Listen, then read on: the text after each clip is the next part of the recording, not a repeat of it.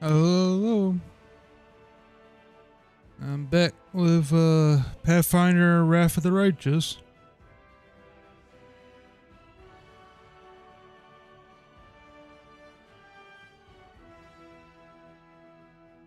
So last time we made it all the way to the maze. Good portion of the stream was taken up by I think spent like 1 hour in the last stream with making the character. But thankfully you don't have to worry about that during this stream since it's already made. But yeah, we're at the maze and about to go in it. So let's get right to it.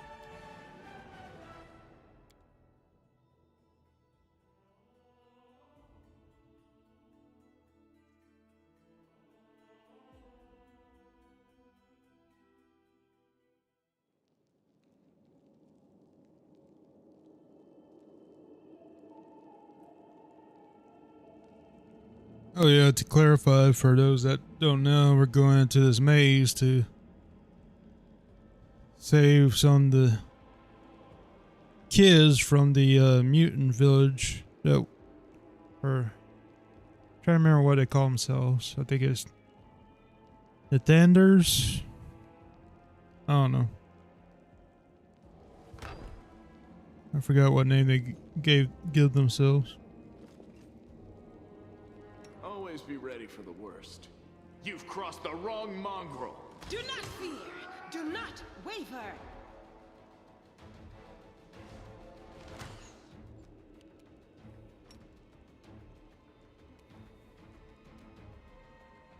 Oh yeah, that wizard probably needs to go first.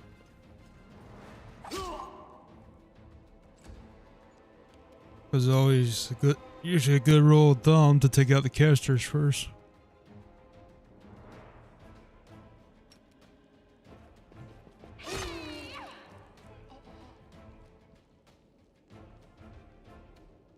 I was hoping she had more movement, but I guess that's it.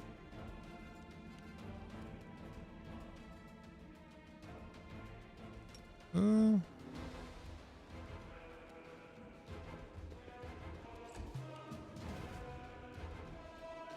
cut you wide open.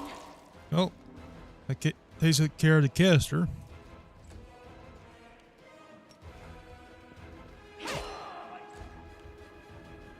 You won't survive me. Oh, that was easy.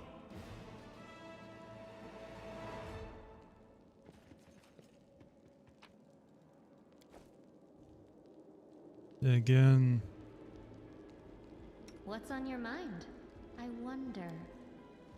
I am helpful. I got it on Am a I not? customized version of like normal or something. I'll go ahead.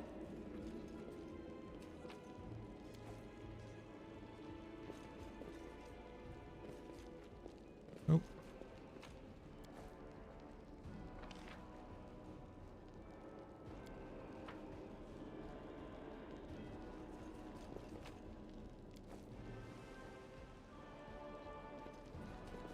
Making sure to get all loot.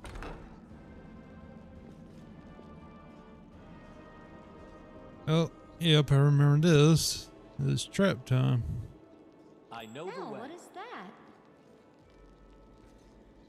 I hope you appreciate this.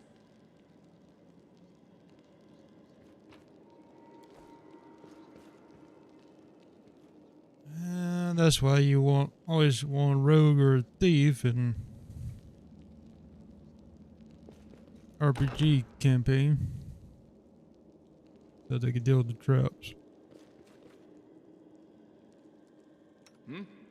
Quiet steps. Weapons ready. Endure Save this. the last one for me.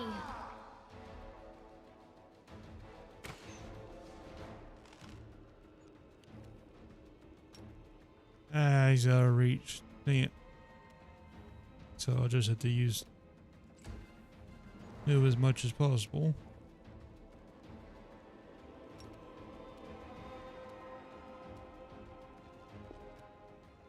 I'll get here, have Sela between me and him. since this character is my character is range.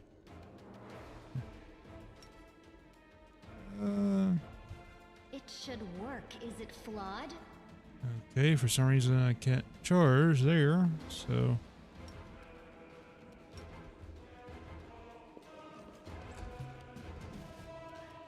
Make every strike count.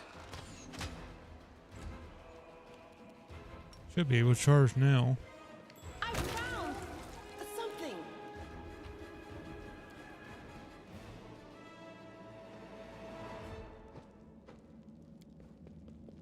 This is not possible. Eh. Always sucks when you fail at skill checks.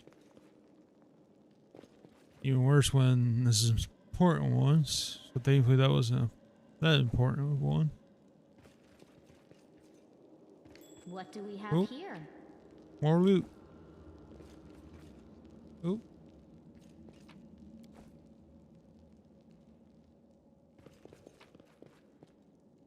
Ooh, what's this? Huh, okay.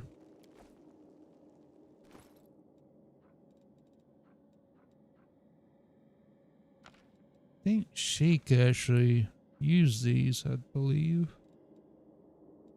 Oh, I forgot to put this on him.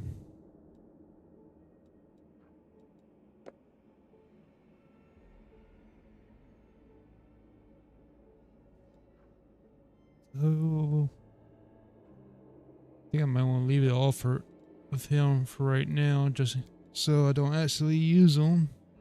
Because these are coal iron, I need to save them for demons.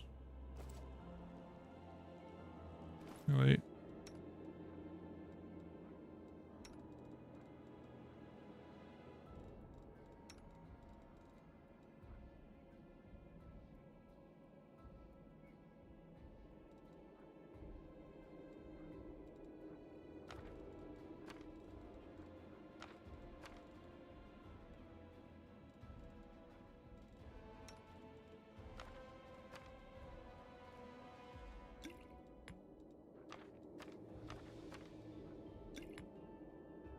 There.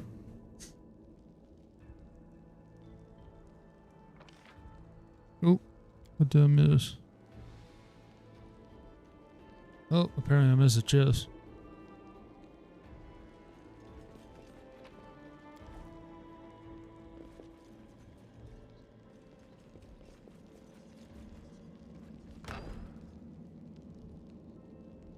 What's that there?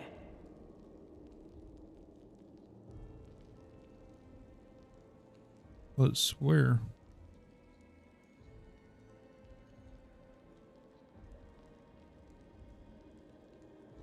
Not. You talking about the chest?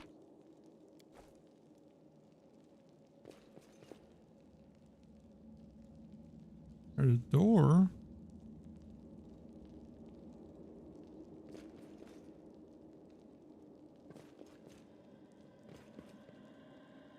Doubt is the heart's greatest challenge. Quiet steps, weapons ready. Our victory is certain.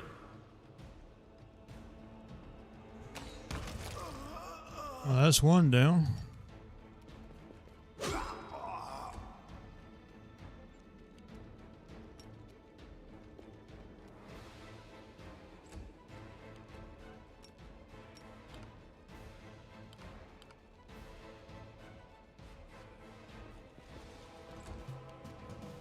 Into the fray!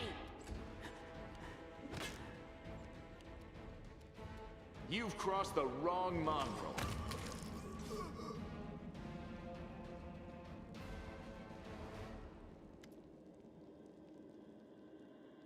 Man stares at the dead mongrel with sorrow in his eyes. Olivan. His name was Olivan. Did you know him?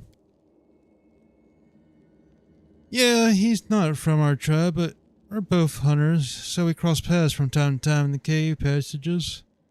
We shared news and leave supplies for each other. Then you just disappeared. Then frowns. He used to talk about wanting to try his luck in the maze. I thought he was long dead. If only he had been. Why would mongrels attack us? Aren't we all on the same side? Something's wrong with them. Look, their bodies. It's like something eating them from the inside out. Sure, maybe these guys just ate something weird or were having an off day, but I think something drove them out of their minds. Or someone. Seems like this shield maze of yours is crawling with cultists. How did they get here? I have no idea. This is my first time here, too. Maybe they fell down here the same way you did? Len shrugs awkwardly and looks away. Wonderwall comes here all the time. I asked her about it if she were here. Come to think of it, where is she? Let's go. This place might be even more dangerous than we thought. And there I was hoping that we'd be the meanest things in here. Len laughs. Sounds strange. These mongrels and cultists, now that I didn't expect. Yeah. I need to find out what's going on here.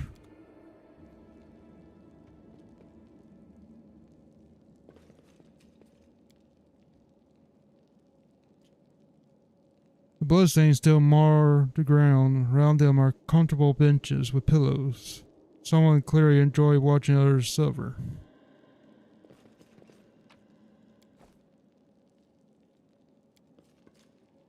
I am helpful, am I not?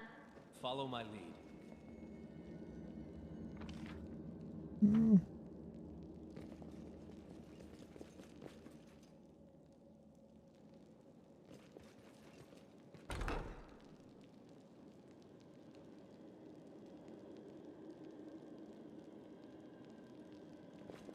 Now what is that?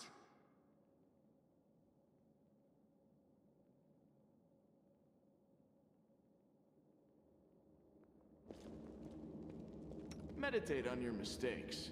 It might make you feel better. You won't survive me at another obstacle. And of course he misses. Oh, that one hit.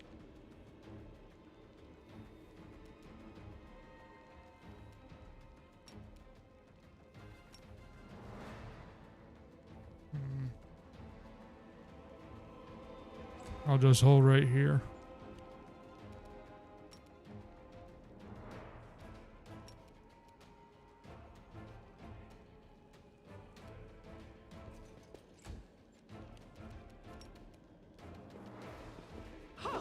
You don't, of course CeeLo would miss.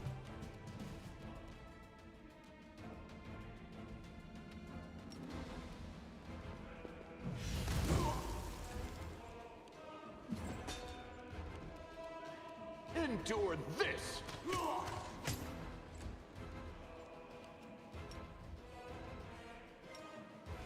The spirits demand your blood. The light take you!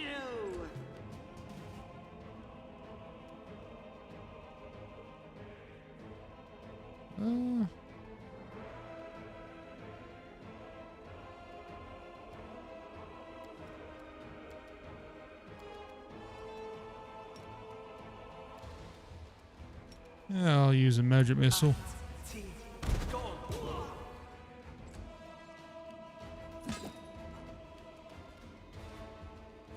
Make every strike count.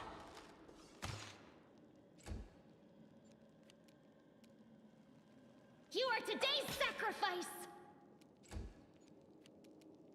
No glory without risk!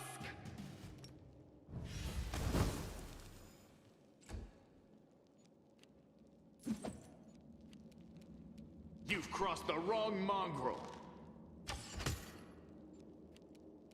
Go for their hearts.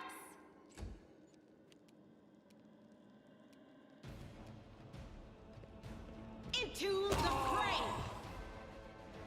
There we go.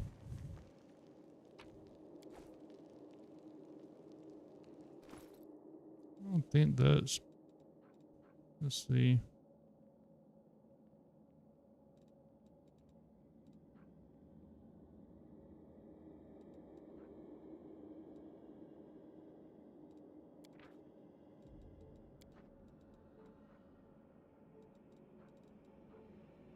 Yeah, I think it's basically the same, just different visuals.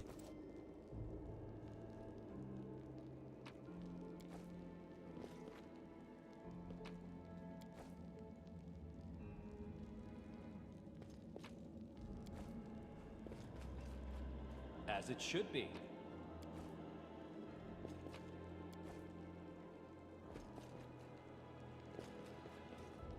I am helpful, am I not? Oh, did miss something. Hey, I thought I did that. Okay. That should take care of the trap this way. That is not far.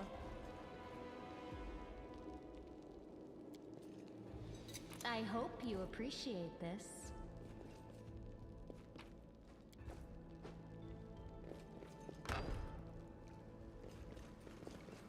What do we have here?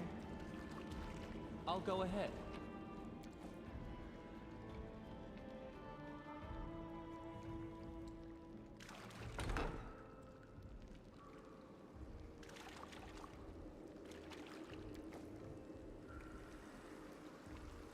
I'm all ears. Quiet steps. Weapons ready. They will break against our resolve.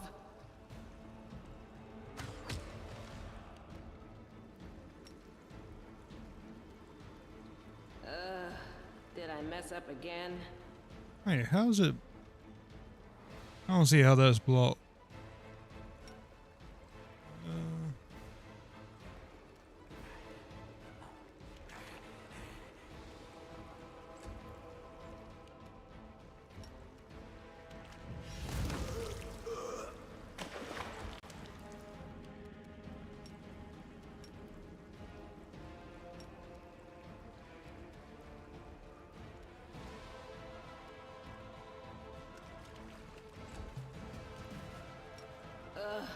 Did I mess up again?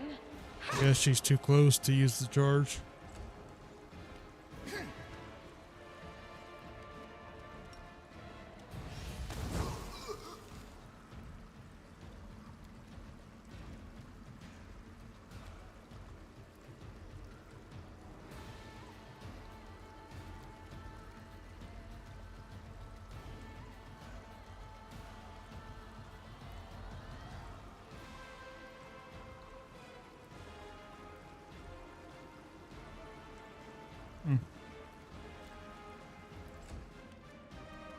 You won't survive me.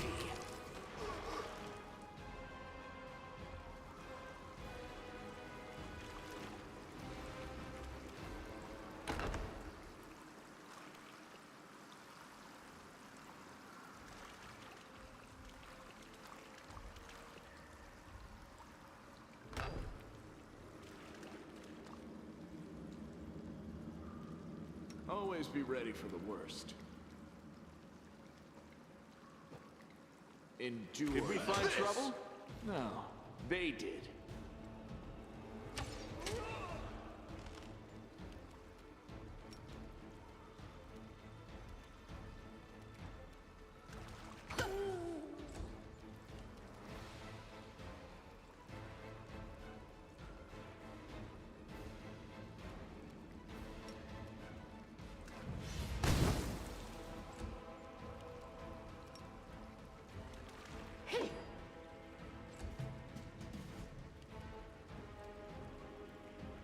I'll cut you wide open.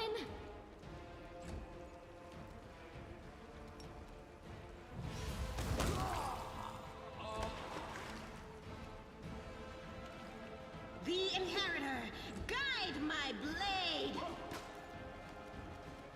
Make every strike count. What a find! What was this again? That was just quest eye on their orders. Okay. I know the way.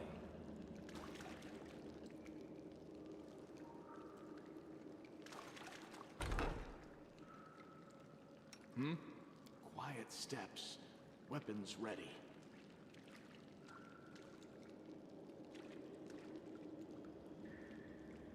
You've crossed the wrong step on their toes as well?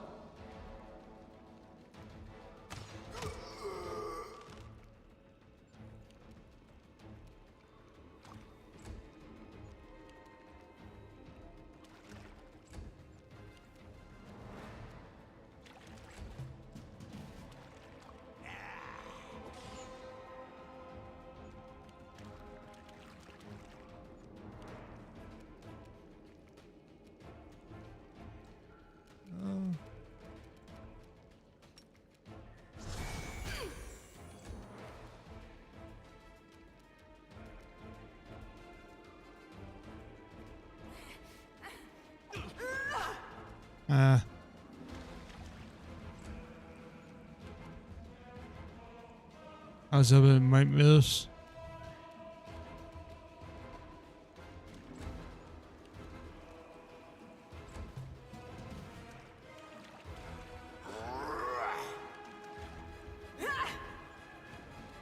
The spirits demand your blood! You won't survive me.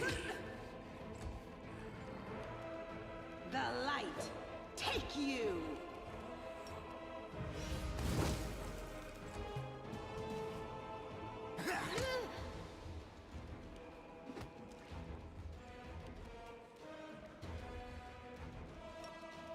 You are today's sacrifice!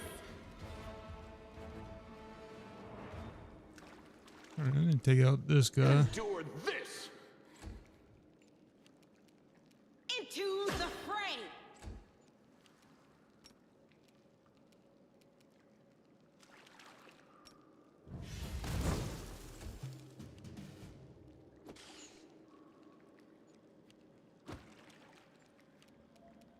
Go for their hearts!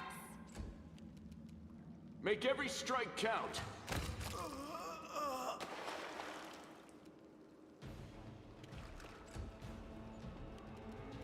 No glory without risk! I'll watch your back. Yeah, I'll go use one of these.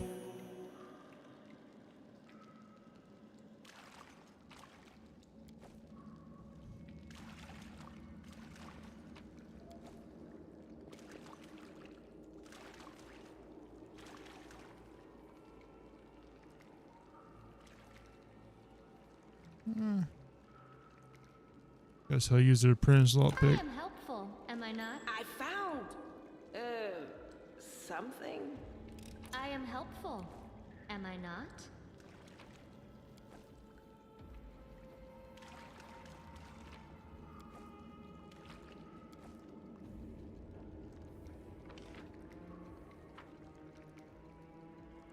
Is that all of it? Oh, got one thing right here. Let's see.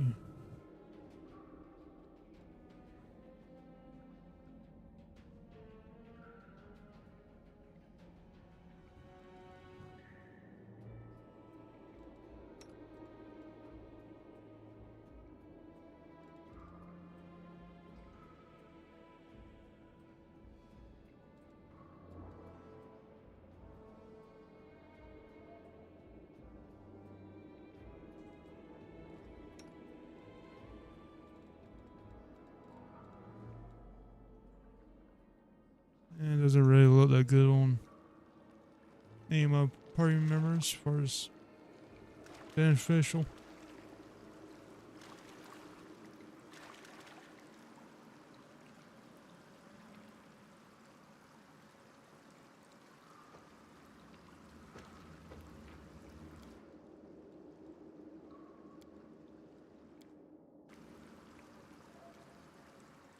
Even though it's been a while, I do remember what's behind this Are door. we in trouble yet?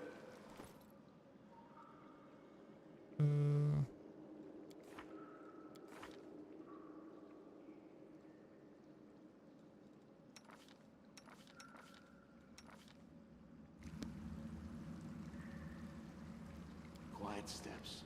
Weapons ready. I'm curious. Yep. There it is.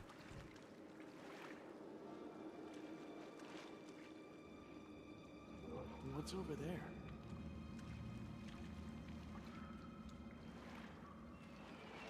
Come Yet on. another obstacle.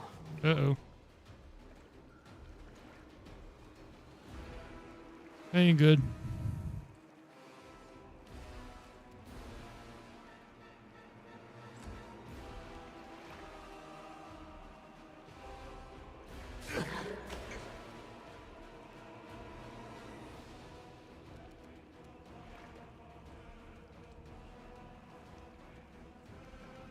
Oh boy.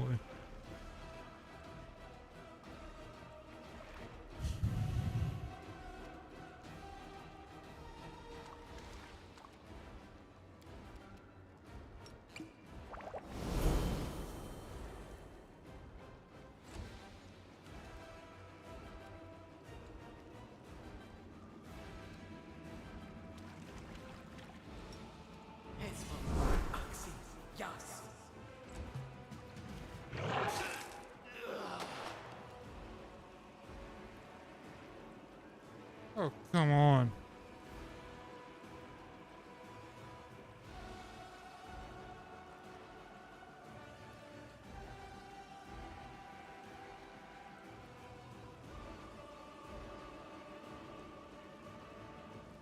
Yeah, screw that.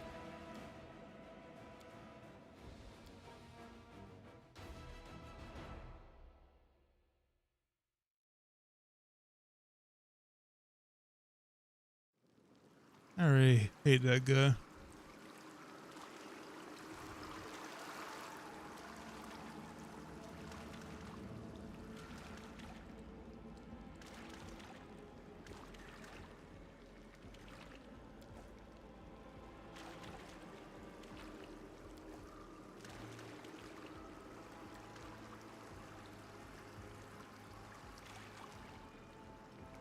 Doubt is the heart's greatest challenge.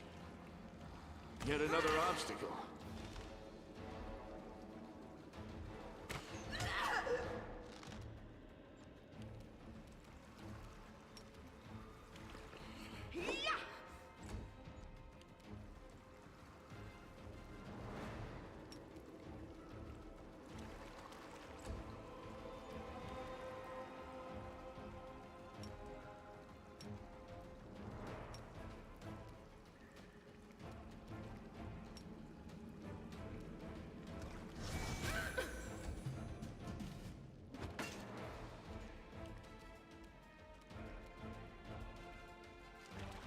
The Inheritor, guide my blade.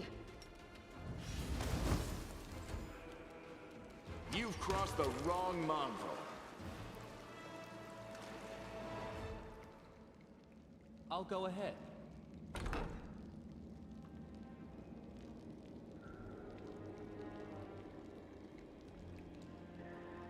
Rely on me. Okay, she does have a bow.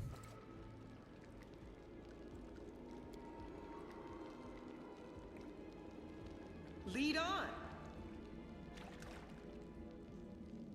Into they will break against our resolve.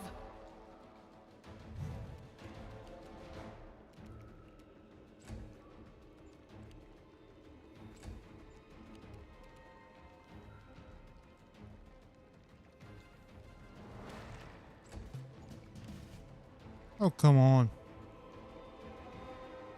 I was hoping to see how it would go again before this guy moves. Oh boy.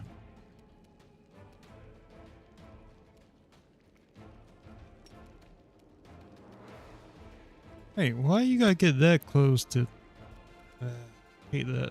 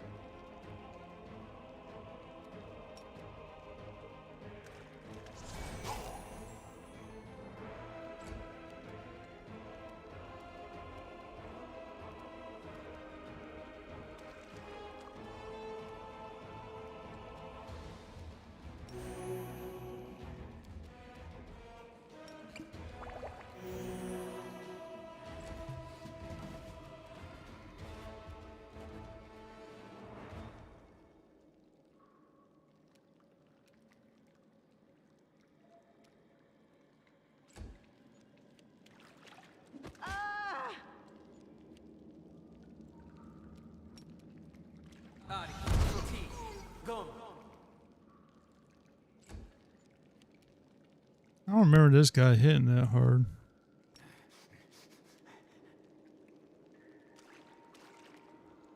I'll cut you wide open. Oh, crap. But I guess that uses my action. Oh well. Let's see. Smite evil. The light take you! What is he? Hey, evil. Okay. The inheritor, guide my Oh. blade! Yeah, I forgot to switch to sword. Of course.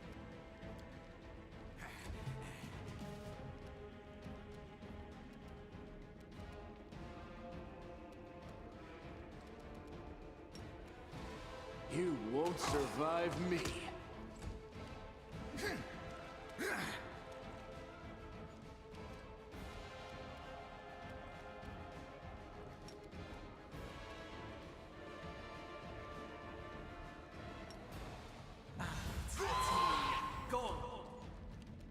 And of course he passes save. The spirits demand your blood. Into the fray! Alright. Come on. Endure this. And still love. There we go.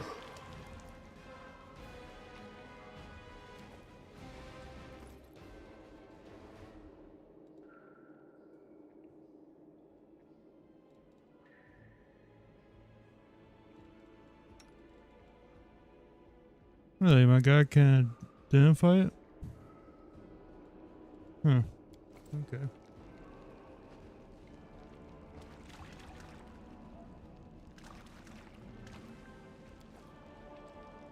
A bright future awaits us.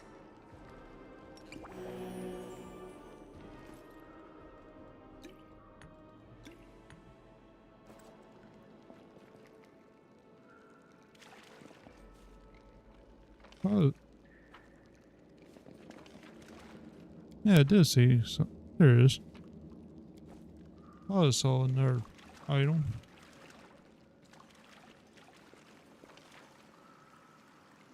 And there's a room right there.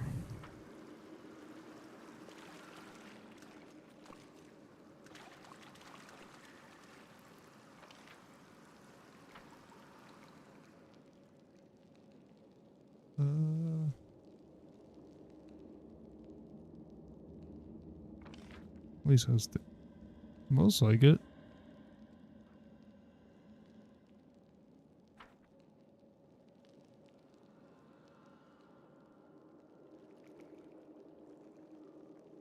Maybe not.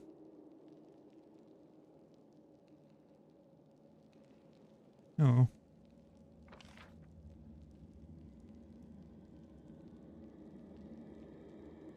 Pretty sure that's where the water elemental was. So I need to go here.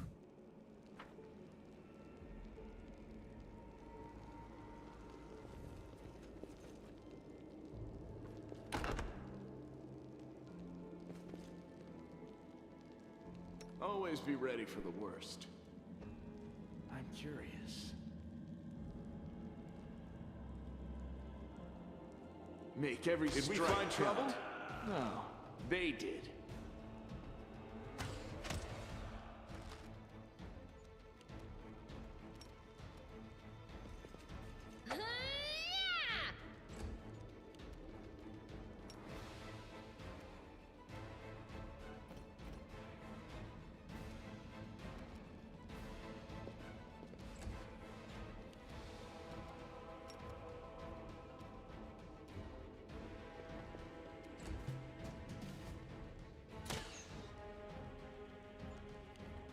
The world in crimson! There you go. You are today's sacrifice!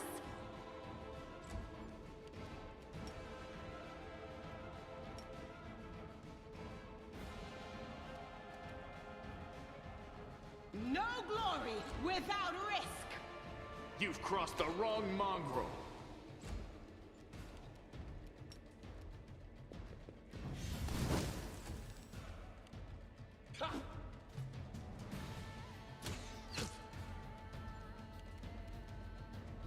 Go for their hearts!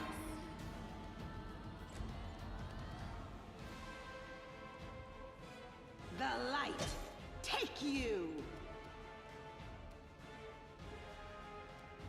Anyways. You won't survive me.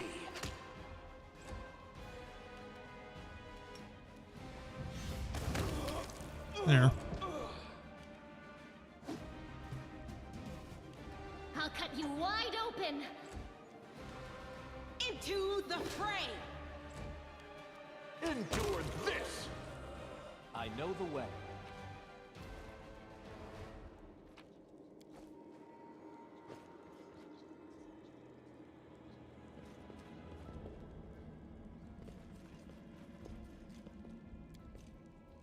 I hope you appreciate this.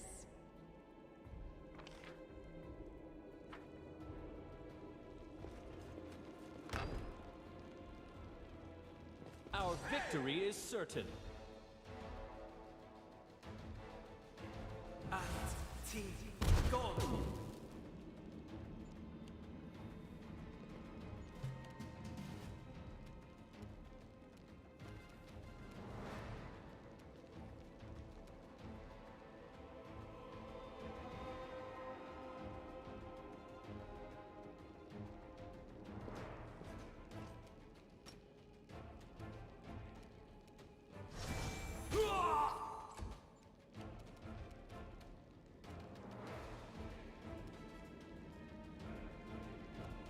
The Inheritor, guide my blade.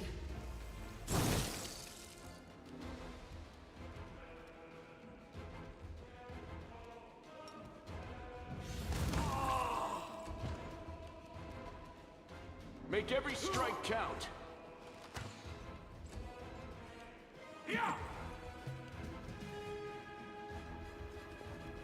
The spirits demand your blood.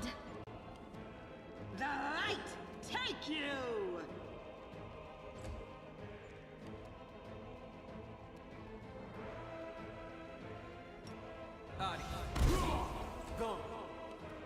You've crossed the wrong mongrel.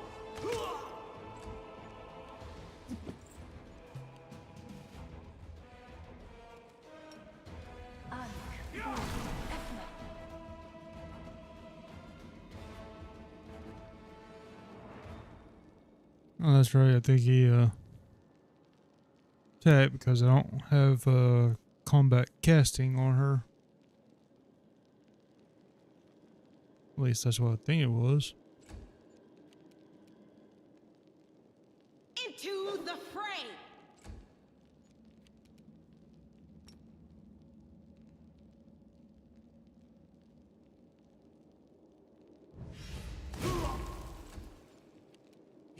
won't survive me.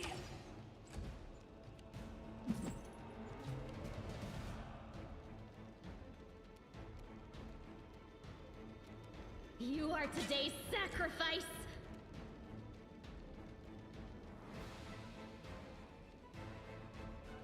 The Inheritor, guide my blade! Endure this! Did you see that? Ooh, a 14. Nice. Yeah, keep Go for their missing.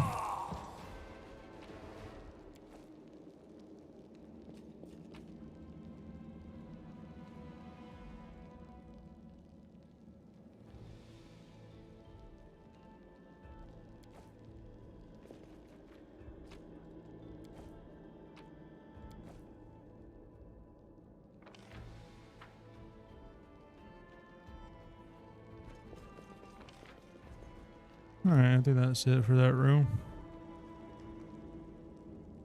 I heed the voice of the spirits.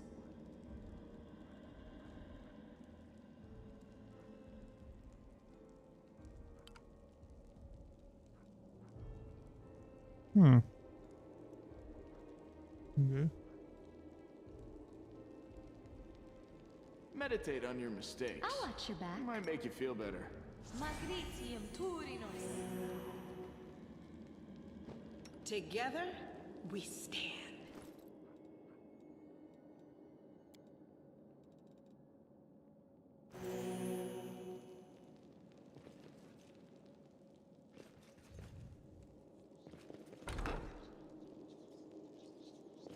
I found, something. Are we in trouble yet?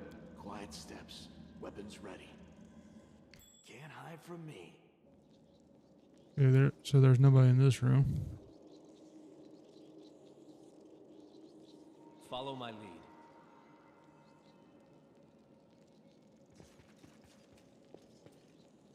I am helpful, am I not?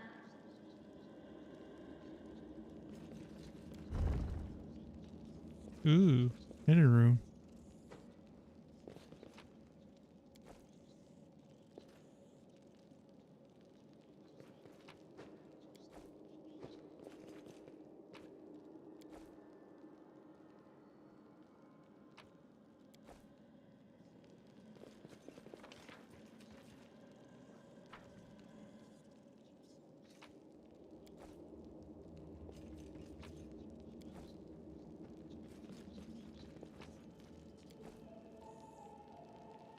As it should be.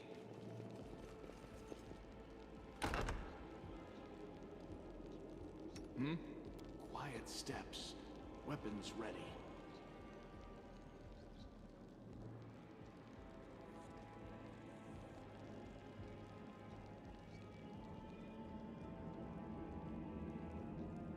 What's over there?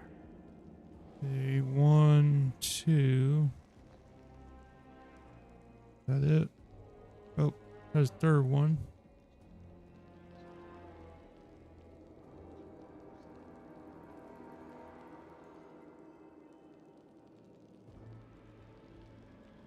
No reason to pause. Well, I know what to do.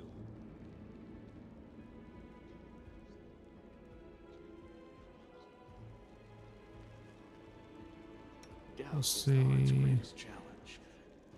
Yeah, let's go for the cleric first. Make every save the strike last count. one for me. Boom, one shot. You've crossed the wrong mongrel. Oh, there was a fourth one. Okay.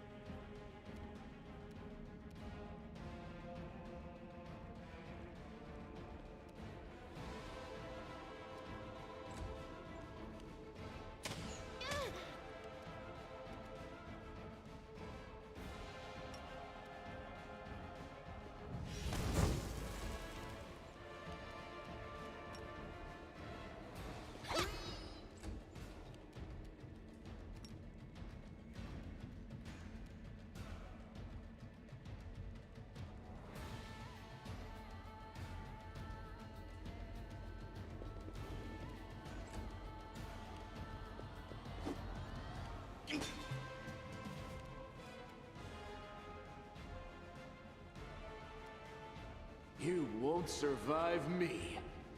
Endure this!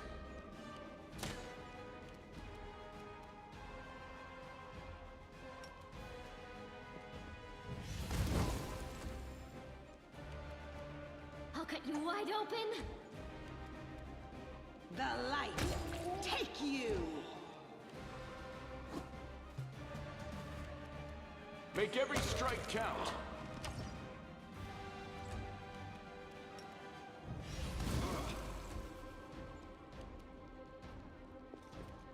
The spirits demand your blood. Into the fray!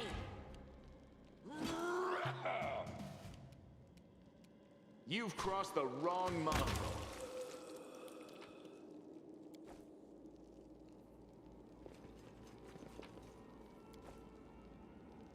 That didn't go too badly.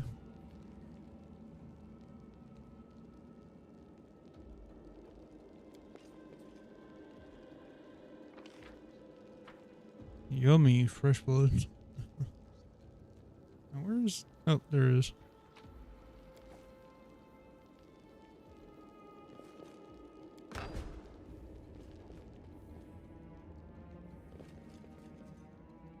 Now, what is that?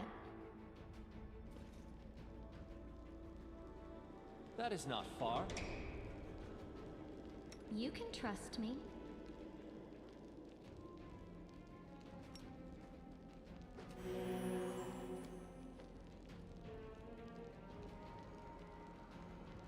I'll go ahead. I'm all ears. You won't survive me. We are the light. They are the darkness. Nice.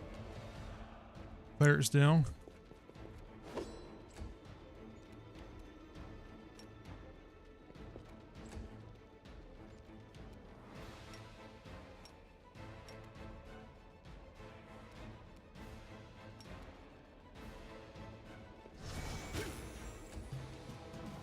The inheritor, guide my blade.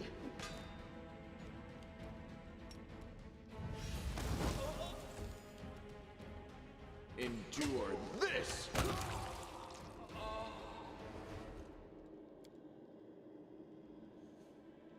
The body of maze builders lie where they were caught by the earth elementals and raged by the earthquake. The builders' tools lie scattered next to their bodies.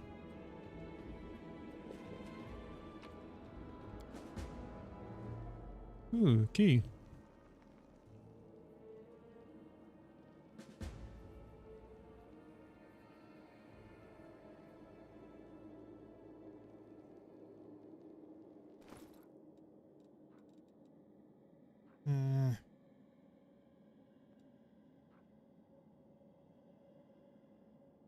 Yeah, I forgot about that.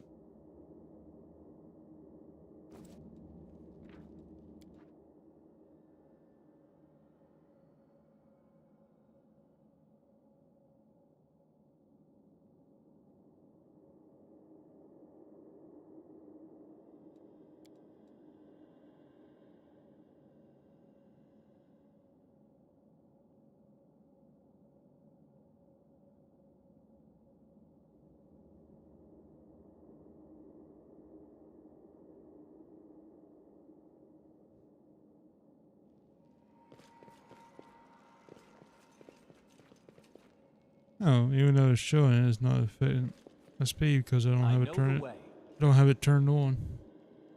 Okay.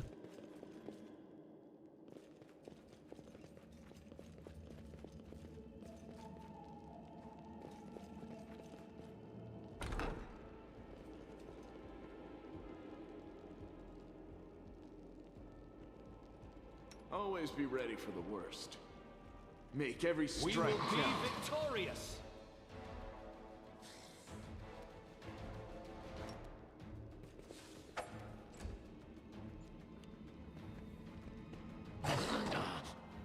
Ooh. He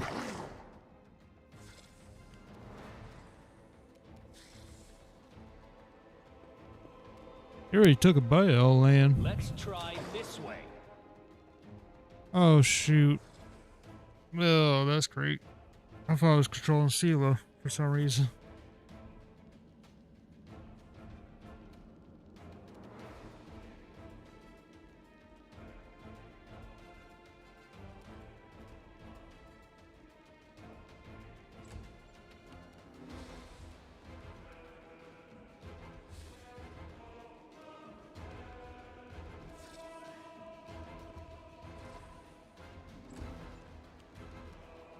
No glory without risk!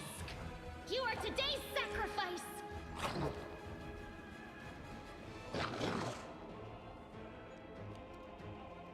Alright, let's get away from this thing.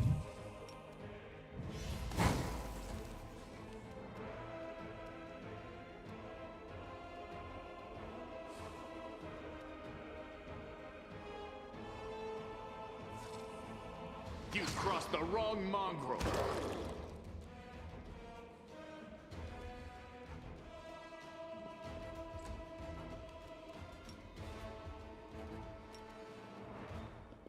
The man couldn't move because I actually had him trapped there. Go for their hearts!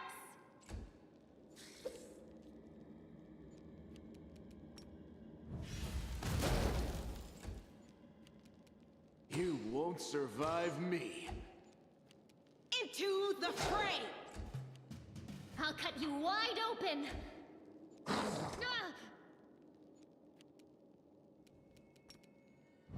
Hey, these lizards hit hard. That was a 9 damage.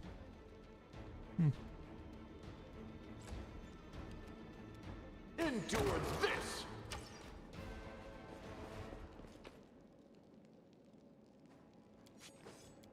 Yeah, of course, skinning failed. Come on.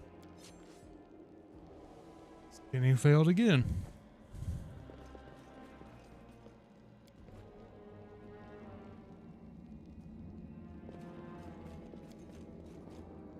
This one was beyond me. I am helpful, am I not?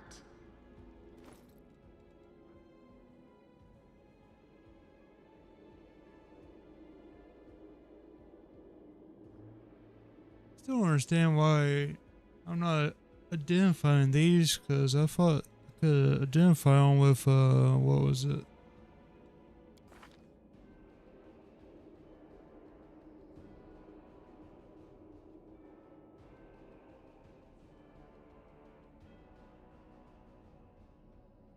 To not use magic device that identifies them? Maybe it's Arcana. Oh yeah, it's Knowledge Arcana. Thing.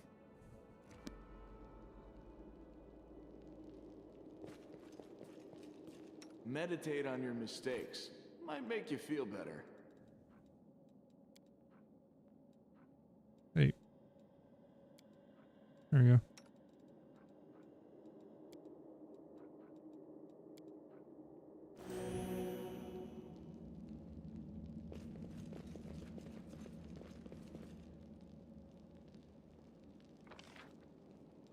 Oh. Missed the stuff right here.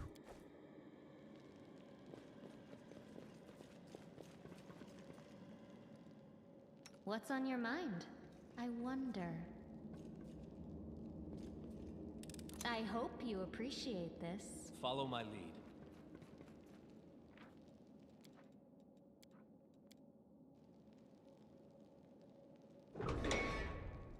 A goat, a lizard, and a human enter a tavern. What'll it be, lamb? The bartender asks. Make every strike count. Did we step on their toes as well? That's what I love to see. One shot, one kill.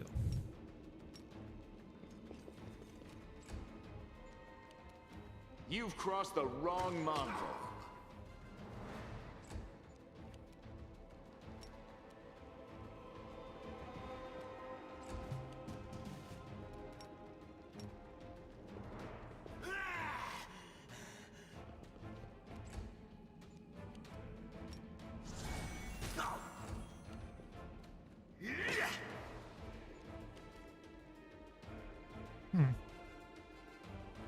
Guess that wasn't far enough away from Sela to trigger attack of opportunity.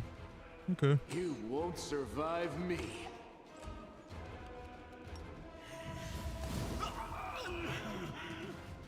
I probably should have used the acid. Guide my blade! The spirits Oi,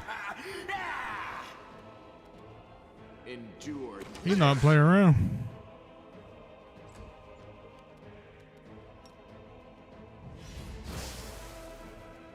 Still reduce.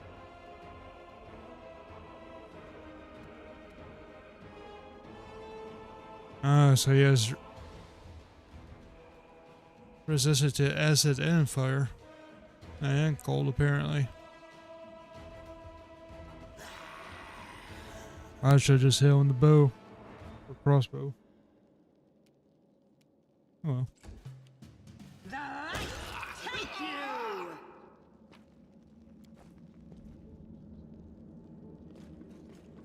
Yeah. I heed the voice of the spirits.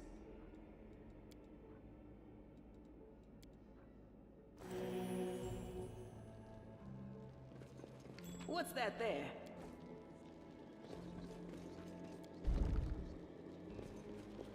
Another hidden room.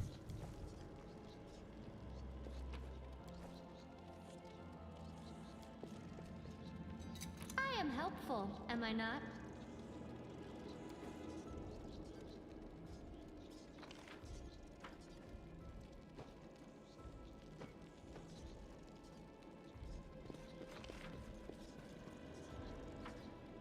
Can't tell if I... Okay, I think I got everything out of that room.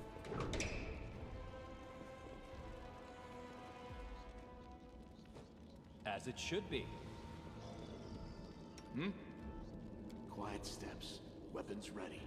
They will break against our resolve.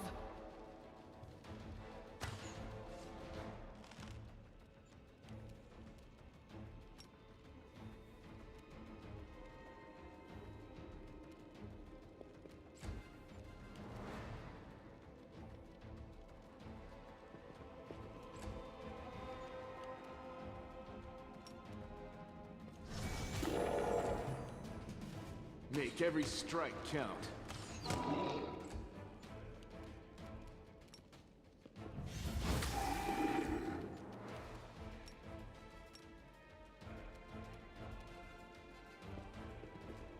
Into the fray!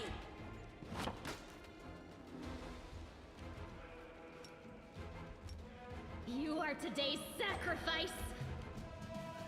You've crossed the wrong mongrel.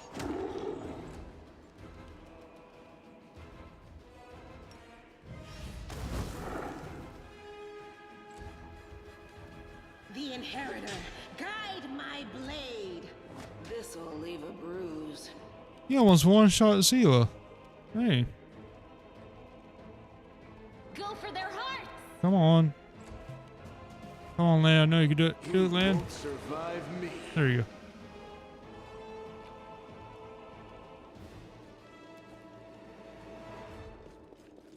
That is not far. I will help where I can.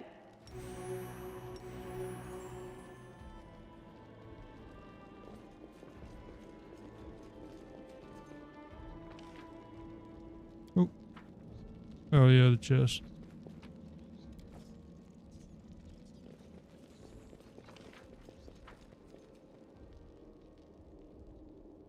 I'll go ahead. Rely on me.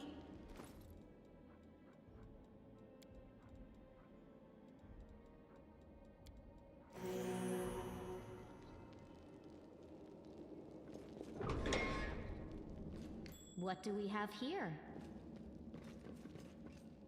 I am helpful. I know the way. Am I not?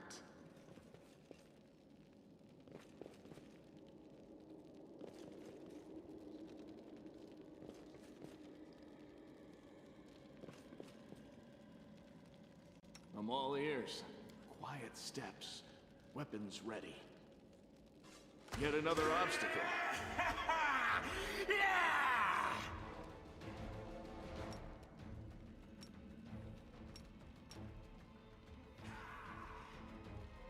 This will hurt.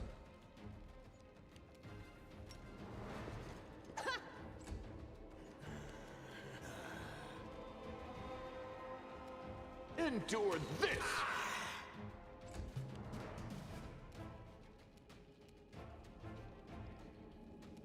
A calculated risk.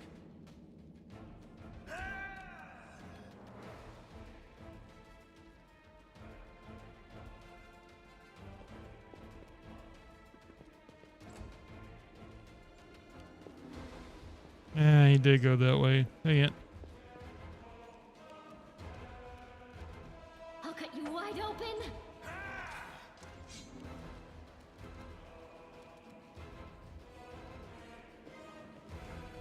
Make every strike count.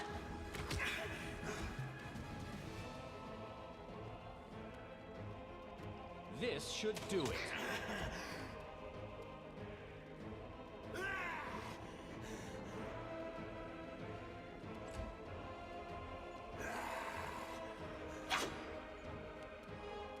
The spirits demand your blood.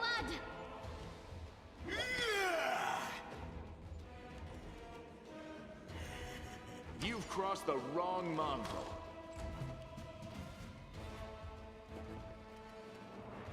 Let's try this way. No glory without risk. You are today's sacrifice.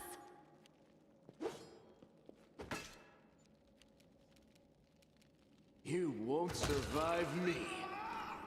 Even like Lan's getting the most kills.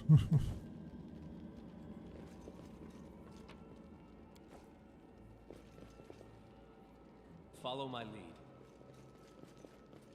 Is there anything else in this room? Besides that door?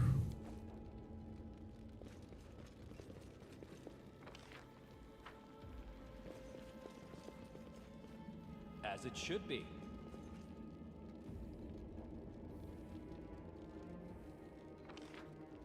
Alright. Should have been a pattern. Oh, here it is.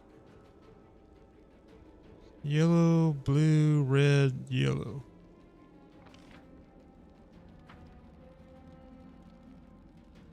Focus on the goal.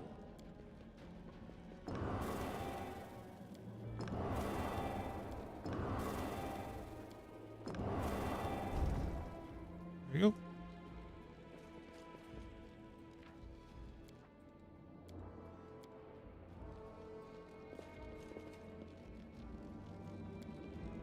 I hope you appreciate this.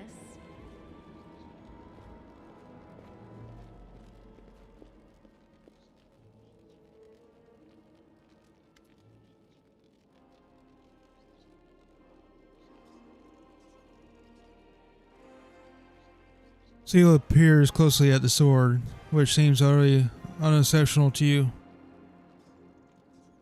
Wait, this is... No, it can't be. Her eyes light up. I know that hilt. Radiance, the sword of the great Yanil. That's what this is. But it's meant to be in the Tower of Estrad, with all the other relics. That's what I heard, at least. Well, of course this rusted piece of metal would be the very same sword. Camilla rolls her eyes. I think you merely wish that this were the illustrious sword of legend. You don't get it. I've seen this sword 100 times in paintings in the hands of Yanil statue. I even thought of going to the Estrad Museum to see the real thing in person. How did it get here?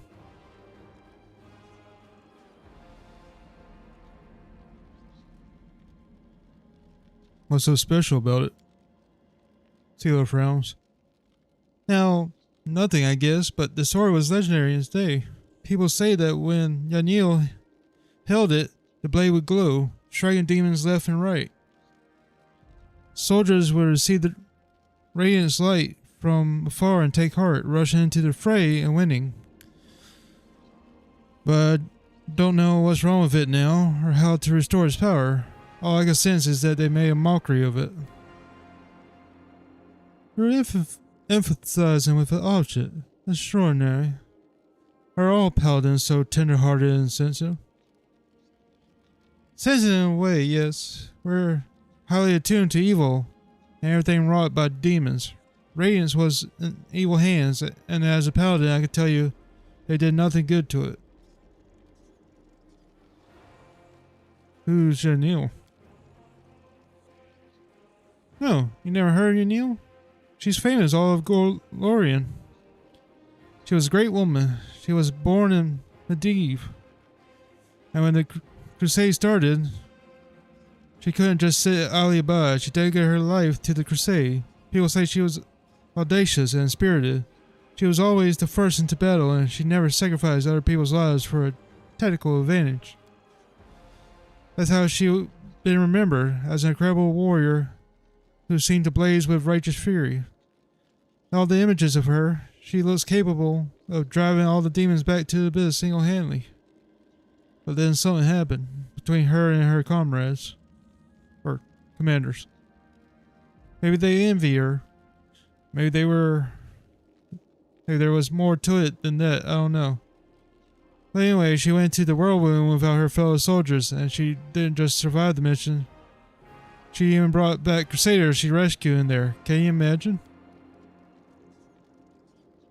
She died as she lived, with pride. She was one of the people defending Dresden to the very end.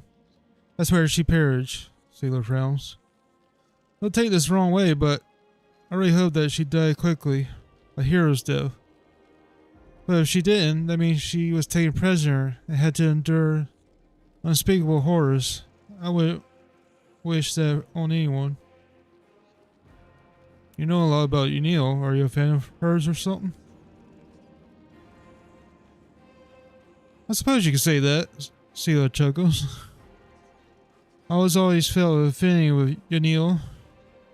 I know what it's like to not be where your commanders want you to be. Whenever I used to feel under pressure, I always thought of Yanil. Maybe some people didn't like how she was, but to the people she pulled out of the whirlwind, she was perfect. And to the people she saved on the battlefield, she was credible. And to those who kept her memory alive, she is a hero. That's what counts. How could a priceless relic end up down here? Neil disappeared, but by some miracle, Radiance was recovered from that battle. No one else has ever wielded it. It is Neil's blade, and always will be. That's why it was put in the Tower of Estrad with the other Crusade relics, but now it turns out that somebody stole it. Seal laughs. I have this weird feeling, like I'm rescuing a fellow warrior from a dungeon. We can't just abandon it, even if it's no use to us. It's no use to anyone down here, but what if it could be repaired?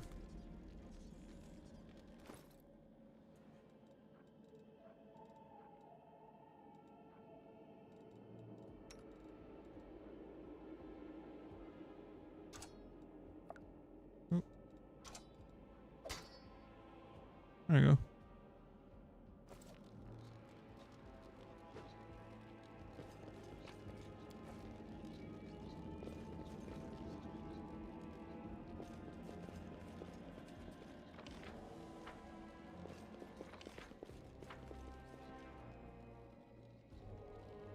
That is not far.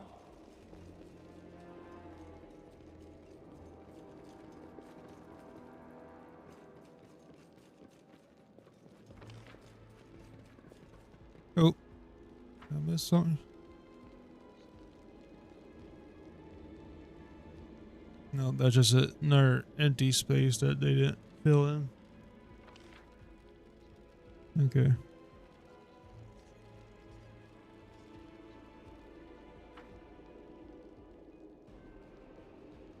Oh.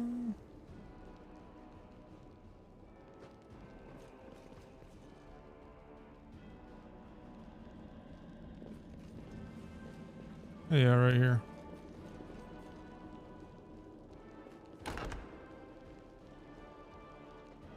I found something.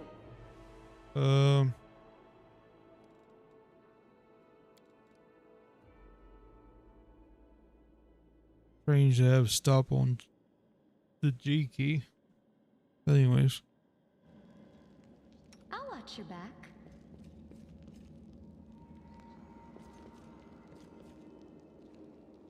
I am helpful, am I not? I'll go ahead.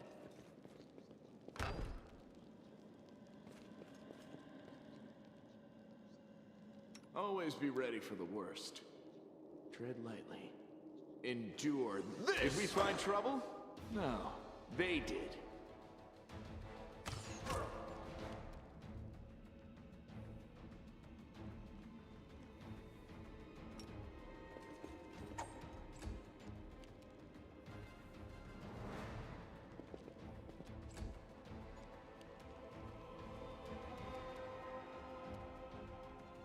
This will hurt.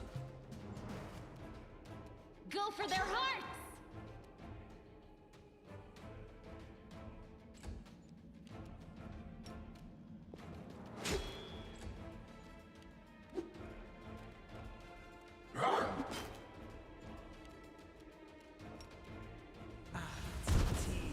Go on.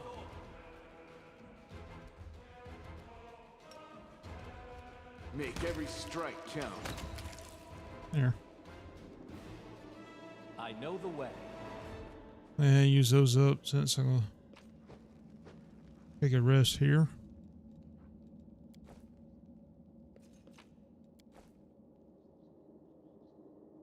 Follow my lead.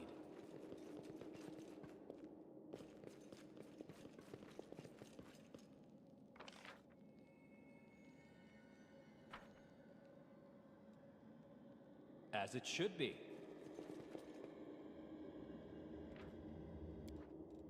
All right, save. And then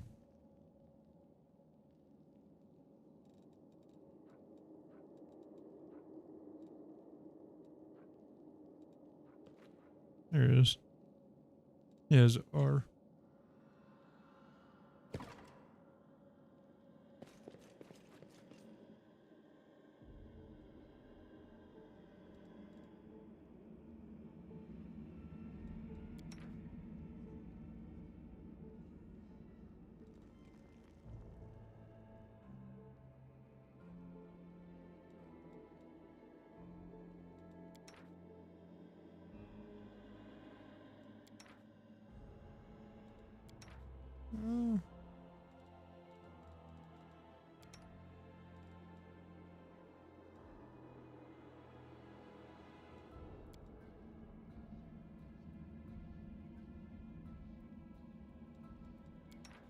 Let's see.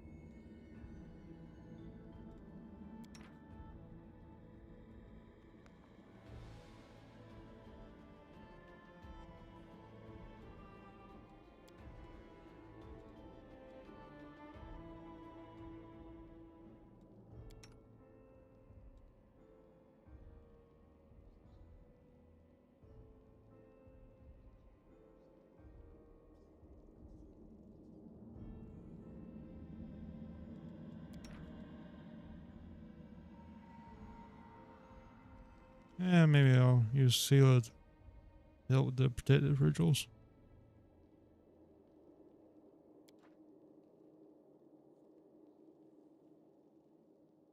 Have you ever wondered why the gods do not simply solve all the world's ills themselves without paladins and crusaders?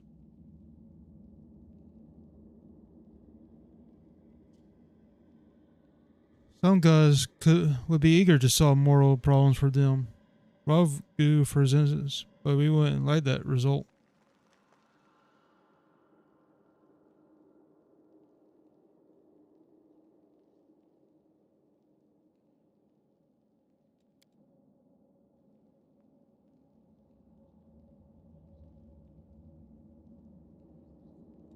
Alright, everything should be restored now.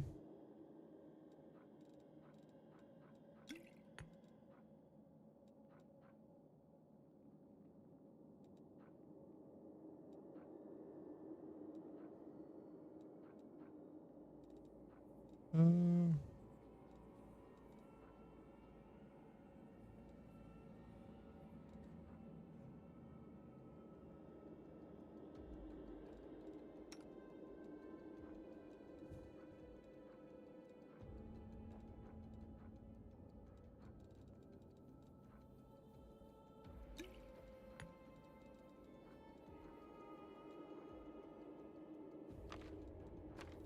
Actually, that's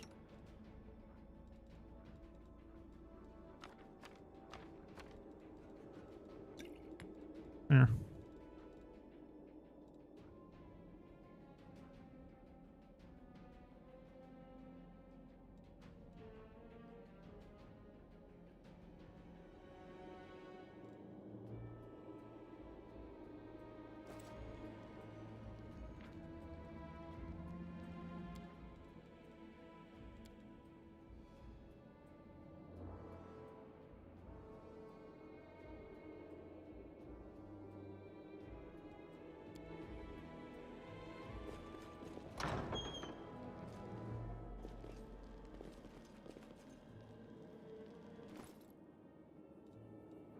Yeah, what should I use? Oh, That is not far. until I get Open your heart to me. here, because I don't know how long the bus will last.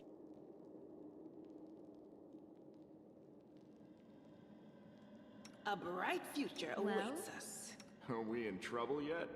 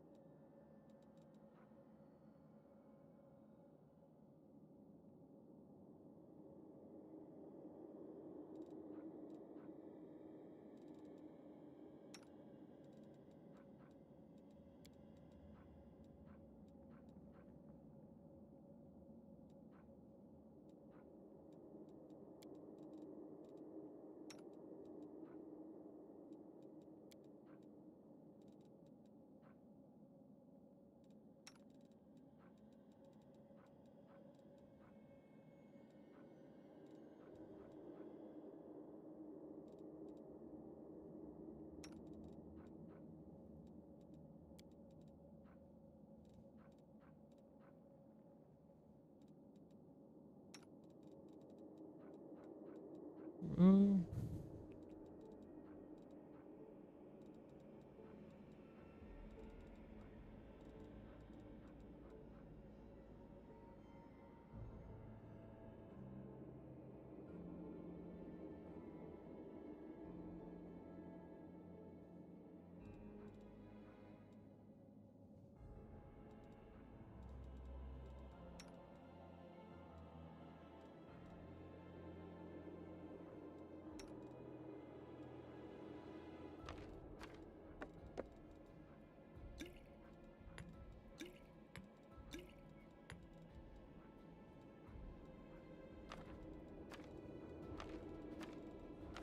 there.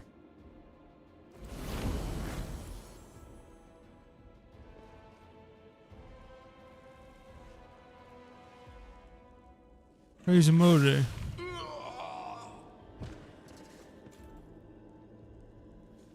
Here you are, huddled together like a herd of animals, pitiful monsters. Not humans or demon. Even tieflings are less affected than you. But I, your master, Salamalik, can make you better, stronger. I can satisfy your hunger, starvelings of the dark. No, we are descendants of crusaders. Trust in demon will be a betrayal of their Mary. I did catch what she said. Well, who's the next descendant of crusaders who values old legends more than they're alive? Beasts, monsters, and humans discuss. Reveal your true nature. This is the sweet, wholesome flesh of a righteous Azimar. Eat, underground crusaders. Eat the flesh of the crusader from above. Find your true strength.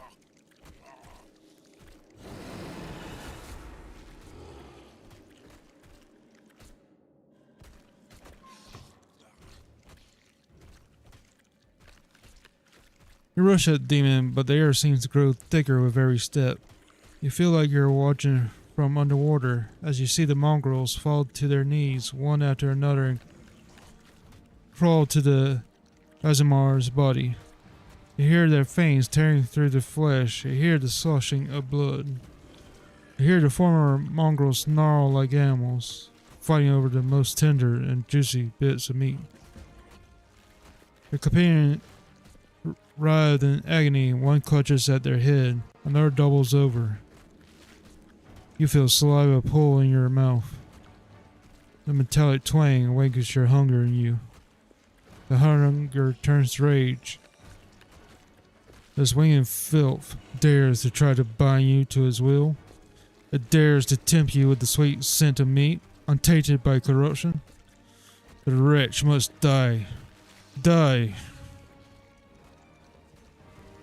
But still the clarity remains with you. Somewhere deep down beneath the veil of rage and anger, you sense the light trying to break through. Yeah, for this part, give in to the anger. Come to the rage. You permeate the rage to possess you. The malevolent joy spreads through you. Freedom. Freedom kill anyone who stands in your way.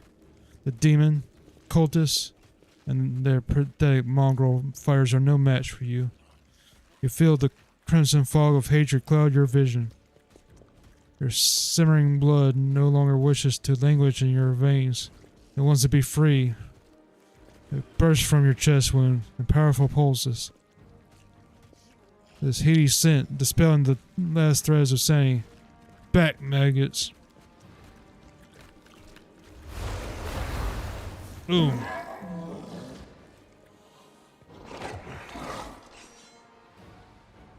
The demon hisses, backing away. Oh, there's more to you than meets the eye. You have our power within you. Slaves, destroy this vermin.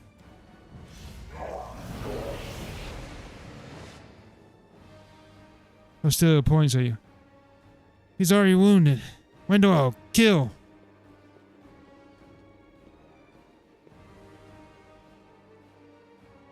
Window silently emerges from the shadows. I no longer serve you, you bitch. Not you or your flying monkey. I always fight with the strongest side. Did we step on their toes as well?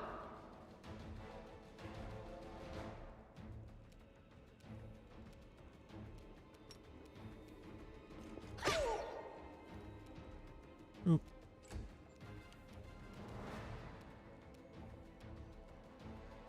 I'm pretty sure she's considered, yep, evil.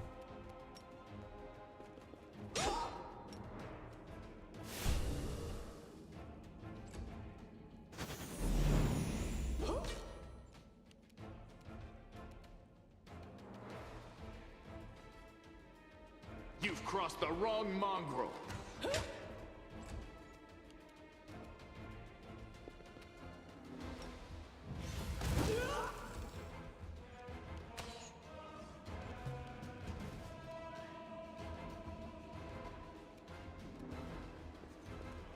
I'll cut you wide open. Into the fray!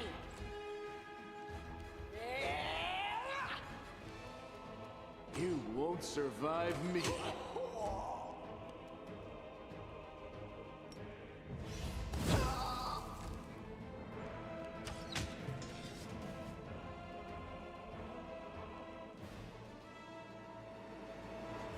Oh my Mick. Your faithful servant votes your help. For demons protect your mistress. Demons always make the worst guards.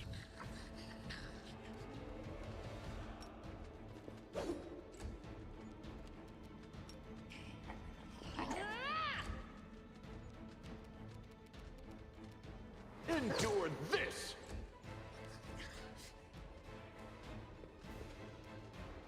A calculated risk. The Inheritor, guide my blade!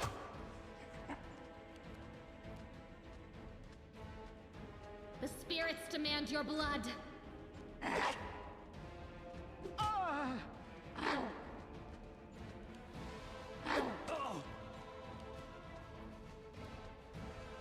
Make every strike count. Oh, come on.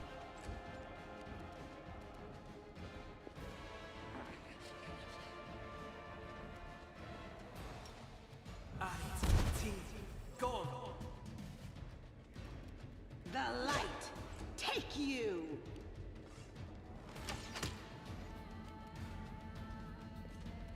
You are today's sacrifice!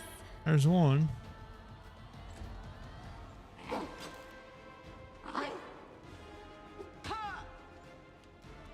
You've crossed the wrong mongrel. There you go. They didn't have a choice. They were forced to do it. Keep telling yourself that, Lan. There is always a choice. They could have chosen to die, but now they're going to live and become stronger.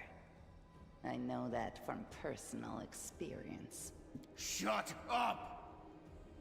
You're not just a traitor, you're a monster! The young ones, they believed your stories, and you lured them to a demon and watched them eat human flesh! I was trying to make them strong. What have you done for them? What were you doing while I was looking for ways to bring strength to our tribe? You're useless, Lan. I led by example! I trained. I tried to become stronger so I could go to the surface and maybe do something worthwhile with my stupidly short life. And I will do it. I might be the one to bring our whole tribe to the surface. But you? Why would you want any power that turns you into a monster? These young guys and girls, they trusted you. And they were turned into mindless animals, ready to eat corpses at a demon's command. I went through the same ritual as them, and I didn't become an animal. I conquered my anger. The anger that has been building and building in every one of us for decades. Unlike you, I have no intention of just lying down and politely accepting death. I will rise above all this, while you'll still be stuck with your pride, chewing on rats. Who do you want at your side? The person who betrayed the demons to follow you? The person who will do everything you say and bring glory to your name? Or this trash? Spit the wound on your chest. The bleeding, deep wound on your chest is gone like it was never there in the first place. The skin is totally smooth and unmarred. It's gone. It was just there and now it's gone. It's gotta be some kind of demonic trickery. You need to have a cleric look at that. As if you know anything about demons and their powers. Some dark force cast its gaze on him and chose him from among all others. There's magic inside this uplander that is beyond your meager understanding. And all you have to say is, go see a cleric. You're pathetic, Lan. So you've been serving Salamek this whole time, Windwog? Better to serve a strong master than to eke out an existence in a dark hole with no hope. I am of the Neathers. Our lives are short, but we are hardier than humans. I realized a long time ago that I was capable of more than this life offered, and I follow whomever is the strongest. You scared Savamelech. Hosilla has fallen. Now, I wish to serve you.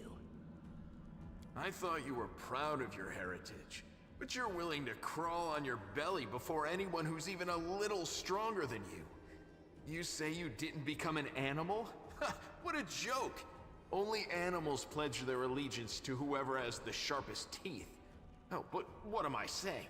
Even cave spiders are loyal to their mother. You're even lower than that. Oh, so now you think you know everything about me. You're one of the best hunters in the tribe. It benefited me to ingratiate myself with you. So I acted in a way that pleased you. And the Uplander will get the windwag that he wants to see. I'm willing to do anything to get out of this hole. And you're willing to do anything too. Don't try to hide it. I know you, Lan. I've had time to study you. I'm going to the surface only because my time has come to leave. The Uplanders are in danger. They need all the help they can get. But I'm only risking my own life. See the difference? I'll do whatever the Crusade asks of me, but I'll never be like you.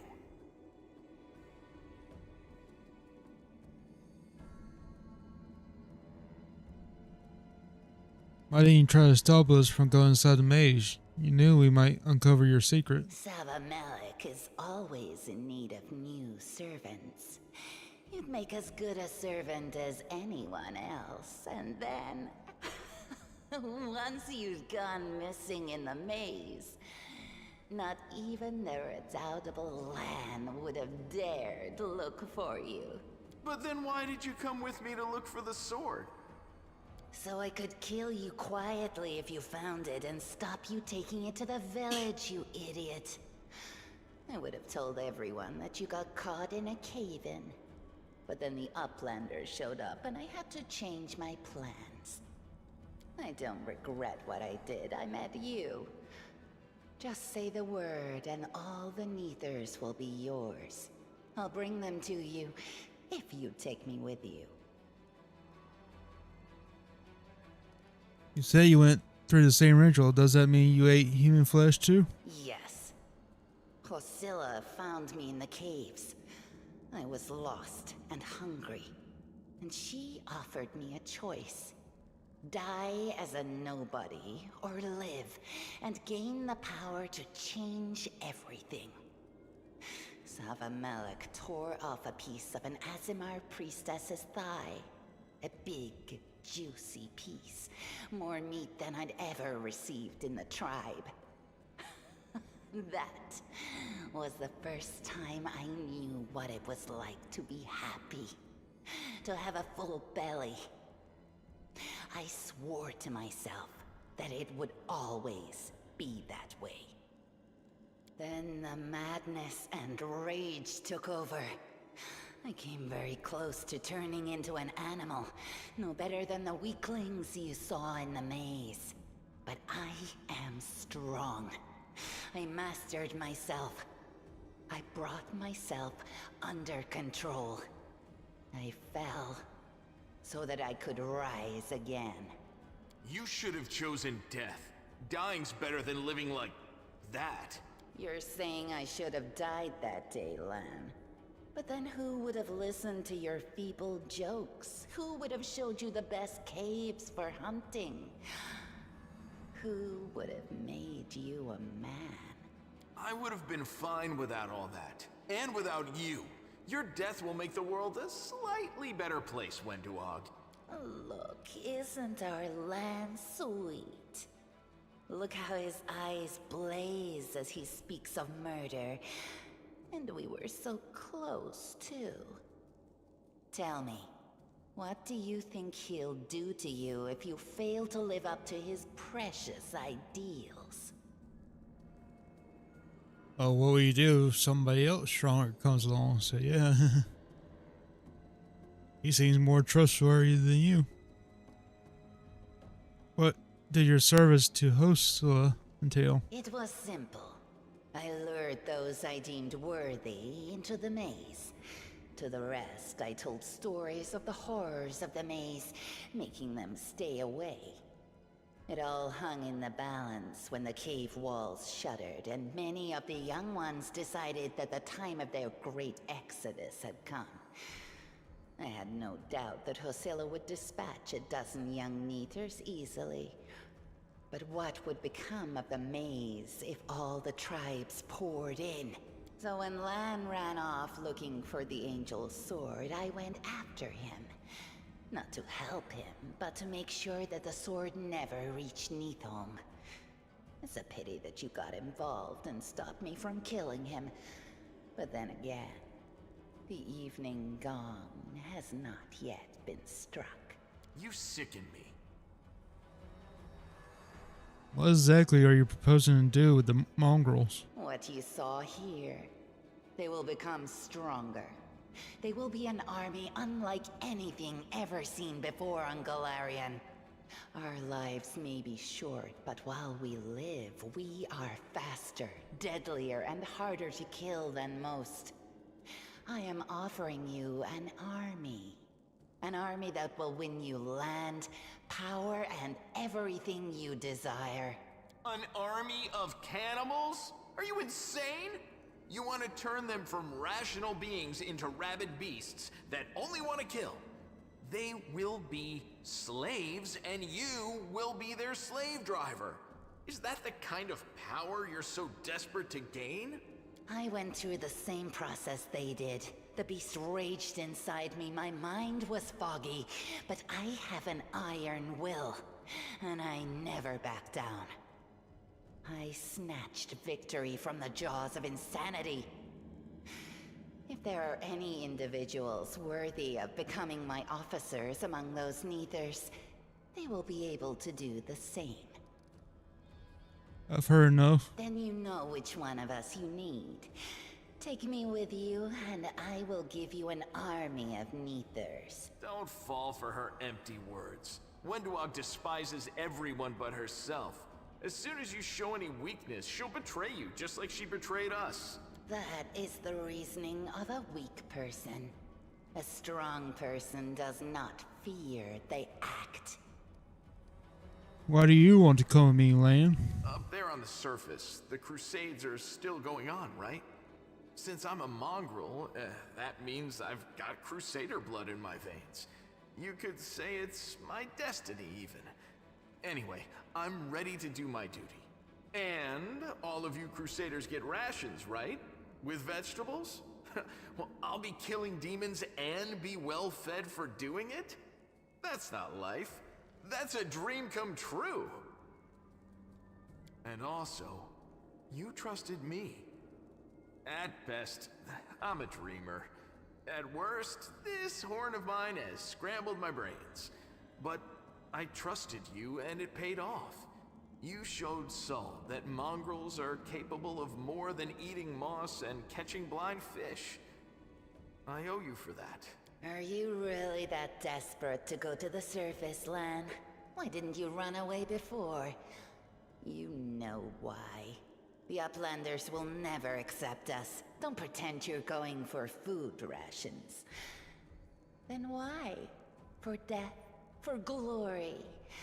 If it's death you seek, you're sure to find it. Maybe I'll be able to find something on the surface that you can't get down here. Like a way to help the mongrels. A way to stop our tribes from having to follow scum like you.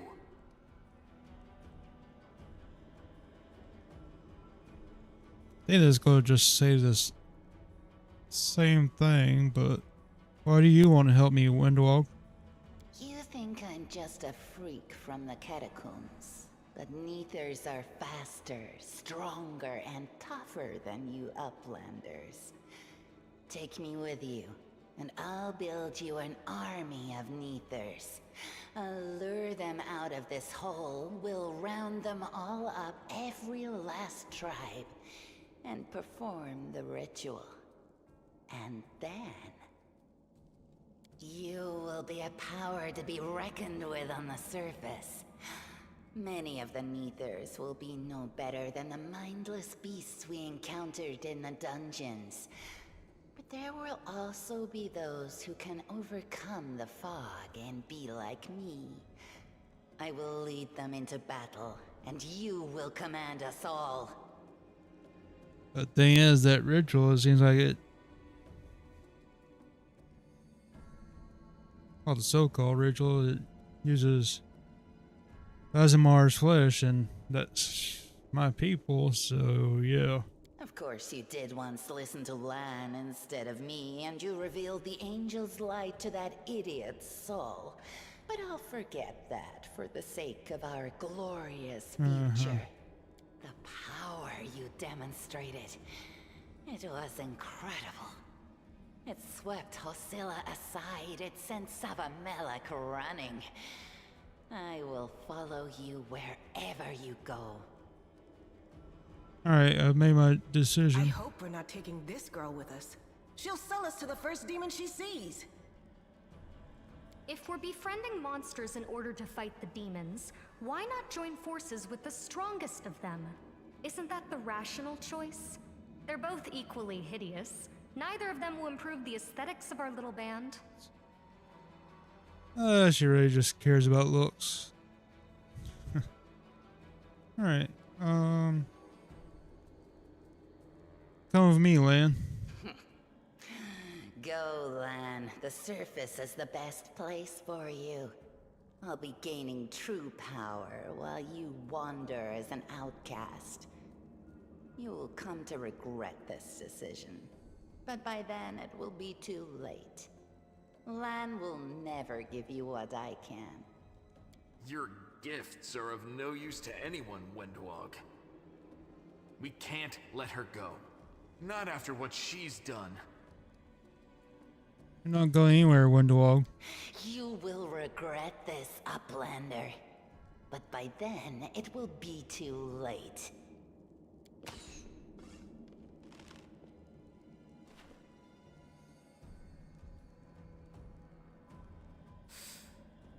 She's gone. But next time, she won't get away. Damn it, Wendu. Why'd you have to go and... Anyway, there's no point crying over spilt milk. Give me a couple of minutes. I'll bring the chief and the rest. I need to clear my head.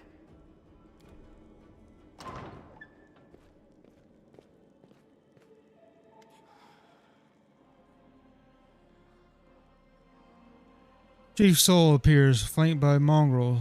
The journey has taken its toll on him, his breath of his labor, and the sweat is dripping from his bloated face. Where's... Neva gives a low whistle. Well, I'll be damned. Turns out all Horror isn't as crazy as we all thought. There really were demons down here. I should have listened and sent a patrol down here. Damn it. Horgus' lips curls in distaste, and he tries to keep his distance from the unconscious mongrels.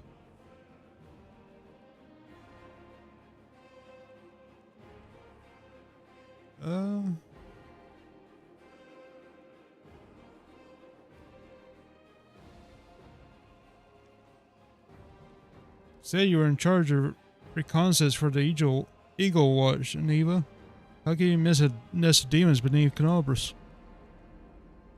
Neva says, yeah, right. Like it wasn't enough to sniff after every damn shadow in the city. Everybody knows the stories about the demons living beneath the streets of Canobras. Those tales are as old as the Crusades themselves. I messed up, but you fixed my mistake, so thanks. Neva has the leg. Neva winces slightly, but forces a smile. Better than yesterday. Worse than the day before, but I'm not gonna die, don't worry. You need to look after the young mongrels. I don't know what they'll be like when they come to, but looking after them, Chief. They went through something horrific today. Not everybody's capable of enduring something like that. It would change them forever. As long as they get home, the rest can wait. Uplander and you, Lan, you saved them. Only gods can salvage their souls, but we are a tribe. We could think of something. When they're stronger, then they could go up to the surface. Time has come.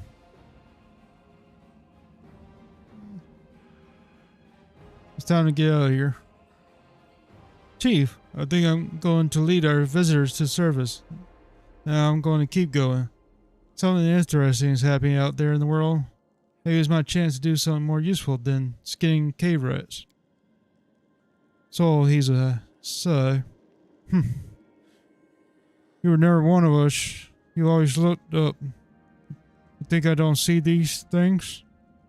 My life is not for you. You must go, but where? Where's the way out? Beats me, but these bees got down here somehow. Land searches Hosila's body and shows you some papers and a key.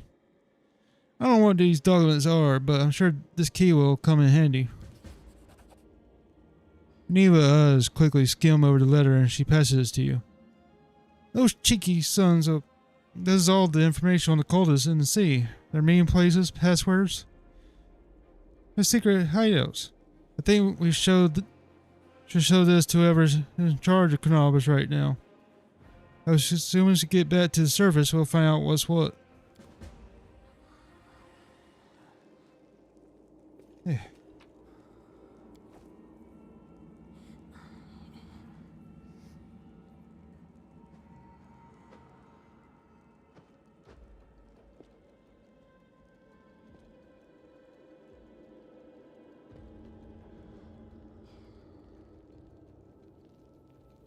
Oh.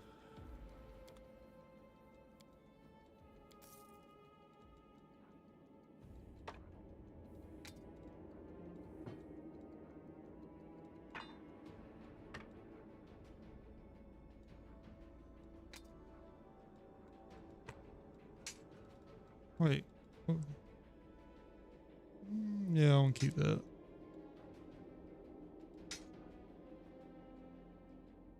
I'll say all that.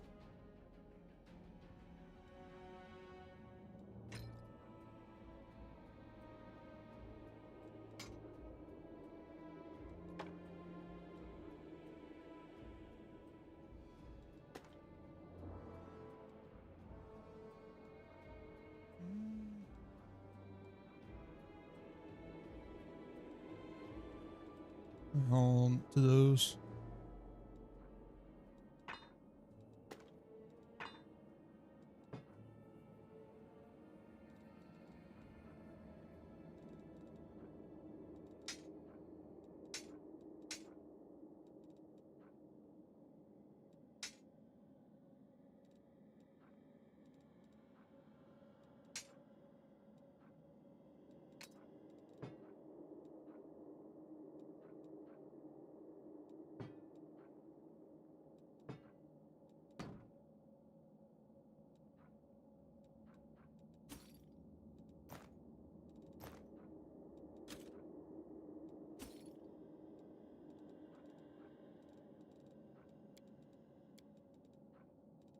What is this? Oh, okay, I'll hang on to that.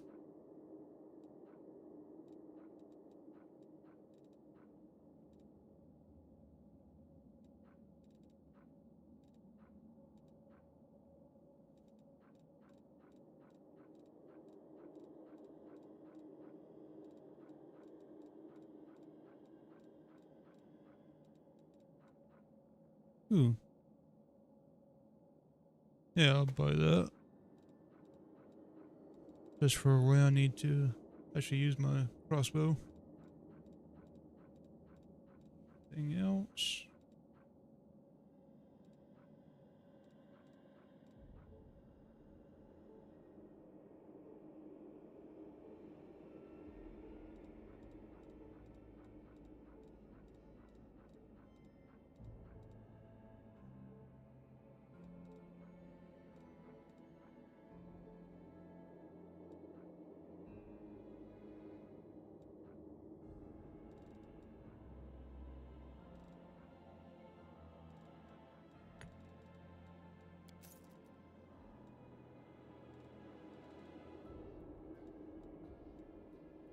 There we go.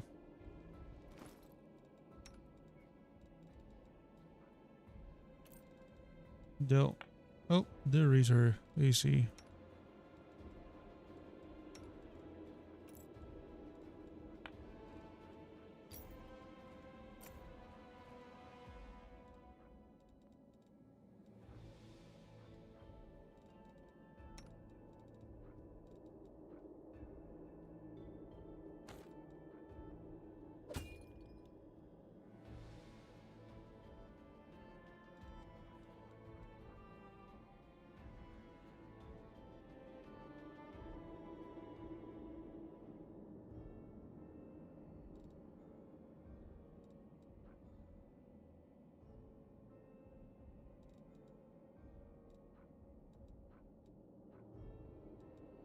Okay,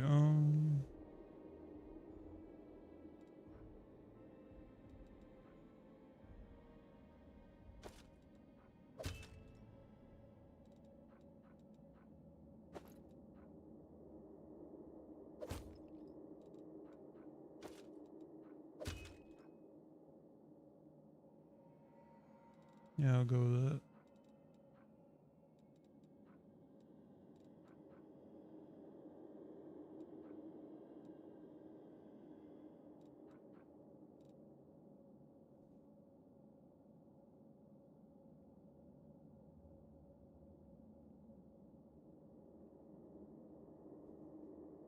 Good grief. I got through that maze, I'm still not that close to level 3. I forgot that's how long it takes to actually level up in this game.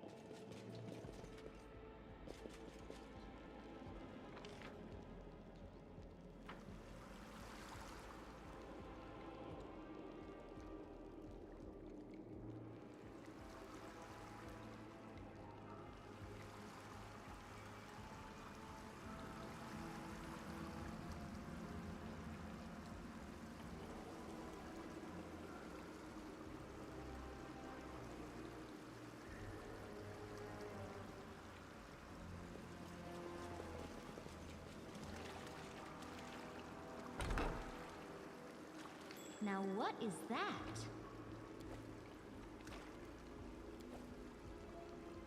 Oh yeah, I missed a room. I am helpful, am I not?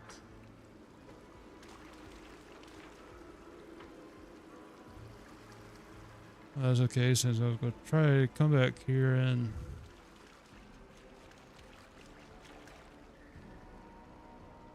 try to take on this water elemental again.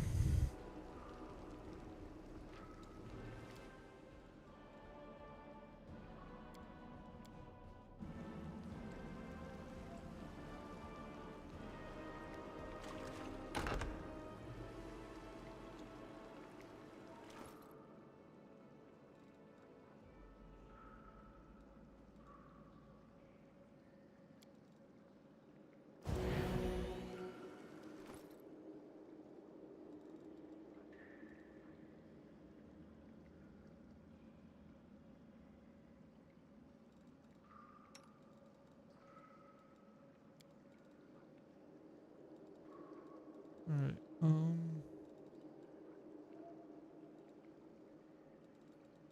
yeah,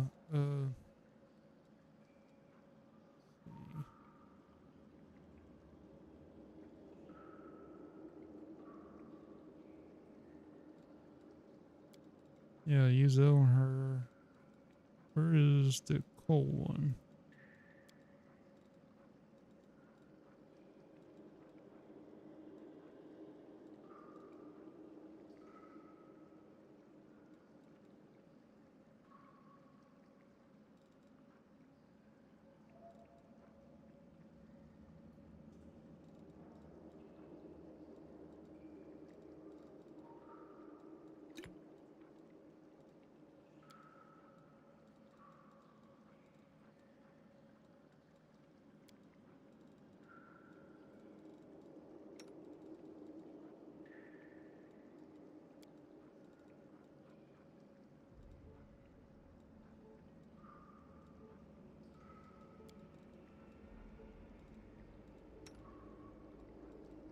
Oh shoot, I forgot to use the oh never mind. I forgot with that maze balls, the demon leaves and the just oh then again I could have used it against those imps or whatever, corsets or whatever they call 'em. Oh well. Guess I'll just have it for later then.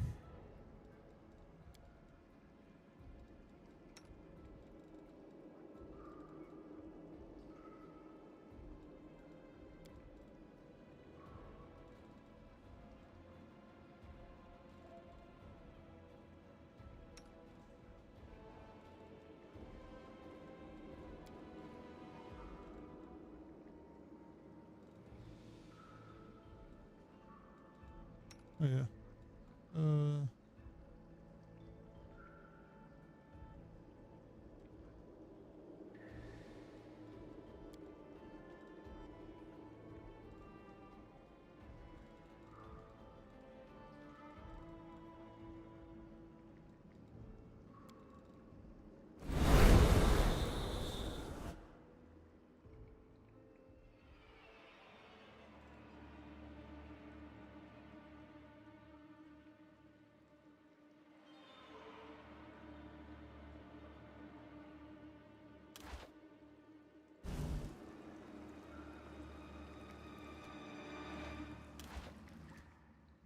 Together we stand.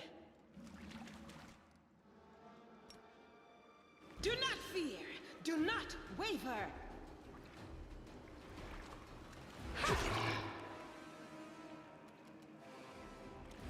Aha!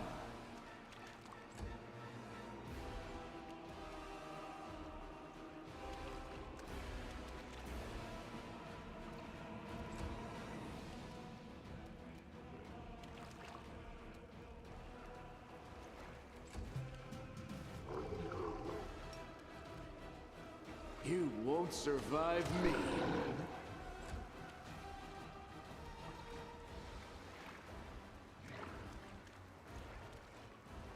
No glory without risk!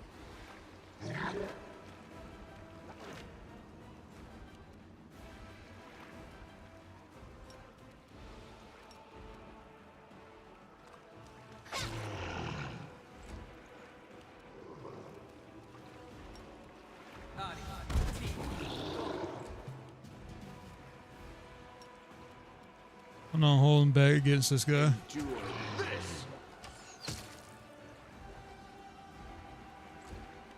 He's honestly harder than the first boss. Into the fray!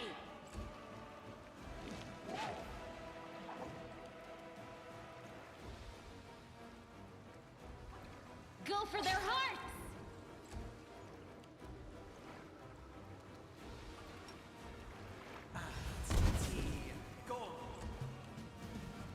Make every strike count.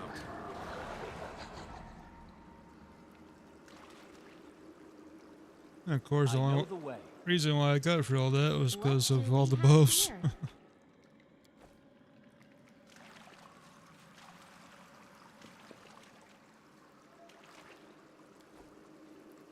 Follow my lead.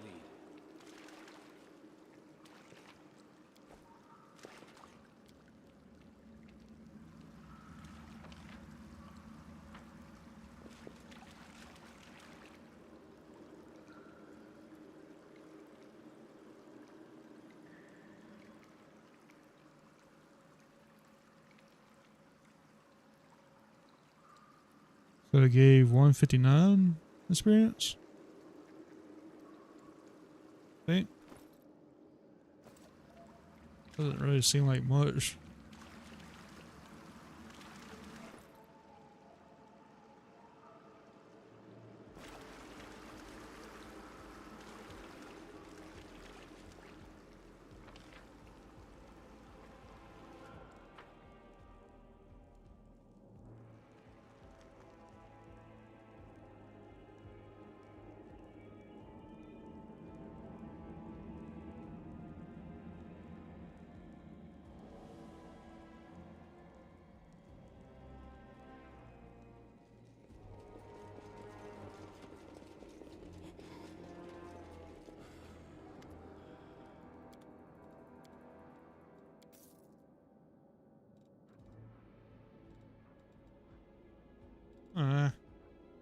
Got to put this on my go.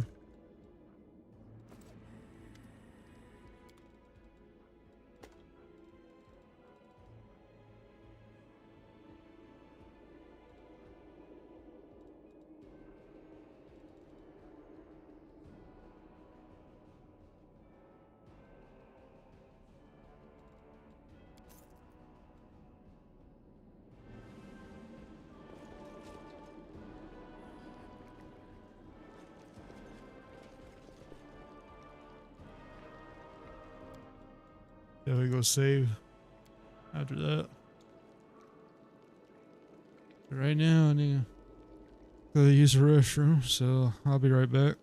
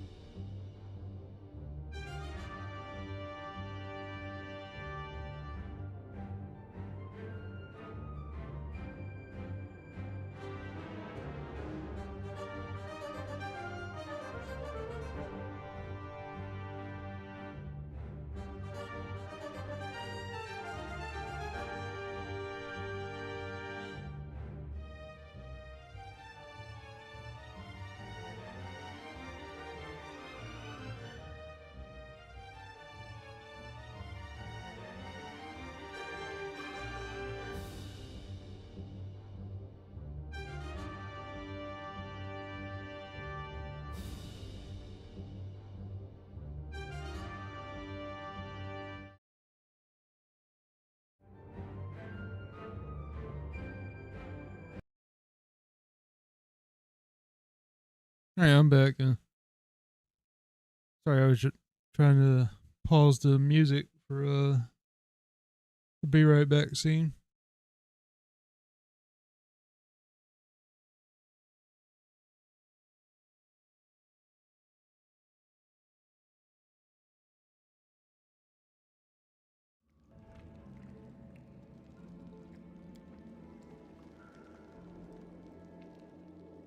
Alright, let's head to the surface.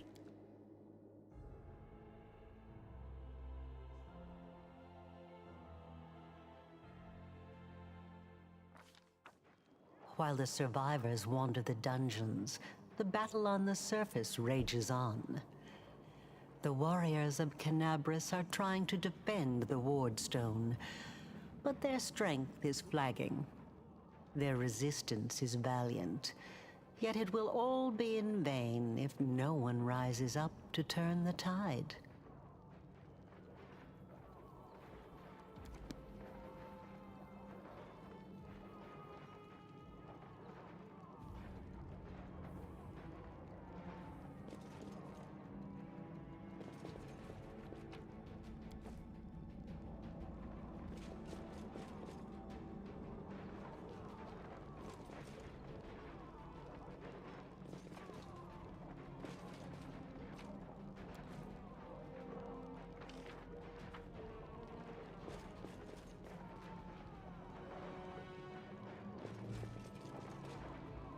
Really only 2 things to loot down here?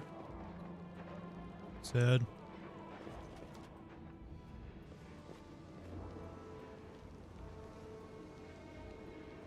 Oh gosh, what's going on with Horgus?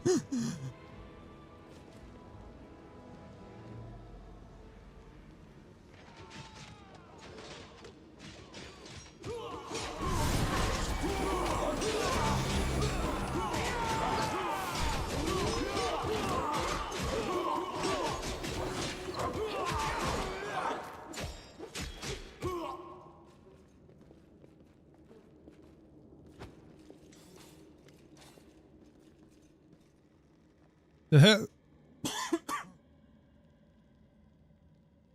Ooh, sorry.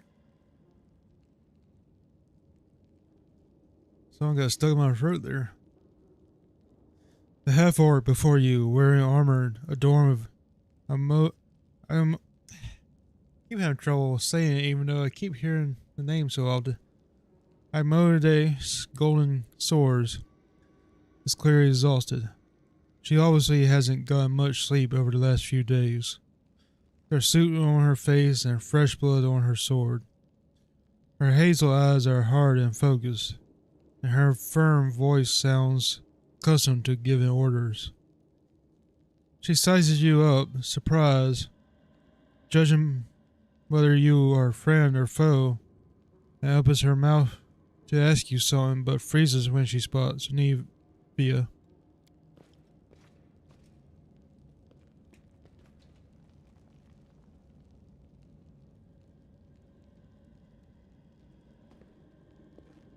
By the goddess, Nevi, I'd almost lost all hope. Everything's fine, Beth. I'm here. This here's a new friend. He rounded up those of us who survived the fall and led us up to the surface. Without him, we'd never have made it out. Yeah, don't you forget that. Let me introduce you to my wife, Arabeth Tirabade, head of the Eagle Watch. Until the army arrives, I'm the temporary warden of Canabras. And you're just in time. As you can see, we're in the middle of a battle. And thank you for getting Nevia out of there. You're welcome.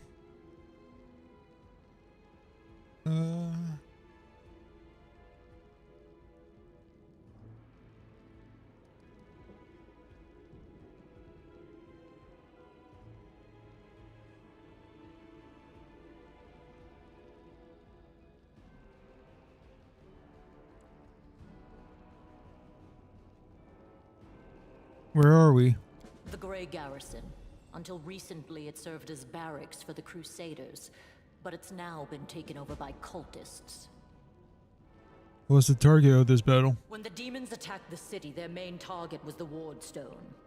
I trust I don't have to explain to you what the Ward Stone is and how important it is to the Crusaders. We must retake it at any cost, or the fall of Canabras will be the beginning of the end of the Crusades, and with them, the rest of the world. I see that you had a difficult journey to the surface. You need to rest. But there's a lot riding on this battle. I have no right to command you, but I'm asking you to help us.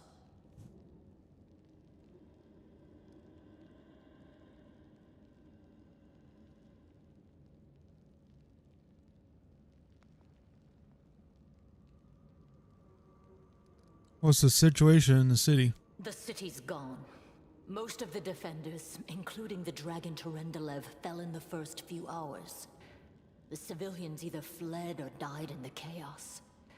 The place is overrun with cultists and demons. Don't talk like that. Canabras hasn't fallen. Not while it still has defenders like you and me. Sweet words don't change the grim truth. No, she's right. Thank you, Knight. Until we no longer have the strength to hold a weapon, until Iomedae abandons us, we will fight for Canabras.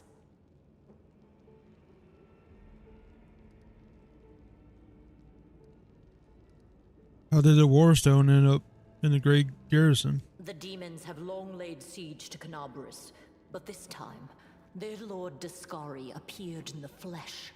He ripped the Ward Stone from the ground and hurled it halfway across the city to here. I thought the stone was destroyed, but it seems all is not lost, yet. Dascari has gone, but the Ward Stone is surrounded by a horde of those creatures. What are they going to do to it? Nothing good, that's for certain. But how did he do that? He's a demon! The Ward Stone should have burned his filthy hide! It should have. But what happened, happened. We don't know why.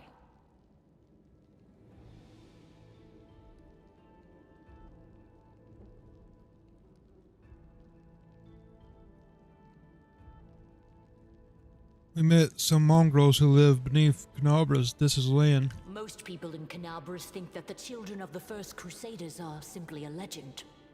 Other people say that the day you emerge on the surface heralds the start of the end of the world. I'm not superstitious, but the situation is apocalyptic, all right. Having a living legend on our side can't hurt.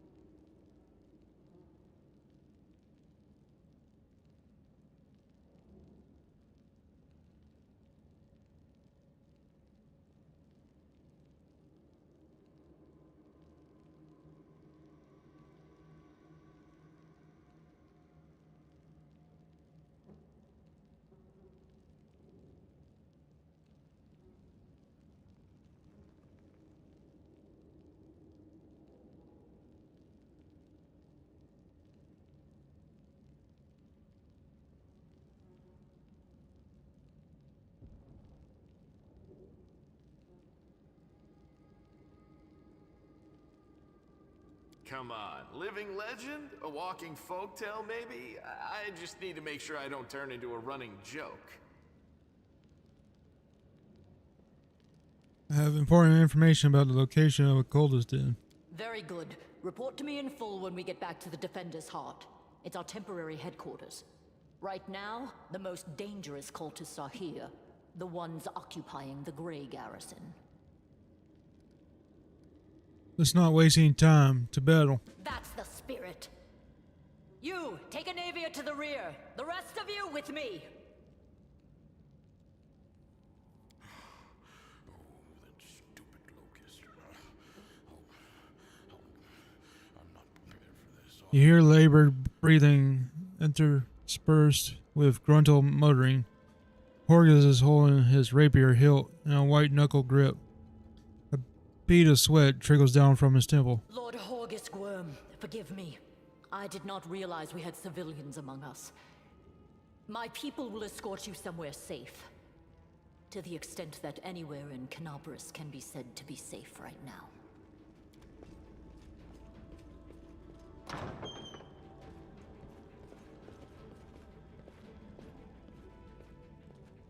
That's right. Fighting spirit is the one thing that we've got plenty of. Actual fighting power, that's not so great. Fighting know-how, even worse. But fighting spirit, at least we're rich in that. For Ioma Day! For the Queen! Kill the beast!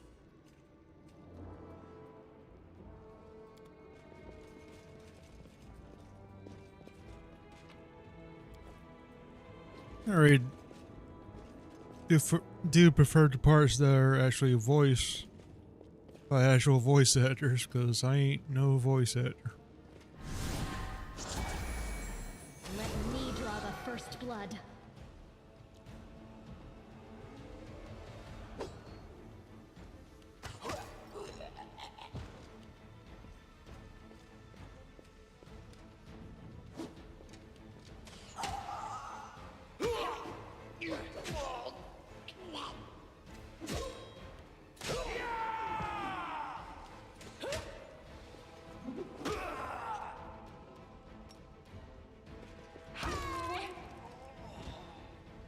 Oh, he went down quick.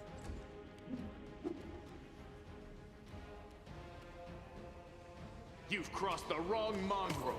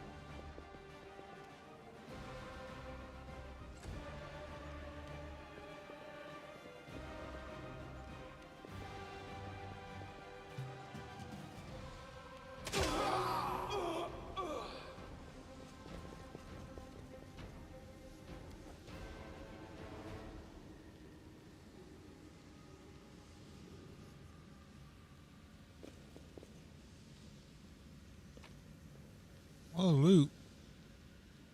I always loved that. They never had too much loot. Yep, thought so. Ah, not this time. I don't think I'd go for these doors. Oh, yep. Yep, this is the only way to go.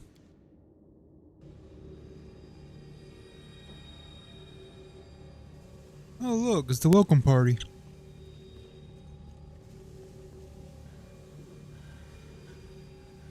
Hey, I know you. So you're one of these cultists? How's it going, pal? Want to join? Your lot will all be dead soon, but we'll be alive.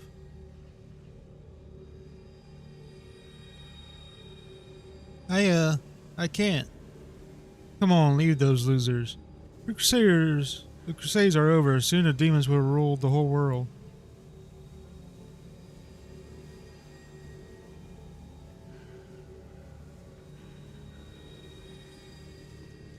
There goes nothing. All hail Baphomet. Cowardly traitor. I swear the sword of... They are the darkness. I swear on the sword of Mode, you will answer for your betrayal. In battle, Let's take Canabra's back. All right. I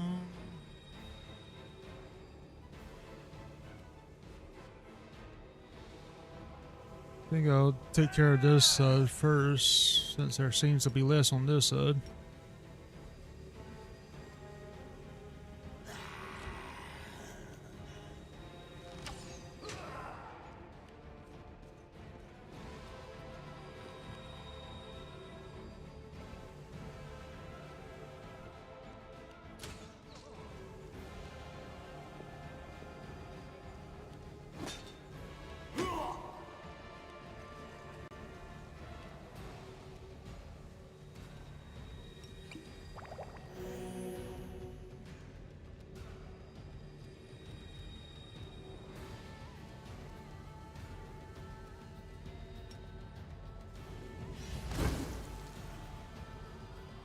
Yeah, I was afraid of that.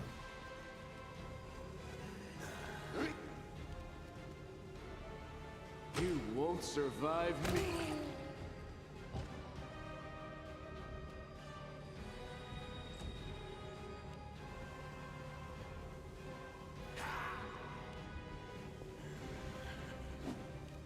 I guess I should have sent Sela this way.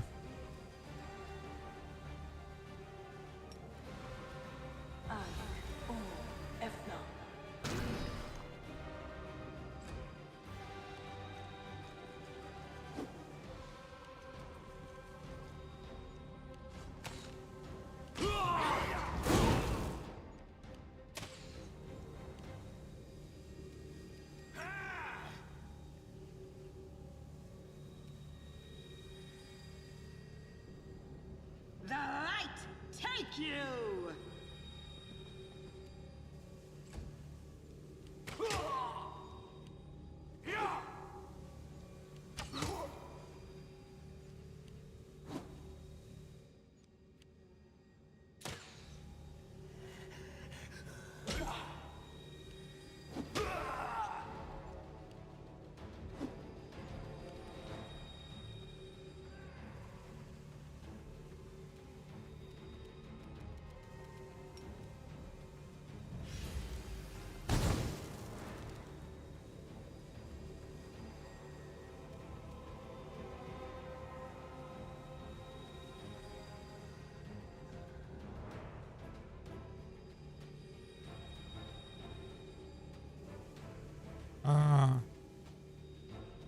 That's why it hasn't been going to other enemies. Because it depends on my cash flow level on how many it hits. I guess that makes sense.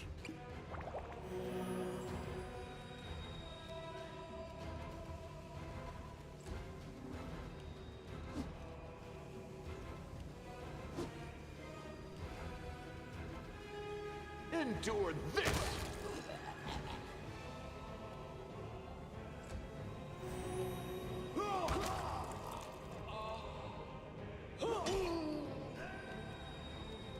I'll cut you wide open. The spirits demand your blood.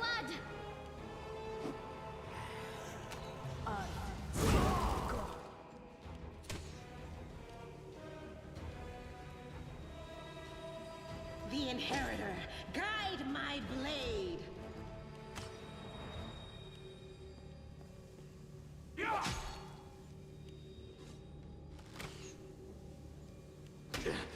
This is not my time yet.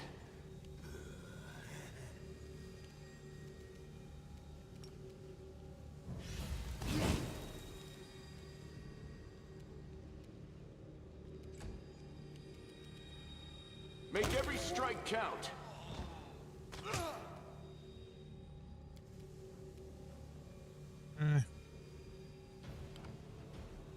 Guess I can't use a health potion after that.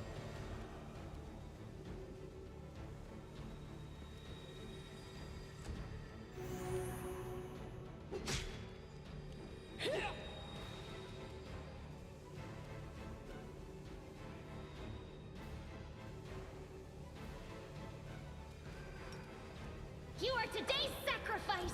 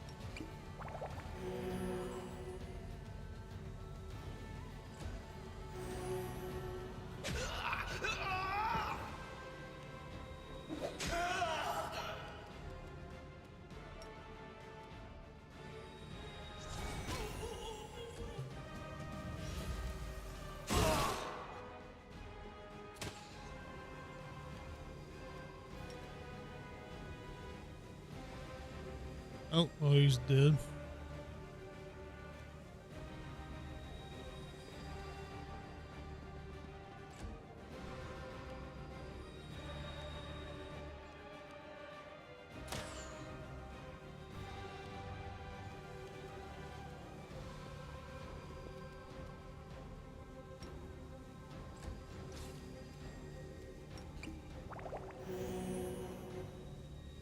These health potions aren't doing much.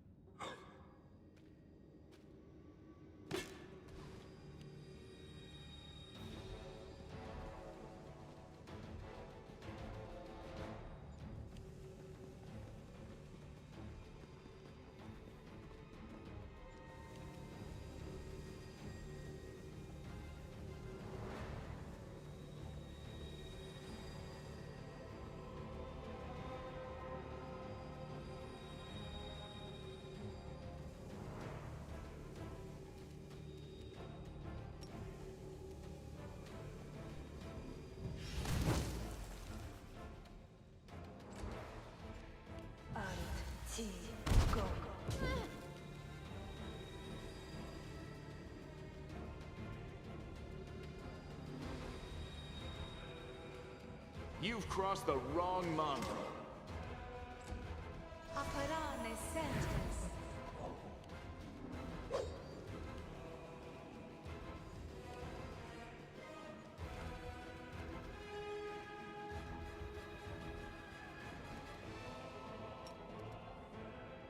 This pain is excruciating. I was afraid of that. So this is how it feels.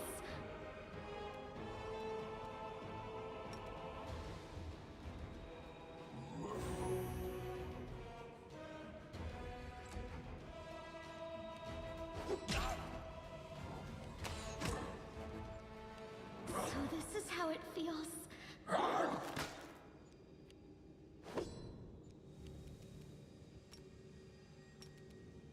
This should do it.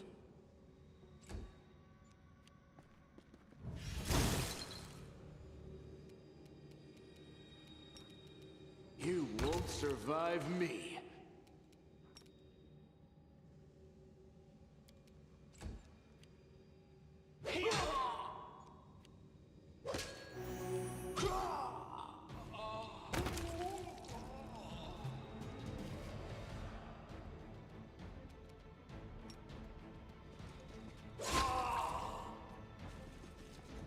You can trust me. Magritium Turinos. Magritium Turinos.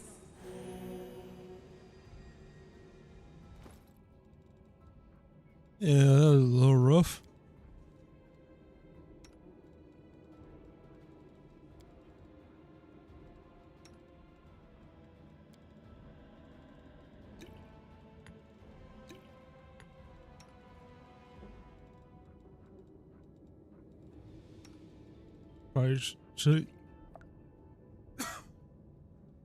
Probably should have used some buffs there.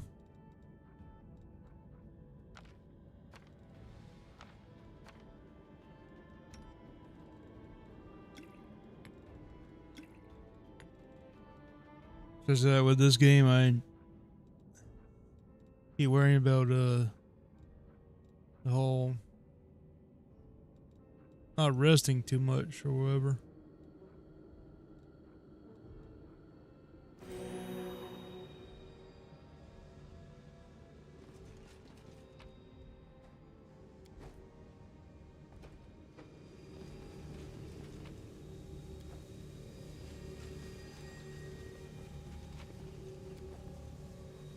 As it should be.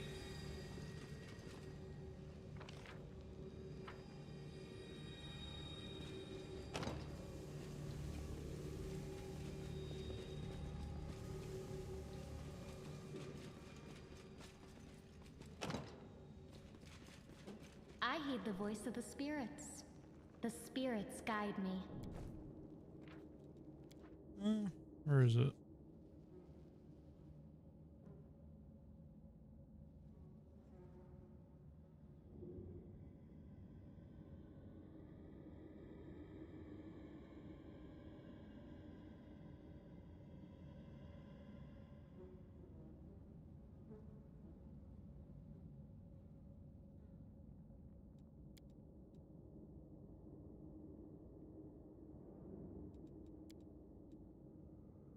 Oh, here we go. Frequency of character voice responses. Just turned down by 1.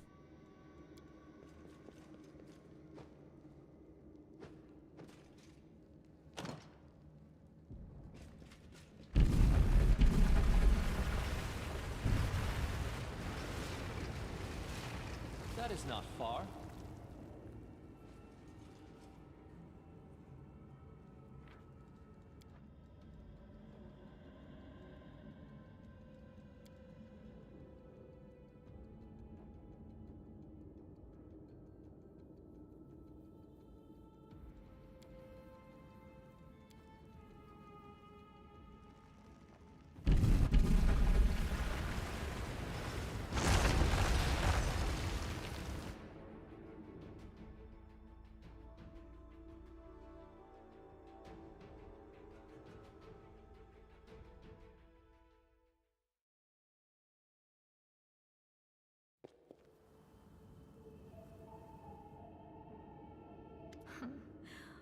What's this? Do we have guests? Just in time. The place is a bit of a mess, and I haven't even poured the blood into the goblets yet. Why don't you... Oh! What an unexpected surprise! Staunton, my little sweetheart. Long time no see. I've missed you so much. Have you missed me? Admit it. You missed me terribly. She might have a great body, but the whole no-eye thing is still creepy. Minago. You again, you wench! Minago, the one who... Be careful. She's one of the deadliest creatures in the whole demon horde. She was once responsible for a massacre in Canabris. She must be back to finish what she started. And speaking of which, I love that there's actually an option to say, "Hey, demon woman, what's wrong with your face?"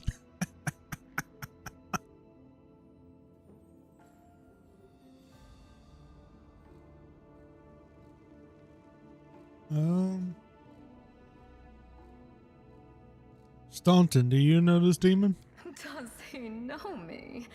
Staunton, darling. Tell them all how close we were. That wench? She's the one who led me astray.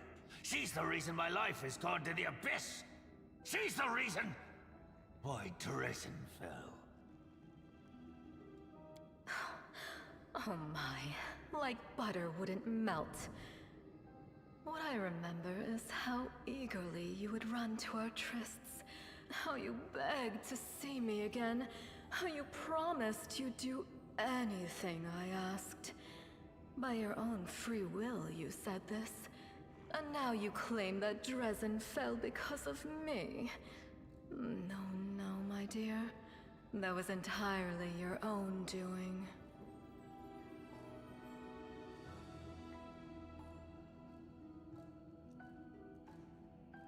I don't think it was entirely, but in the end, it was his decision. I'll beat your lying lips into your filthy throat! Now, Staunton, don't say things like that. Not about these lips, the ones you kissed so sweetly. Staunton, dearest, don't you love me anymore? Remember how good we were together? I was so hoping that we could patch things up. I'll kill you! Yeah, she's gone, of course. Enemy approaching.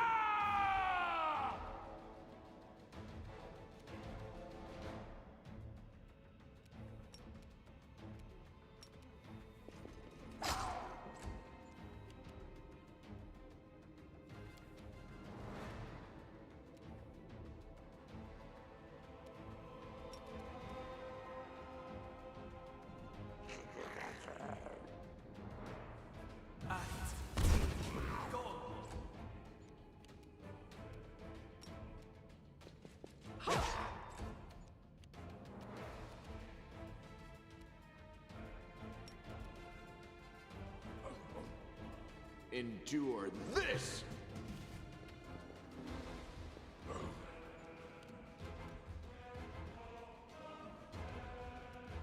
Go for their hearts!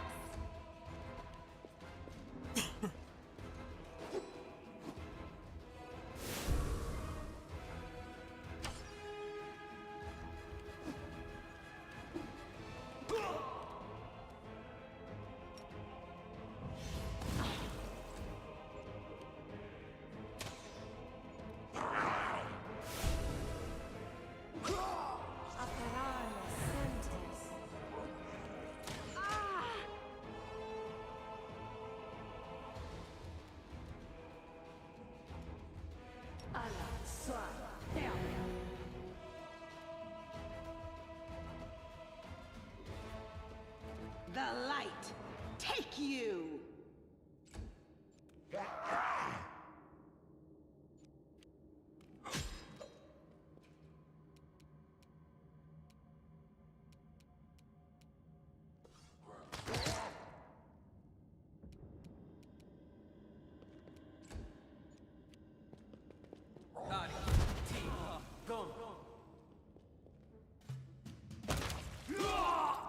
I'm about to say, why does none of the NPCs go under that wizard?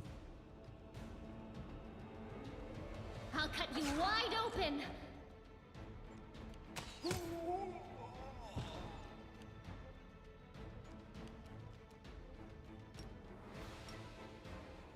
Let's try this way.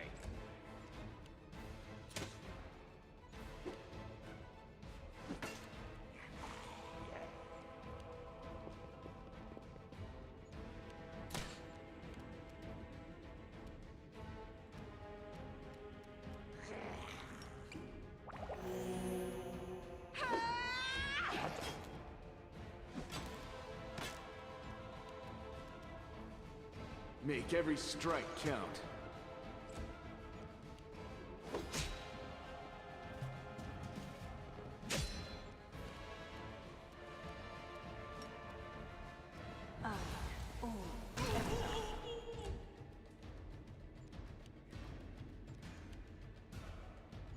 Alright, why aren't y'all moving up? Oh, hey, gotta love it.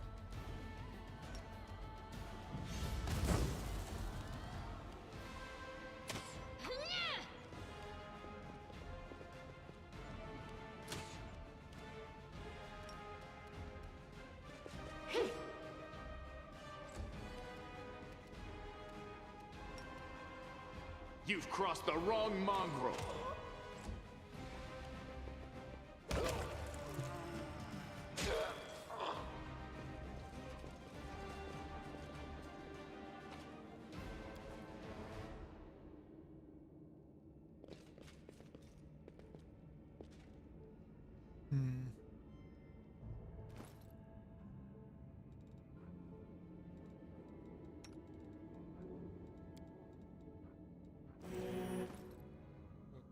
Didn't mean to do that. Time's not waiting. Are we on spells? Not too bad. What's on your mind? I Meditate wonder. on your mistakes. It might make you feel better.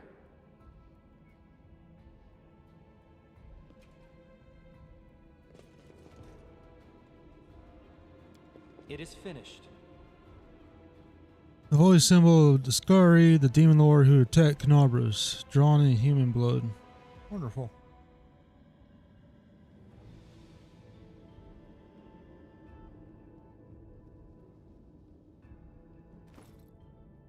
It'd probably be wise to go ahead and buff up here.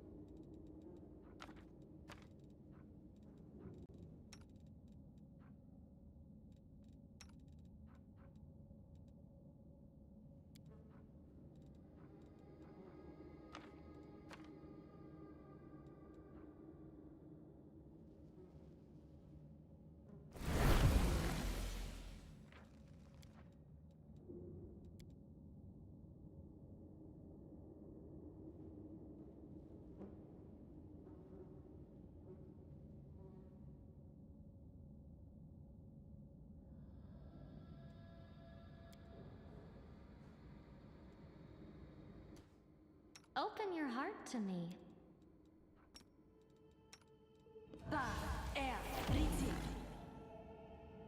Okay, I think that'll do. Thanks.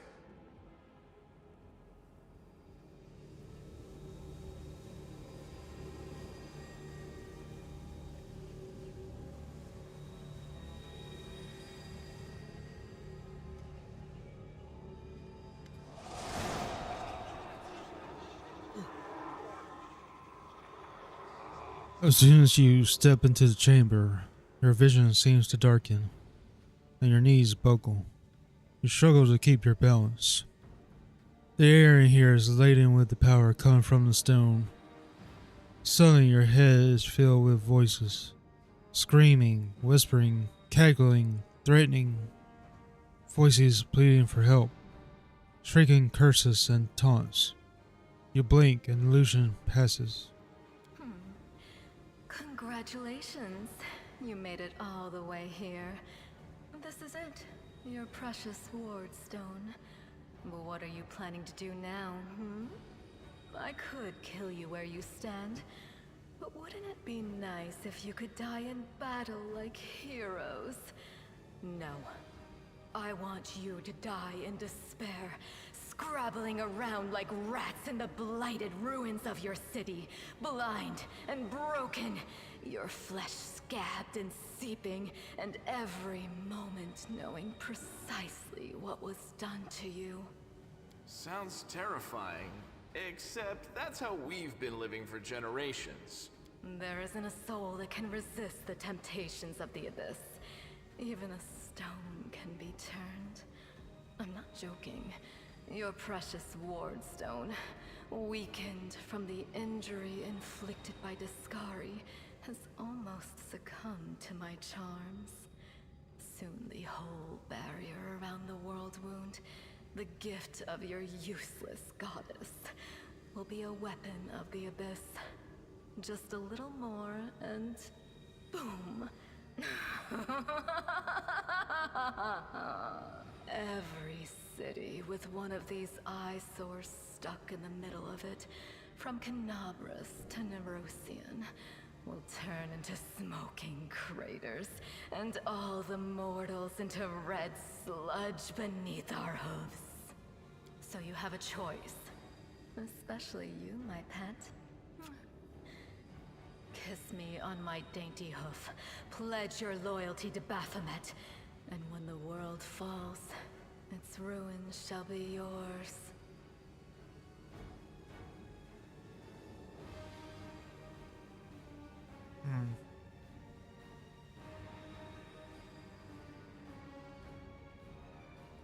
Show your filthy mouth, scum.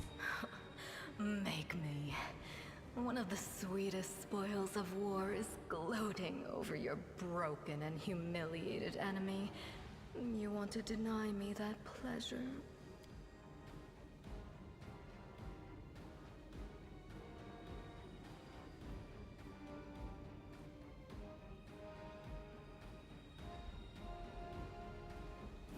What are you doing to the stone? Well, quite what am I doing to it? Probably the same thing I did to many of your comrades. Sweetly and tenderly persuading it to abandon the mortals and join our side. Prepare to fight to the death, demon! We won't let that happen.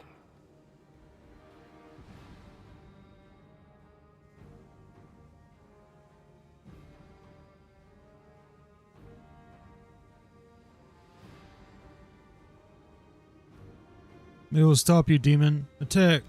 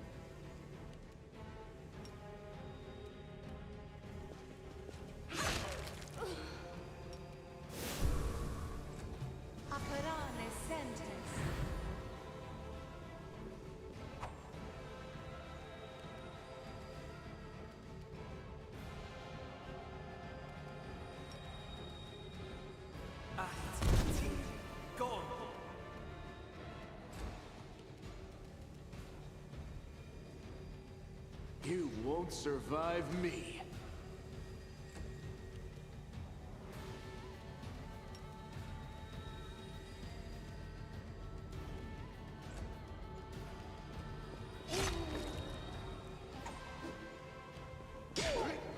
That's it. I'm tired of playing around now. I forgot about that. You want to know what will happen when I'm done with the Wardstone? Here's a little demonstration.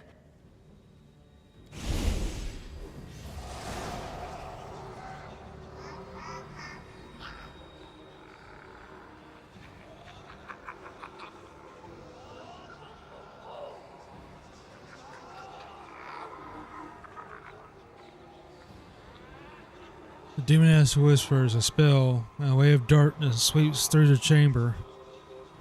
Your companions wince in pain, but it's nothing compared to what you feel. Thousands of voices once again burst into your mind, drowning you in their moans, screams, and sobs.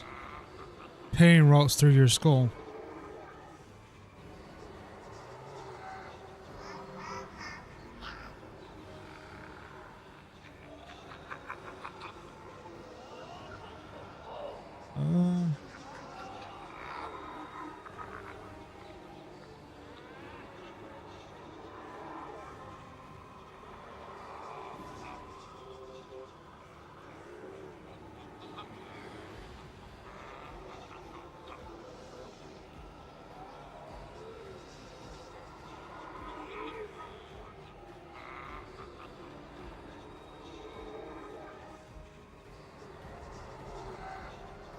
I feel like even though my character's chaotic good, this whole thing is supposed to be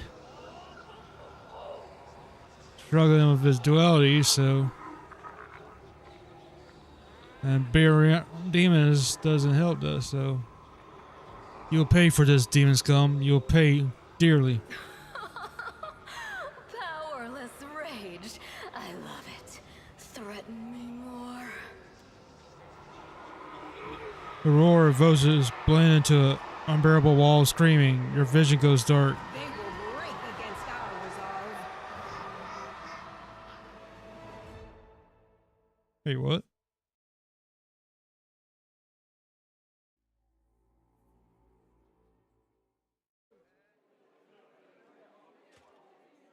Praise Iomade, you woke up. Healing your wounds was easy, but you were unconscious for so long I was starting to worry we'd lost you. What happened? We couldn't stand up to the demoness. Her spells were too strong. It's all right. We'll handle it somehow. You blacked out, but Staunton and I managed to get you here to the Defender's Heart. It used to be a tavern, but now it's our headquarters. We're gathering our forces here, and we're preparing to strike back. What's the situation in the city? Bad, but not hopeless. We're constantly getting news, and new sources of resistance keep springing up in the districts where everyone seemed to be dead. The survivors are gathering here. You should see them. Their faces, their eyes burning with determination. The city is destroyed, but our resistance is not broken. We will keep fighting.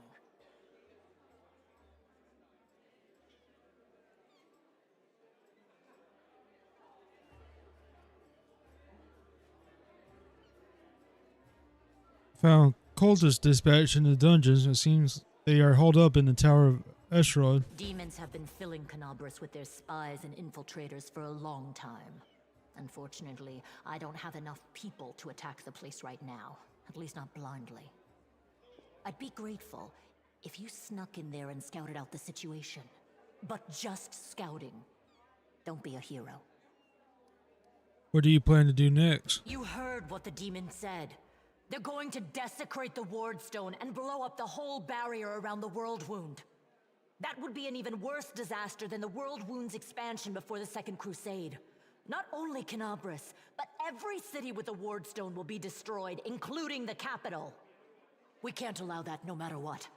We will retake it, even destroy it if we must. Iomede's gift must not become a weapon of the Abyss. Can I help you in any way? First of all, we need to decide what to do with the stone once we get it. What I'm about to say is classified. A traveler came to the city recently. A blind elf calling himself the Storyteller. He insisted he be allowed to examine the Ward Stone, and he raised the alarm when his study was finished. Even before the demon attack, he had found some damage or flaw in the stone. Prelate Hulrune dismissed his words as nonsense, borderline blasphemy. But between you and me, the prelate's opinion isn't worth much. I think the Storyteller knew what he was talking about. We could use his advice right now, if only we knew where he was. I remember the Storyteller spent a lot of time talking to Staunton, a dwarf from my unit. You saw him during the demon attack. The elf asked him about the history of the Crusades. Maybe the Storyteller told Staunton something about where we could find him if anything happened. There's another problem.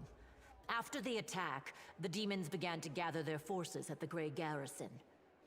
It'll be even harder to take them with a head-on assault. But I once heard soldiers talking about a secret entrance to the garrison. Trouble is, I have no idea where to look for it. While you explore the city, please keep your eyes open, in case you find something we can use.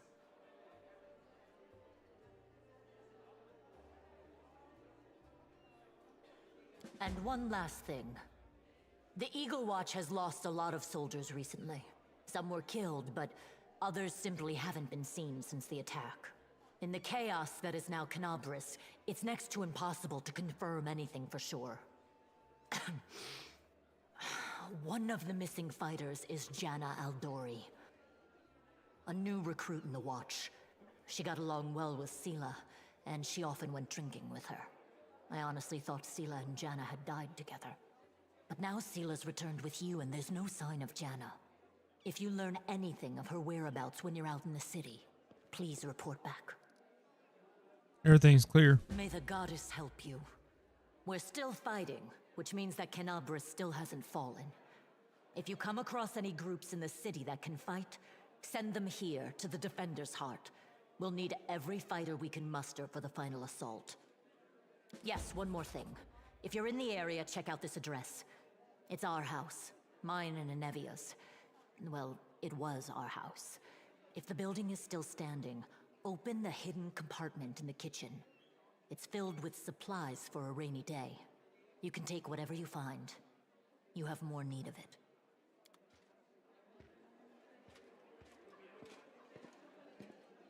They'll do.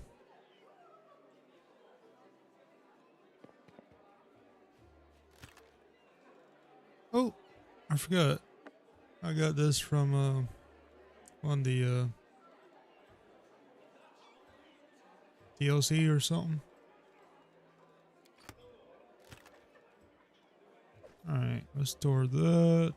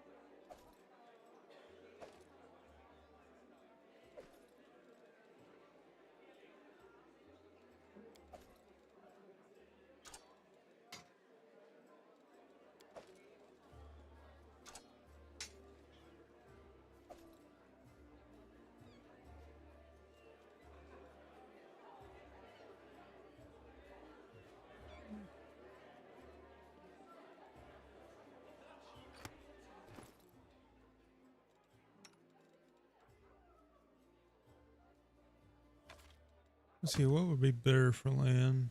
Master work land, longbow or composite?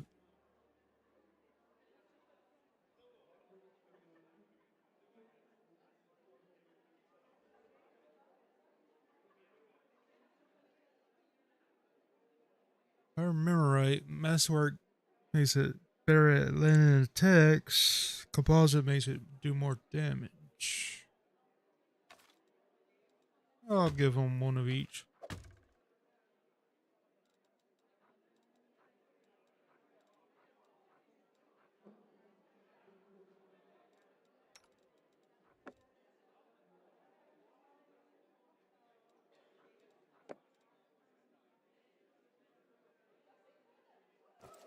Here's my little dragon companion.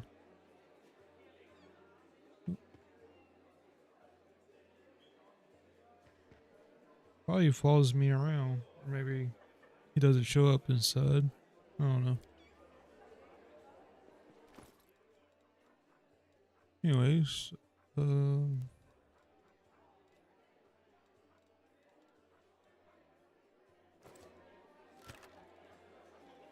anything else I should put in chest?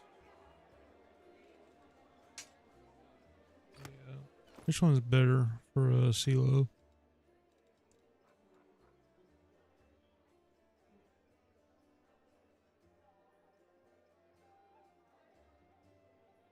Oh, it looks about the same.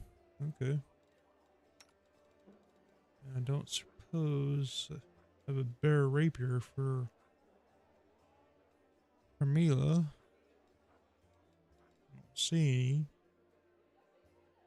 Okay.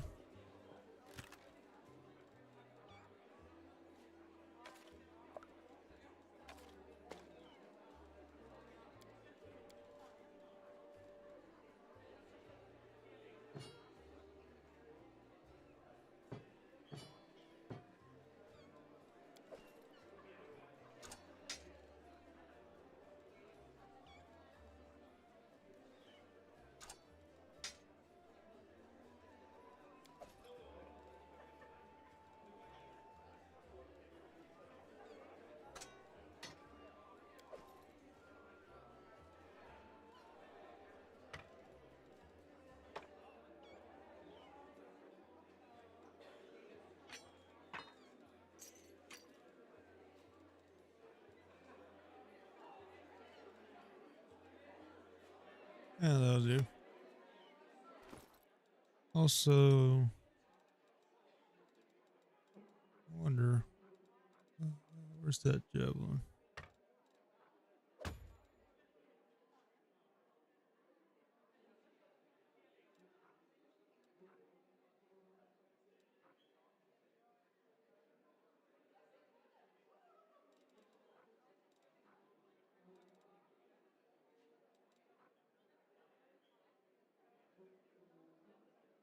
Might use that to for her to pull mobs. Oh, I'll put that wand back on. Carmela.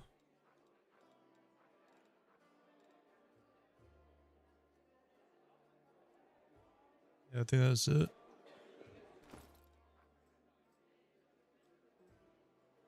Ooh. You had this. I'll keep that on hand.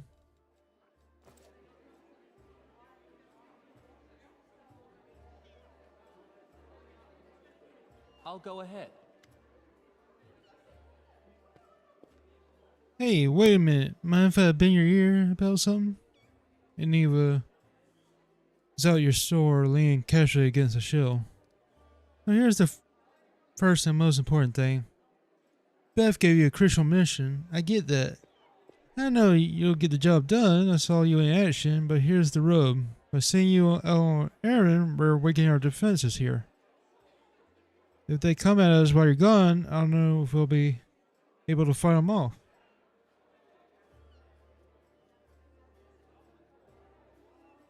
When do you think the demons will attack next? Your guess is good as mine. They might not be here. They could attack the whole damn city. Those vermin know they lost the upper hand and that we're going to push back hard. If things kick off here, you'll soon know. After the attack, some things could be changed beyond recognition.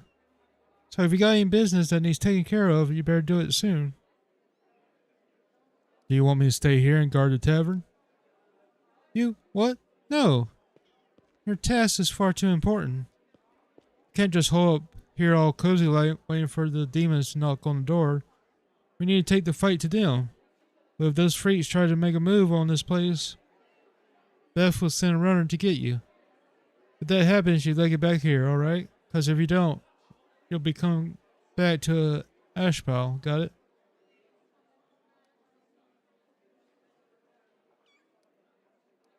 Everything seems clear so far. What else do you want to discuss? So the rift, that damn beetle left with this scythe? Yeah, well, it cut the sea in two, and it's kind of difficult to get across. My scouts tell me there's a halfway decent place to set up a crossing in Market Square. Not that any of them tried to make sure, but if you got a mind to go across, I think you're going to have to, eventually, you might want to give the square a once over. Thank you for your warning. See you later. Later, watch yourself out there.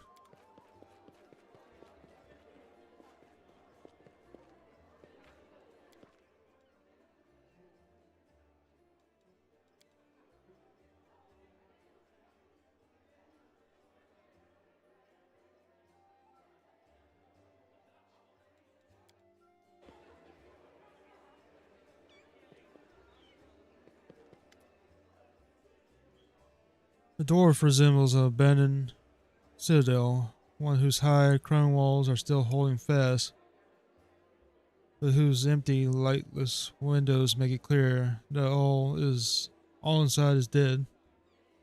Oh, it's you.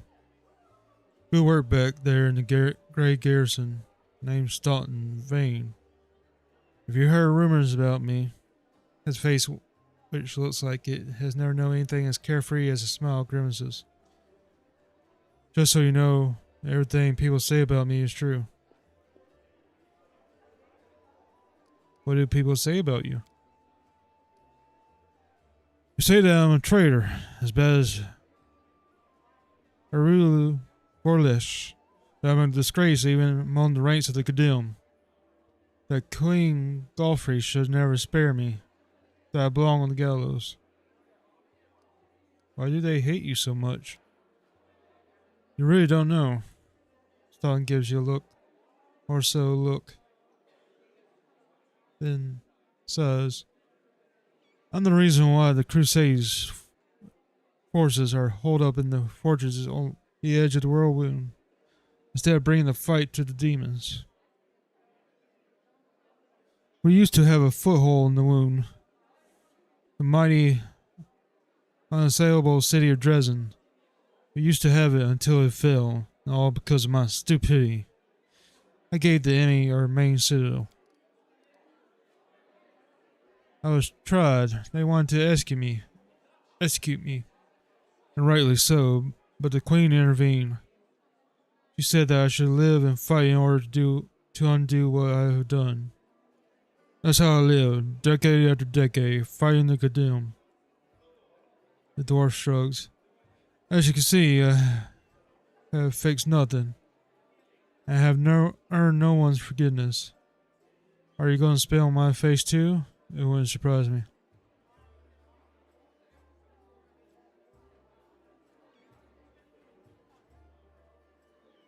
I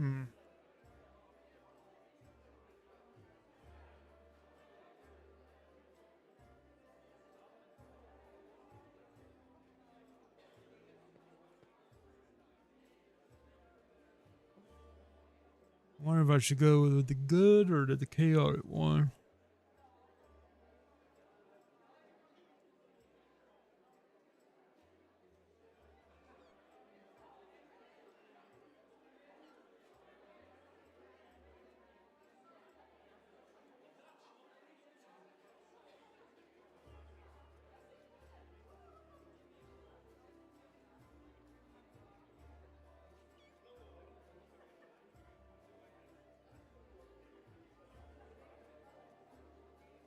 Yeah, I'll go the good one.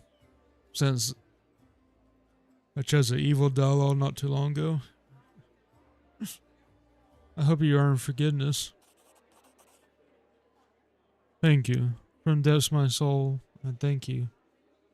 But I haven't had hope for a long, long time. A whole city fell because of you? How's that possible? What do you mean, how? The night glares at you from beneath his furrowed brows. If you don't trust the word of condemn, go ask somebody else, like my little brother Duran. If you still don't believe it, was it to me? But if you're about to ask me to recount the story of my disgrace for the 1000th time, don't. So many years in the condemn, surely you have paid your penance by now.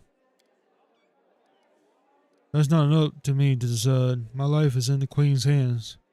He falls short for a moment, and then the trembling voice he has.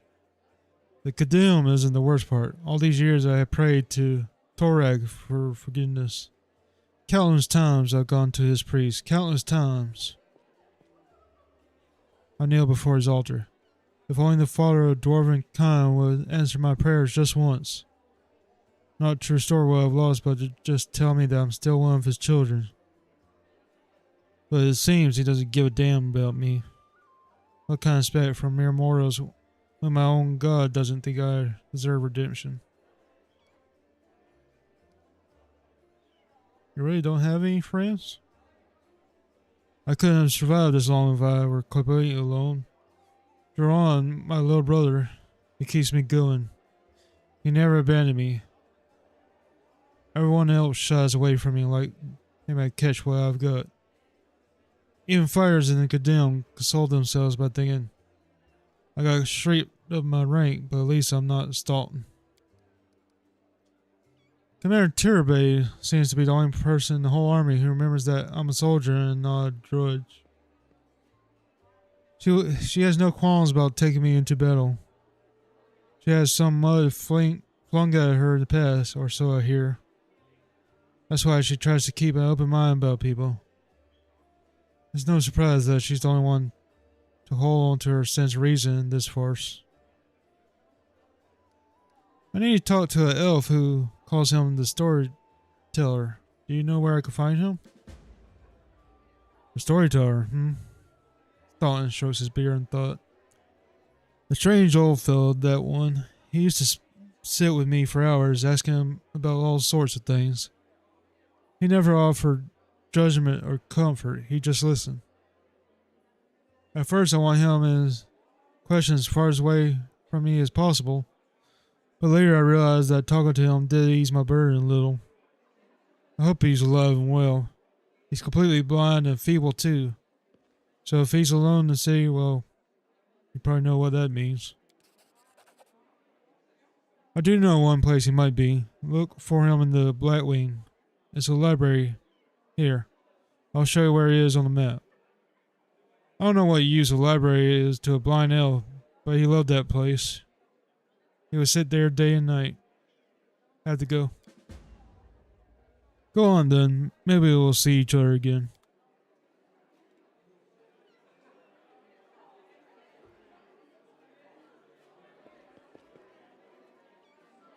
Hello, Camellia. I think I'm saying that name right.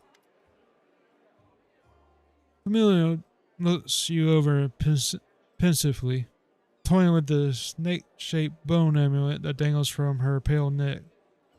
Noticing your glance, she flashes a cold, bare-there smile. Greetings.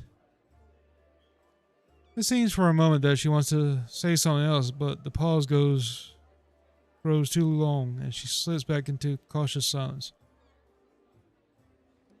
Tell me about yourself. You want to know more about me than you already do? Why? Carmelia arches a dainty brow. I talk to the spirits of this tormented land, and they guide me in battle. I help you fight the demons, and I swear that you can rely on me in this matter. Isn't that sufficient?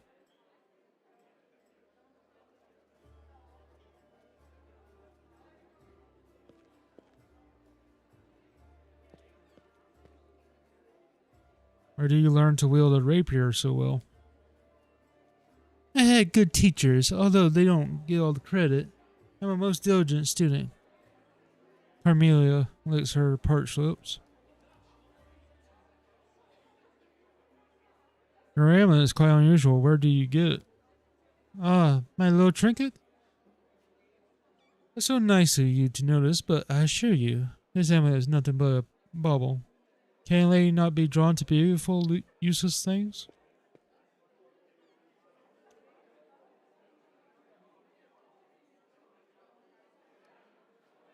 You're much more relaxed during combat. Your battle cries are uninhibited.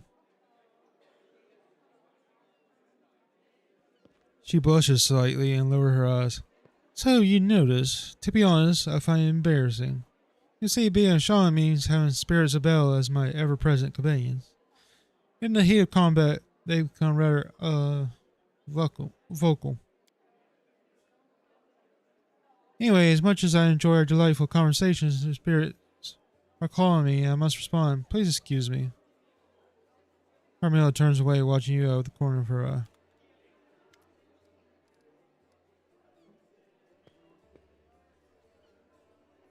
Your speech tells me you are noble birth.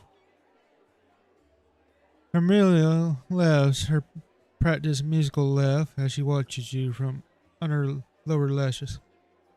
You're most insightful. A fine quality you have. Carmelia's laughter ends, and unspoken words hang in the silence.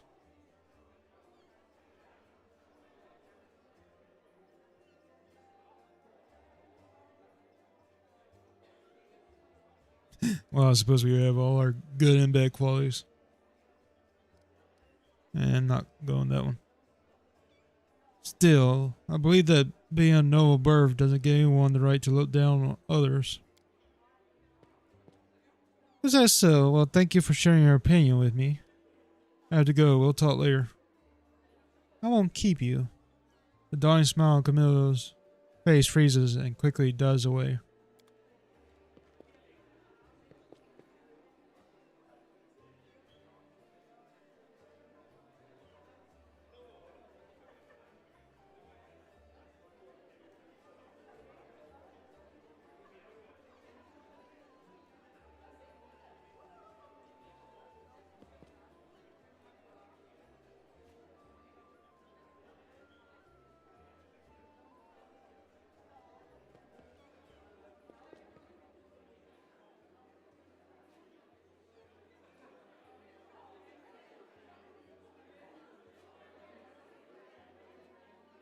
Oh.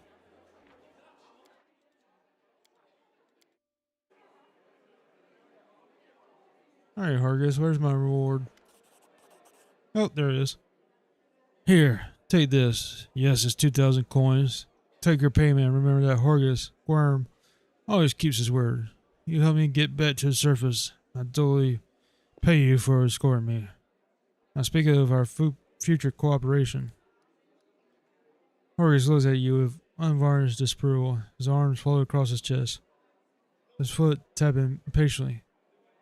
I have a job that would be perfect for someone like you. Naturally, I'll pay generous for your services.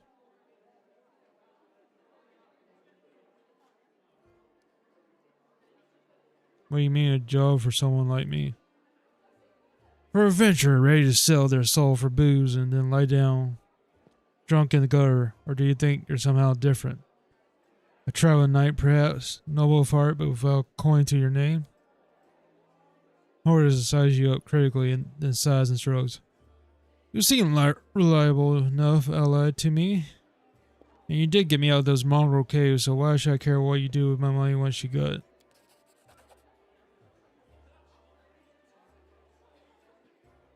Horus seems like one of those people who think the entire world owes them something.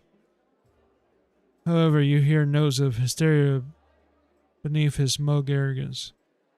It's as though he's really quite nervous, but taking great pains to conceal it. An old bird doesn't give you the right to behave badly. I would ask that you refrain from such statements in the future.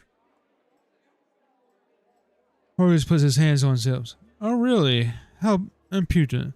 No one dares tell Horgus Worm how to address the rabble. So what does his job involve? You shall be my bodyguard, you see. I have good reason to return to my mansion here in Canobras. I still have, well, it doesn't matter, it's none of your business. My mansion is a breathtaking building with a large garden in the wealthy part of the city. Even before the demons attacked, every thief and fraudster in the city had tried to get inside one way or another. I shudder to imagine the state he's in now. I have little hope that my guards were able to hold the mansion during the attack, and I expect that the servants fled when they saw the demons. Only a Baldar knows what happened there since. Therefore, I would ask that you meet me at my mansion and guard me until I complete my business. I already asked the local paladins for help, but they didn't desire to set foot outside this tavern. Damn cowards and traitors, that's what they are. Also, please do take Camellia with you. I trust that girl more than the rest of your gang. She is of noble birth, after all. What kind of reward are we talking about? 1,000 gold coins, Horus replies without hesitation. Alright, let's see if I can get it again. Double rewards and I'll think about it. I failed that time. Huh, yeah, right. For that kind of money, I could hire Queen Godfrey herself to guard me. 1,000 is my final offer. Yeah. Oh well. Deal. Marvelous. Most excellent. Horgus' face relaxes, soothing a few of the tense lines. I'll proceed to my mansion at once and wait for you there. Meanwhile, you needn't worry. I know the city like the back of my hand. But do hurry unless you want me to lower your reward.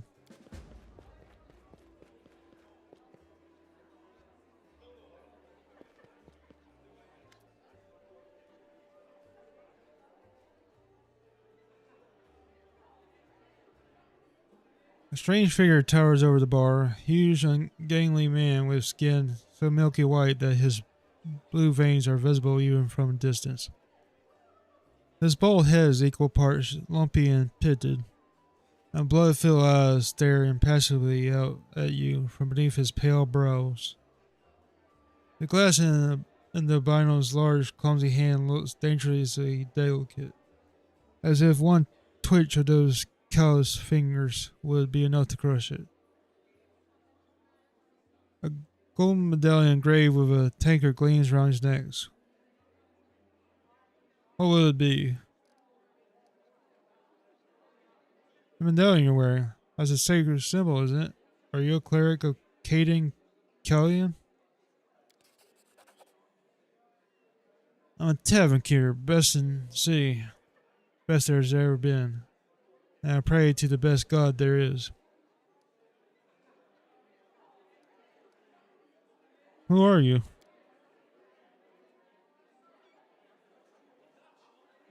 The albino slowly takes your measure with his red eyes, and finally with a gentle sigh says, Gilm Halls, vampire. Are you really a vampire? Gilm gives you a long look of reproach and then grudgingly answers, no.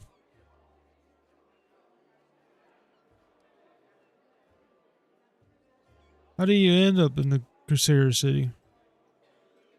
How did anyone end up here? How did you, or them? With a huge hand, the tavern keeper gestures at the ragtag group assembled in the room. The world is big, but still there isn't a place for everyone. People who no longer have a life anywhere else, they end up here. Any news in the city? The albino looks around. There are demons everywhere, and you showed up. So you're not one for talking. Yellow gives you a long, mournful look and says nothing. Are there any places in the city worth visiting? You mean places that normal people usually stay well away from? Then there are plenty. Like the Panaxian wine cellar. Gilmore pauses for effect. By the name of the place alone should make you quiver in fear. It once belonged to a Panaxian trading house. Then King Iravote came to power in Pitex and probably started changing hands. Soon after, the seller's shop is said to have found in a ditch. Not all of him. Mine, just his head. Numerian gangsters had taken possession of the place. They wanted to sell something stronger than wine on the street. They ended up on the gallows. But King Iravote's number was up, so now the store stands empty.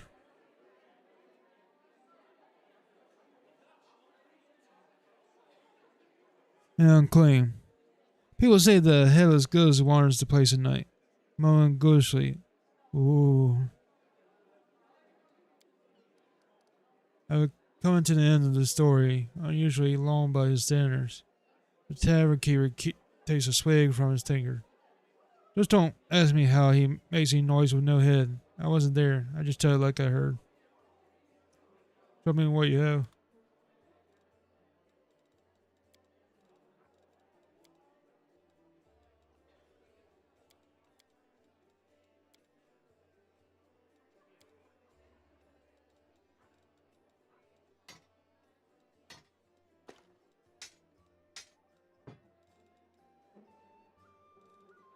Alright.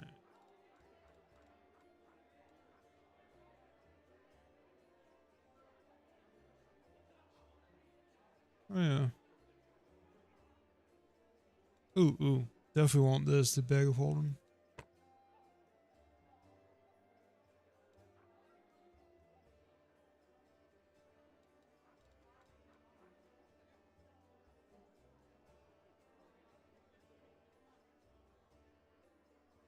Also take the spicy pastry.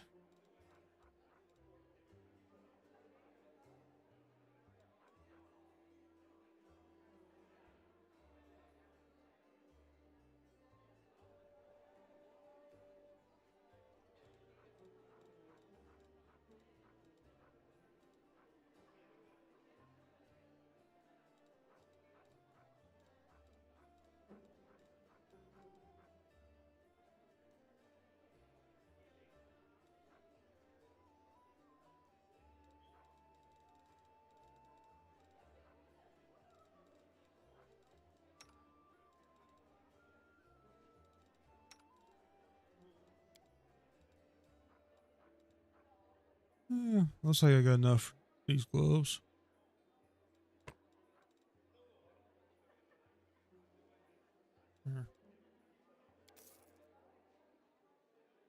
I have a lot of my money.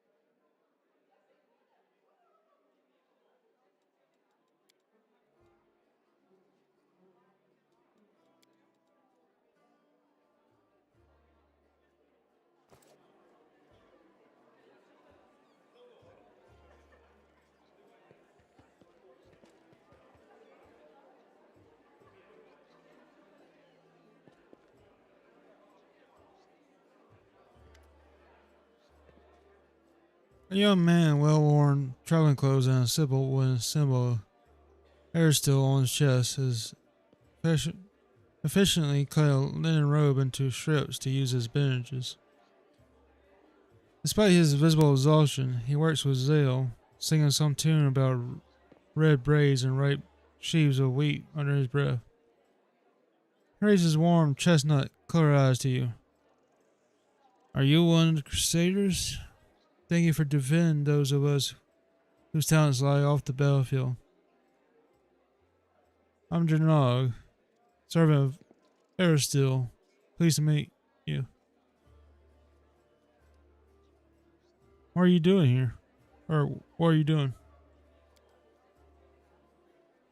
I only took my holy orders recently, so my God has only bestowed a little of his power upon me as yet.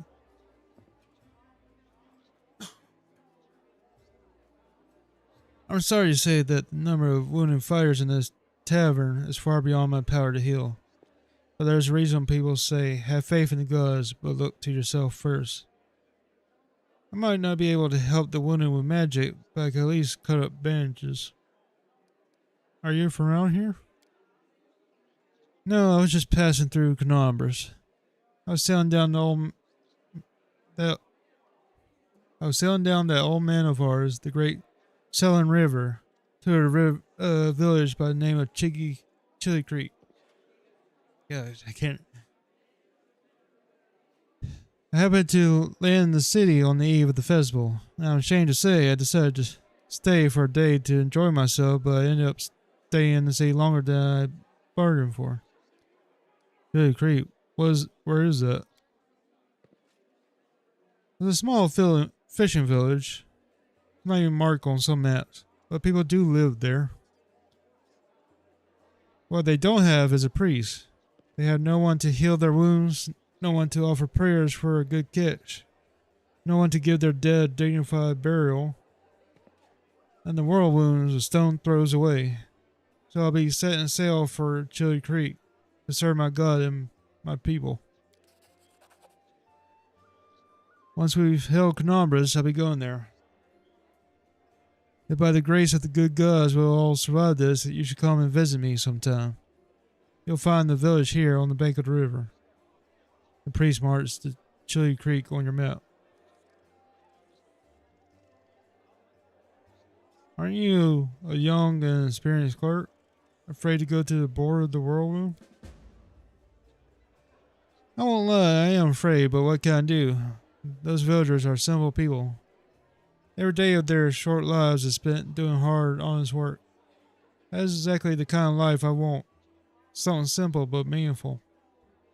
If I had centuries ahead of me like elves do, I might have spared some 50 years or so to travel around the world. The young man says with a smile. Or maybe 100. Why not? But I don't have time to spare, so I want to spend my short life in a place where I'm needed most, even if it is dangerous. Especially if it is dangerous. I have to go. May Aristil watch over you.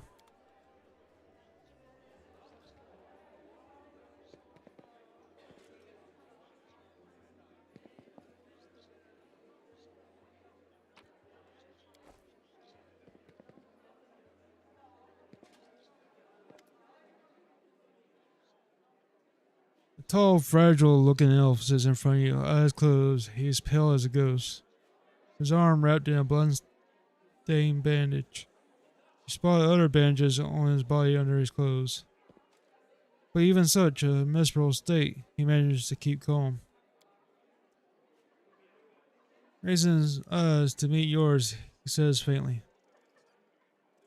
"I am Foreign Alton Hayes, at your service." His pale lips are reddened by blood, but you see no signs of pain or fear in his gray eyes.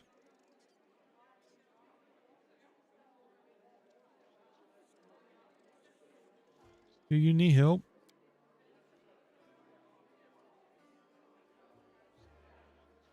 After giving you a cold, intense look, he shakes his head. "Do not trouble yourself on my behalf. A local healer tended to me. Besides, I come from resilient, hardy people. My body will endure both the wounds and the poison delivered through them."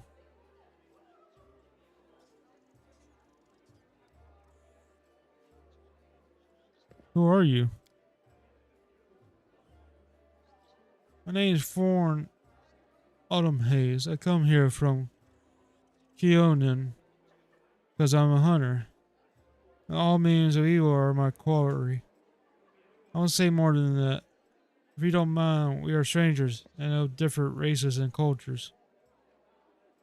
I would not tell you more than is necessary."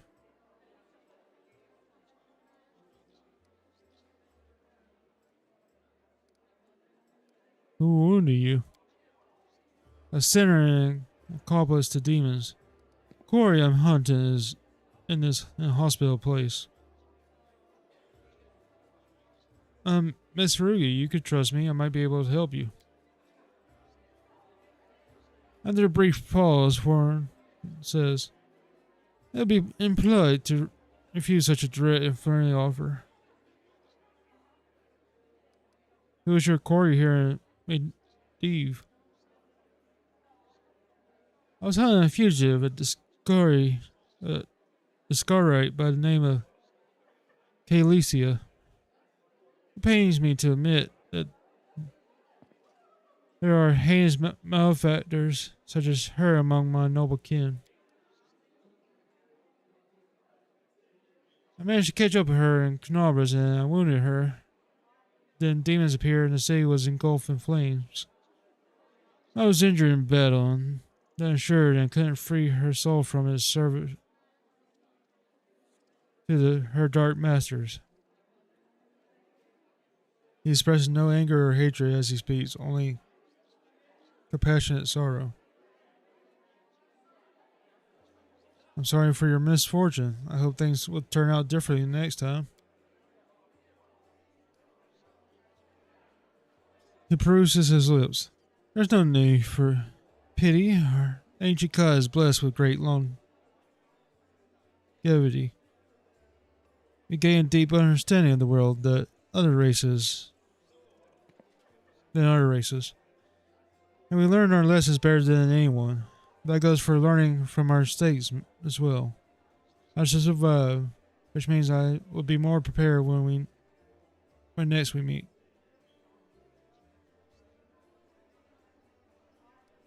"I'd like to know more about you." "I want to hold anything back. Now, who am I? Well, why I made my way here, or what it is that I'm pursuing? Tell me more about yourself." Other people tend to believe that the identity is the sum of a person's actions and events that happen to them. For them, I'm one of a long line of warriors and who since his youth has dedicated himself to hunt evil and justice. For them, I'm a successful and capable huntsman who has tracked down and slain a great many monsters. But I'm an elf, and for me, my identity has a different meaning. It is shaped by the place where I was born, and that I love so deeply. I'm shaped by what I find beautiful and what makes my heart quicken. By the fear that comes to me in the dead of night. Or by the fear that comes to me in the dead of night. But things I find so intolerable that at the sight of them are very core darkness and fills with poison. Thus, to tell you who I am, I require many days and much candor, which is more than you I have at our disposal.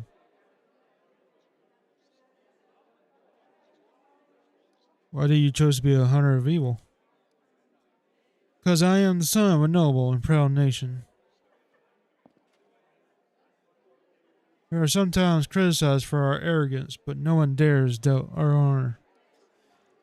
A crime is committed, we can't turn a blind eye. If we were to abandon our obligation to oppose evil, if we were to surrender this obligation to our races, we would also relinquish our preeminence. I wish to aid you in your hunt. Thorn covers his eyes wearily.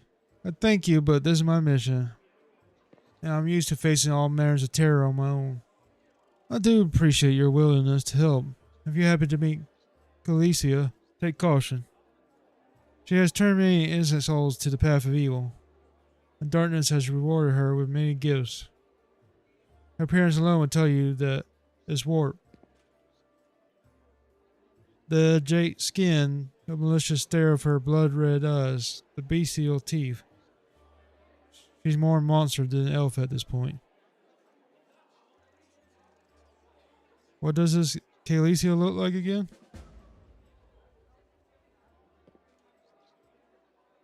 Her skin is dark, her hair preternaturally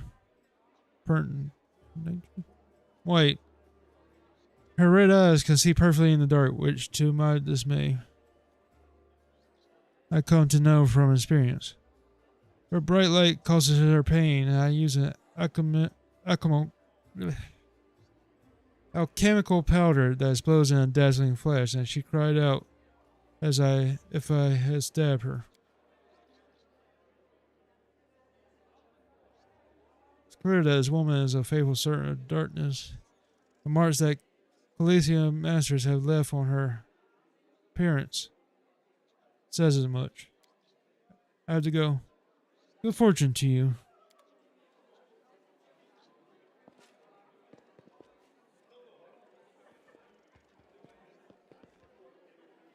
I know the way.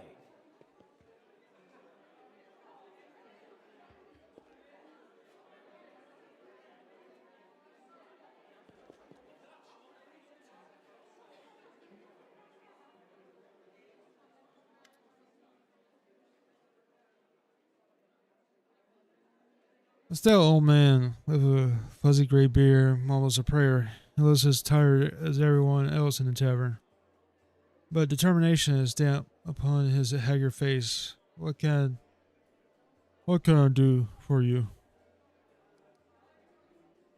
Who are you?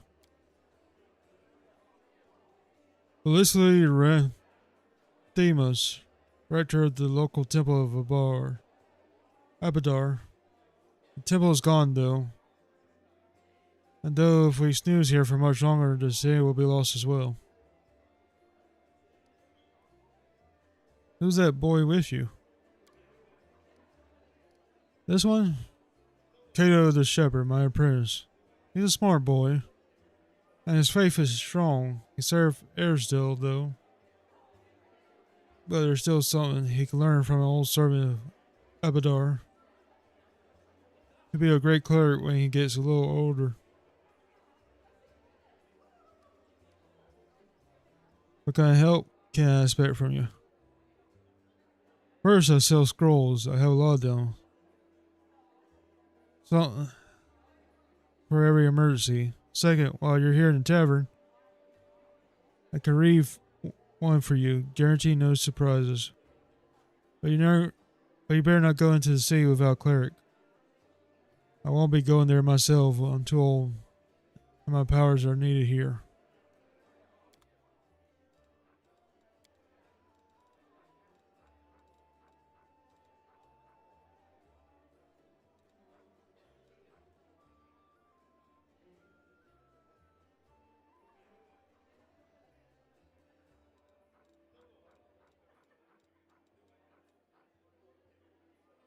10,000.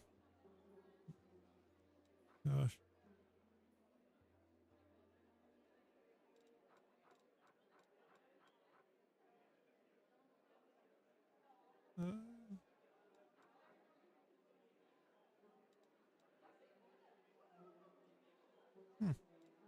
Okay.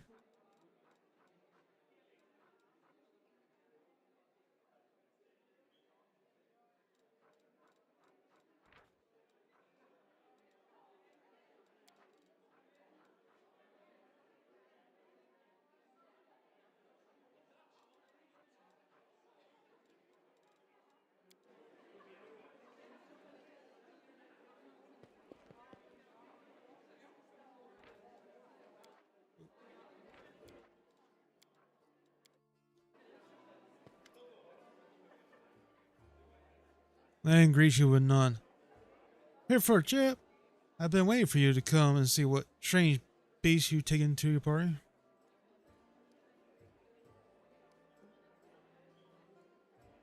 I'd like to know more about you. Let me guess. Your first question is, can you wear a hat with your one horn? Am I right?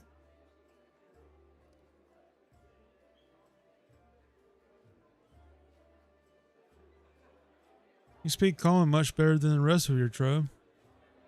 Funny enough, common isn't all that common underground, Lan says.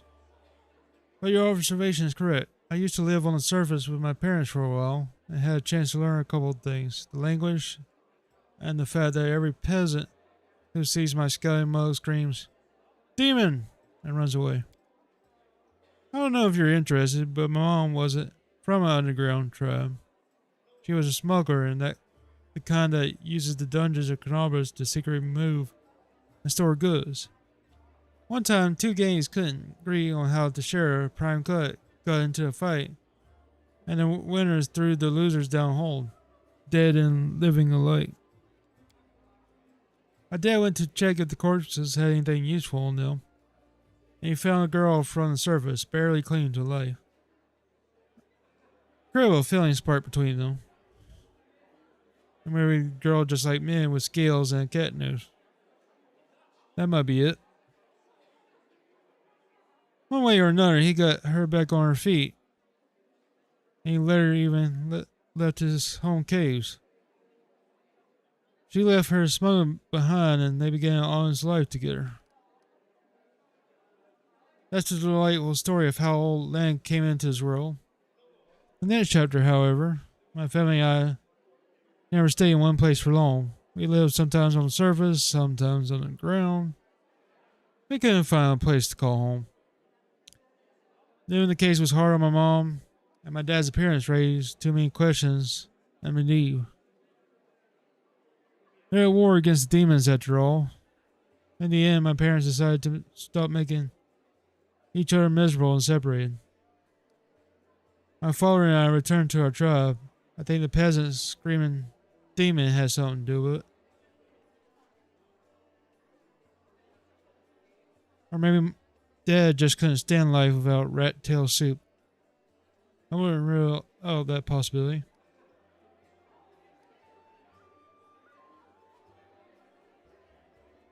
Did you come with me so you could see the surface again? No, that wasn't it. I just don't have much patience for certain type of creatures. Demons, I mean. If they want to destroy Canobras, I'll be on the side of the people they're attacking. Land looks away. Man, you're my companion, and companions should trust each other. I'll count on you to give me honest answers, not excuses. Land looks ashamed. I guess you're right. I shouldn't have been so invasive. It's just that some things are hard to talk about. My family, for example. My birth, hell, take me, turned out to be a great misfortune for my parents. All because I'm relatively healthy. I'm the best thing that could come from a marriage between a cave-dwelling mongrel and anyone from the surface. A healthy child with the right number of hands and feet. No apparent defects, no missing organs or other problems. They saw hope in me, so I risked having more children. They thought it would somehow be alright. Growl edges in Lan's voice. I could have had 4 brothers. The first one was born 2 years after me. I died 3 years later. He didn't have a nose, nothing even remotely resembling one. He could only breathe through his mouth. Mom and Dad were afraid to take their eyes off of him, for fear he'd choke and suffocate on something. But in the end, it was his weak heart that killed him. Then there was another pregnancy and birth. I pretended I was sleeping, but snuck out of my bedroom and listened under the door. All those hours, it was very strange, but I never heard a newborn screaming. Mom moaning, yes. The priest praying. Then I dared to open the door a little and look inside. The priest stood there, very pale. One of them was holding something. A small object that fit in his palm. Yes. Do you know what this is? And the other said, I think it's a head. Lan stops. Enough, you don't have to keep going if it hurts you. Hell no, I just started to tell you. I'll make it to the end. You want to know why I follow you to the service? Well, here's the reason. Lan pauses, exhales, and continues a steadier voice. It turned out that this time Mom was expecting triplets. The first of the babies was born in pieces, and 2 others didn't live long enough to draw their first breath. About 3 weeks later, my father took me to the caves. He didn't want to leave. I could see in his face. I think my mom and he decided together. The curse my people have carried since the first crusade stood between them, not to mention the 4 dead babies. An old age was rapidly taking its toll on my father. After we returned to the cave, he only lived another 4 years. So if you're asking me why I decided to go up with you to the service and join the crusades, well, the answer is I've always wanted to. I was afraid to leave my tribe, but it always haunted me that I'd die in a world where 4 crusades could do nothing to stop the beast from the abyss. And the number of victims kept growing.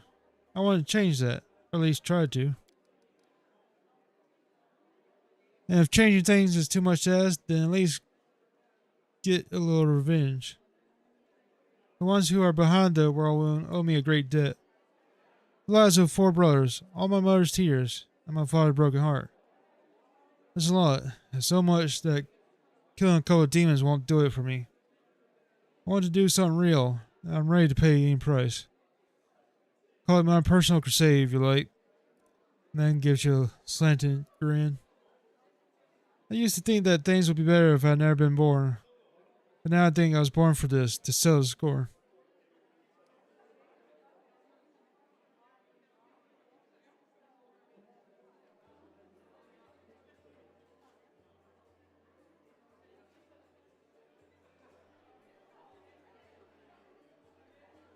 I'm very sorry, truly. Man smiles, then this time sadly. Well then I'm very lucky. I met someone who not only helped me choose the right path, but is happy to listen to me one.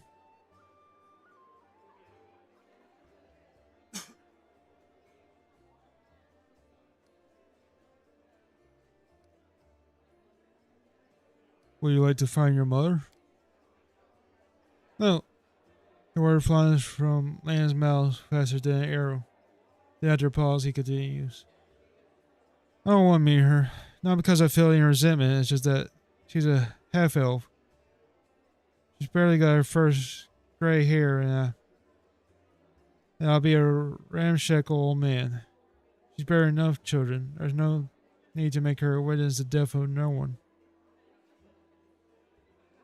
I hope you understand. Why didn't you go up and join the Crusades before? I couldn't just abandon my tribe. I'm their best hunter. They'll have it much harder without me.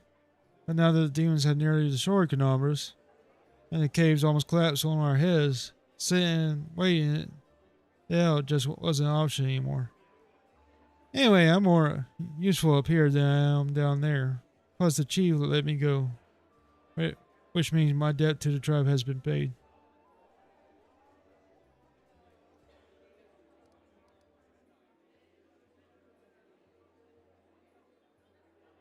Thanks for sharing, Lan.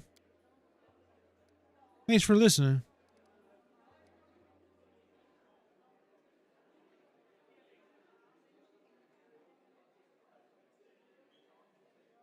I always have short lifespans, but you don't look like you're getting old or dying. How old are you? Man chuckles. I'm as old as I look, no surprises there. But remember Soul? He's 10 years older than me. I remember back when he was a fearless warrior, and day by day I watched him turn into an old man. Him and my father. It happens very quickly. First you miss a shot because you don't see the target as clear as you used to. You think it's because your eyes are tired. You tell yourself it'll get better tomorrow. Then you notice you're having trouble breathing. That climbing is harder than before. Man clutches and clutches his human fist. Your fingers stop bending.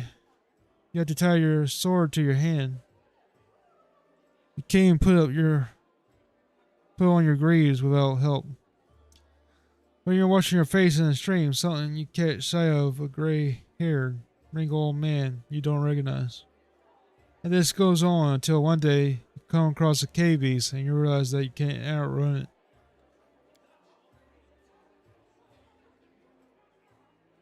Lan takes a breath. My dad keeps diaries, marking all the signs. I saw it too. Last year, I had to help him get out of bed, help him dress, remind him to eat. Sometimes he forgets my name. I told him that we should have stayed on the surface, and he joked that dodging gods was behavior unworthy of Crusader. Hey, man. Farzima. Every morning I wake up and check how I feel, but there are no signs yet. Even so, I know I don't have much time. I need to do something useful before I forget why I came here. I want to talk about Wendigo. Or Wendowog. Are you sure? Lan says. Alright.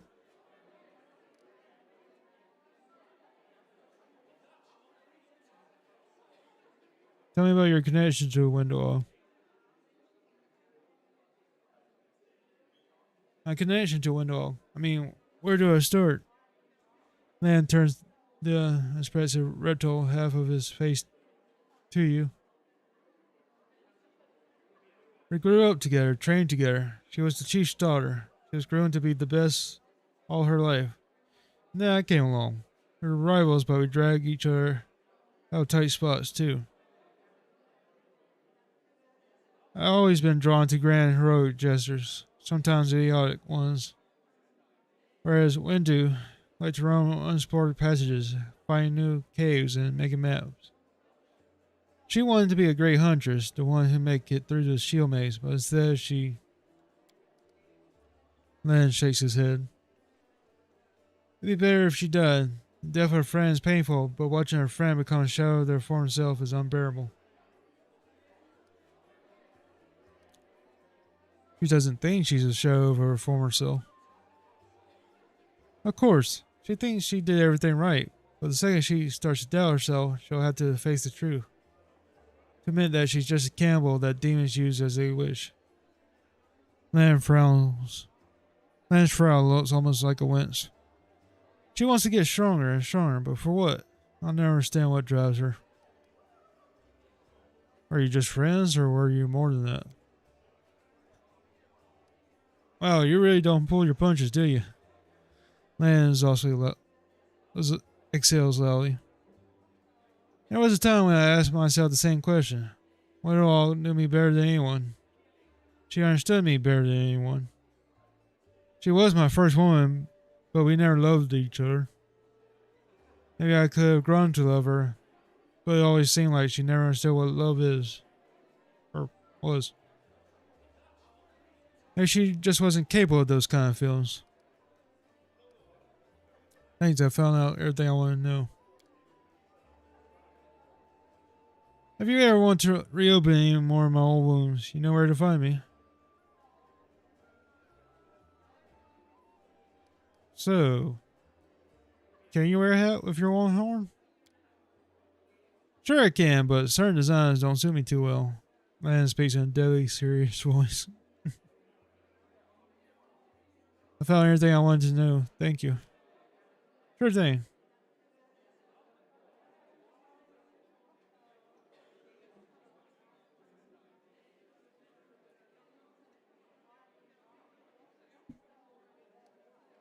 Tell me about your people. Of course, what would you like to know? What's it like living in your caves? Oh. Then gives you a broad smile. His smile is strange, as if it falters where his human features meet his animal ones. Imagine that the entire world, there's only a few hundred like you. There's not an inch of fertile ground anywhere. Nowhere to grow grain for bread or cotton and linen for clothes.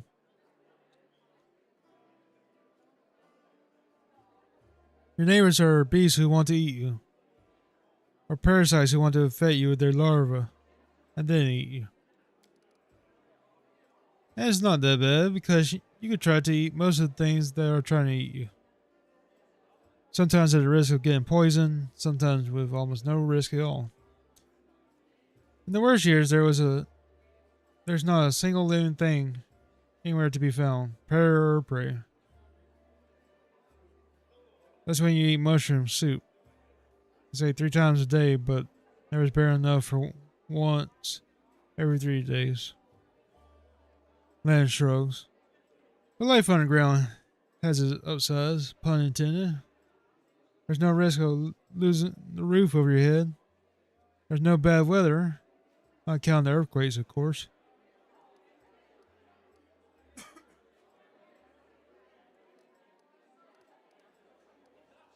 Are you really the descendants of the first Crusades? More like demon spawn, aren't we? Sad but true. Without the demons, there would be no mongrels. It's the magic of the world wound that affected our ancestors. That made their children the way we are. Like most in our tribe, Chief Soul fancied himself a descendant of the underground crusaders. The ones our heroic ancestors left to guard the caves. I don't know if it's true or not. The angel came to our caves for a reason. Maybe he remembers us?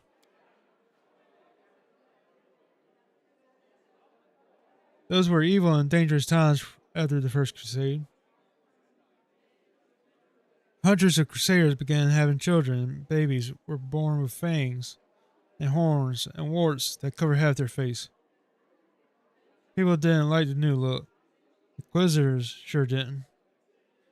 So our ancestors fled persecution and made a home for themselves down there, under the ground. They probably intended to find a cure for their children and hope to return in time, but it never happened. Instead, the whirlwind's terrible legacy was passed down from generation to generation. Mongrel parents can only guess what their child will look like. Each of us is born with a new mutation. Many mutations are fatal, and it stops and goes on quietly. Down in the caves, we usually don't congratulate the family for the birth of the child until they turn at least 3.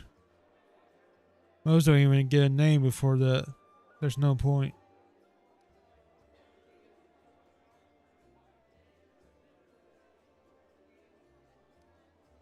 It hasn't been that long since the First Crusade. Why do you know so little about your ancestors? Our lives are much shorter than most uplanders. Up here, only a few generations pass. I mean, still live. Remember old Sarkos, as it stood untouched by the demons. Queen Godfrey, for example. But where we live, mongrels started getting old much earlier than humans, much faster. And while and with more devastating consequences. Few live past 40, and fewer still live long enough to die of old age. Hunger, disease, and monsters from deep are more effective killers than time. So for us, the story of the First Crusade is a legend that happened generations ago. There are no living witnesses. We have a tale of the wise and great ancestors who left us to stand guard in the catacombs. But in reality, I suspect they were desperate wretches who couldn't figure out how to dispel the demonic plague, and who were abandoned by their own kind. Do you have a way to tell day and night? You can't see the sun in your caves. Every mongrel settlement has a big gong, which we treat like a relic. The gong keeper hits it twice a day, to mark the beginning and the end, but this custom doesn't keep time very precisely. Every mongrel child has snuck up to the gong to strike it at the wrong time at least once, just out of pure mischief. Nothing can keep me away from it, not even the fact that I only have one ear, which means it would take double the punishment once I was caught. So sometimes the wrong strike gets mixed up in with the right ones, and the tribe could find itself jumping up to greet the morning in the middle of the night.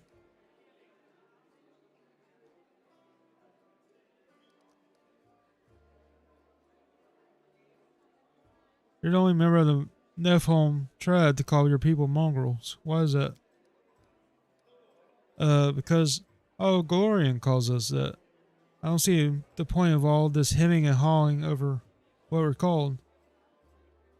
Anyone who finds it offensive or takes issue with it can lead a charge against the name. No one's stopping them.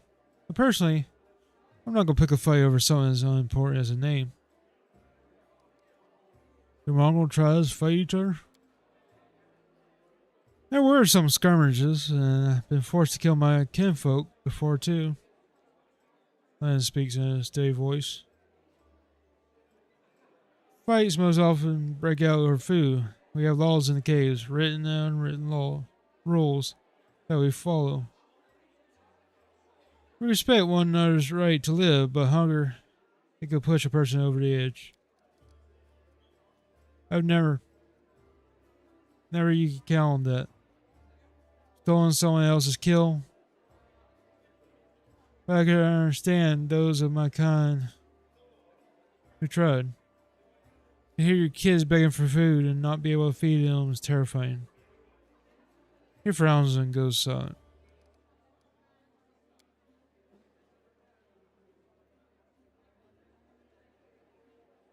Well, you think of life on the surface, it must be very different from life underground. Of course, as far as living conditions, the surface is definitely a better place to be. It's easier to get good food and water, not to mention build a house and even grow a few things. In other well-established settlements, you don't have to deal with anything scarier than rats or maybe foxes stealing chickens. As for the kind of lives you have, I heard a story about demon worshippers adopting a whole family and sacrificing them one by one while the others watch. But there were some brave Crusader knights nearby, and they killed the villains and saved everyone. I heard another story about a young blacksmith who lost his arm in a fire, couldn't work to feed his wife and baby. They tried their best and lived from hand to mouth, but they were still destitute. In the end, that desperate blacksmith robbed a traveler one night on the road. But there were some brave Crusader knights nearby, and they caught the robber and threw him in prison. Not long after, his wife smothered their baby and hanged herself. Up here, the same person can probably say he's protecting the innocent from demons, and then look the other way, while the same innocent is starved just because they were born into a poor family. Queen Godfrey prolongs her life with sun orchard elixirs that cost enough to feed an entire city. Back in our caves, everyone is equally poor. And if one person starves, the whole tribe starves. We don't abandon our own in times of trouble. That's the power of the tribe. The laws of the surface are made so that some get everything and others get nothing. I might just be a naive fool from the caves, but I don't understand how it's possible to have so much more and share so much less.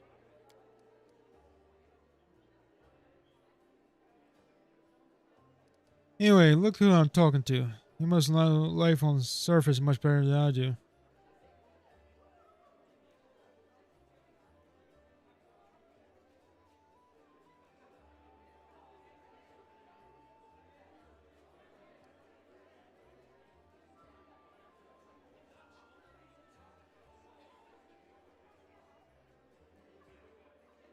Oh yes, I also have a few questions for our...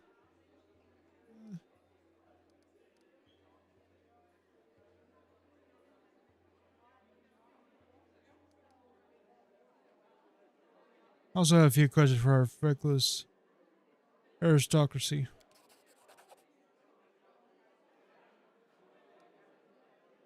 I guess they'll have to wait until we drive the demons back to the abyss and close the world room. Lion smiles a strange half smile which breaks along the border between the two sides of his face. At the end of the day, the world is full of injustice, but it's also full of mad beasts ready to tear us to pieces. Say you were prepared to risk your life to do something meaningful. What exactly do you mean? To invent a new cell and have it named after me, Larry remarks grimly, and then he sighs. Truth be told, I don't know. It'll be much easier if all I really want was to kill demons, then a few more demons, then more demons after that. Get an honest rage and no needless brooding. I think I actually envy the warriors who could live like that. But I can't, if life's taught me anything. It's that there's no easy choices. Diana Gore's death isn't enough. Some heroes of the Crusades did that and also saved entire settlements. Read the war stones. Their actions kept the lands of Medivh safe for decades. That's what I want, for my dumb short life to have meant something.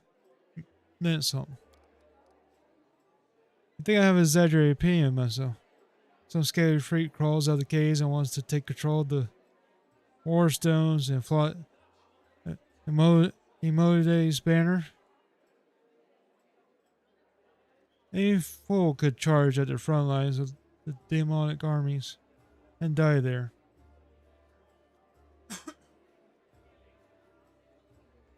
But what good will that do? I want something meaningful, you know. You may have to pay the high price, especially if I have to pay the price. There are plenty of worthier people who need to survive this war. And tell everyone else what nutcases we were. Thank you for your answer. So long.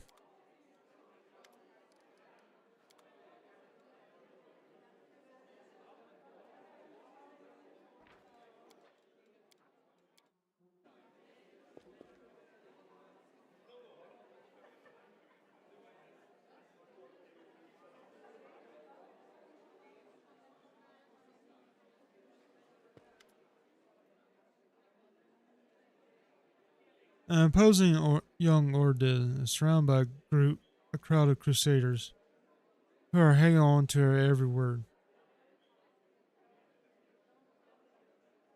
I hope this example clearly illustrates the difference between Jessica legionnaires from the last war and the crusaders. For perfection of form and spirit, they were imbued with their creation turned them into parts of a well-balanced war machine. Not a ragtag bunch of individuals, but a united whole. Now tell me again why am I supposed to be impressed by your reckless assaults? Where everyone is fighting for their ego, and for the right to beat their peers to a swift but pointless, heroic sacrifice.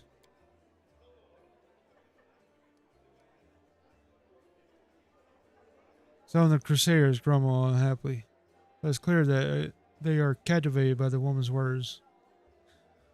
The only exception is a scraggly, deceitful halfling monk This puffy black guy gave him away as a brawler and a troublemaker. He enthusiastically pushes forward and tries to engage, but one of his friends swiftly jabs him in the back with an elbow, making the poor fellow pause to catch his breath.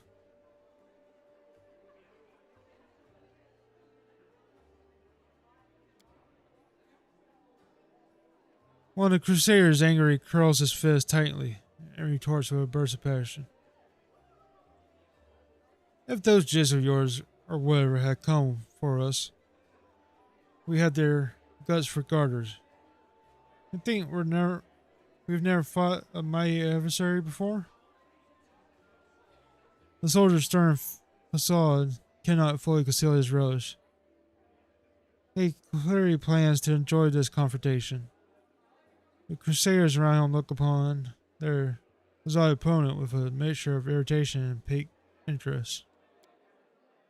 The woman chuckles before cutting off her interlocutor. I would love to see you storm a 60-foot tall walking castle shaped like a gigantic elephant that carries siege fortification on his back. I'll have you know, these fortifications were defended by Jishkin, priest craftsmen, armed with demon-bound war machines. They use the enemies you cannot defeat as mindless weapons. The woman gives the people around her a triumphant look and adjusts her clothes with pointing nonchalance. Her voice takes on lecturer's tone. You should not argue with someone who happens to be more authoritative researcher on the history of warfare 3,000 years before the foundation of Absalom. The woman looks at you and flashes a amused smile. The lecture is over. Do my esteemed listeners have any questions? Who are you?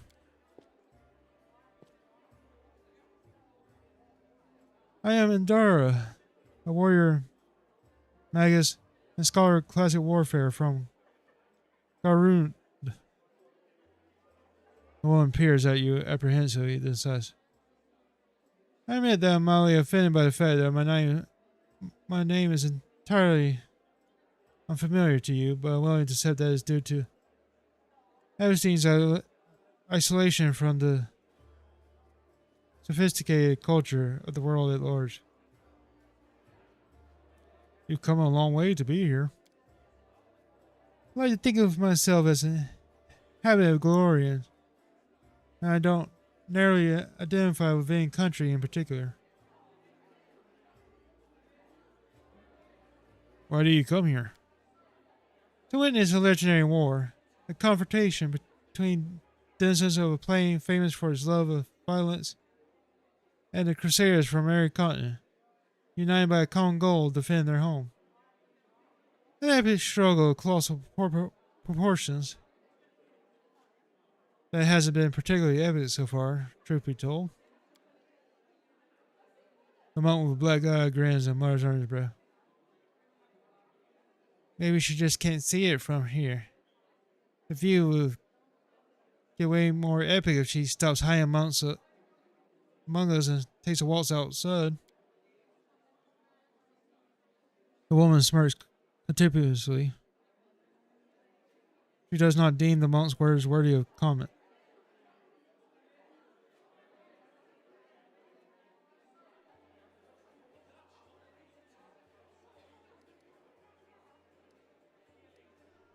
Looks like you know more about warfare than any of us. Oh? Am I hearing things, or does someone finally acknowledge my competence in the art of warfare? Perhaps there is sufficiently open-minded person among the Crusaders after all. I find myself pleasantly surprised.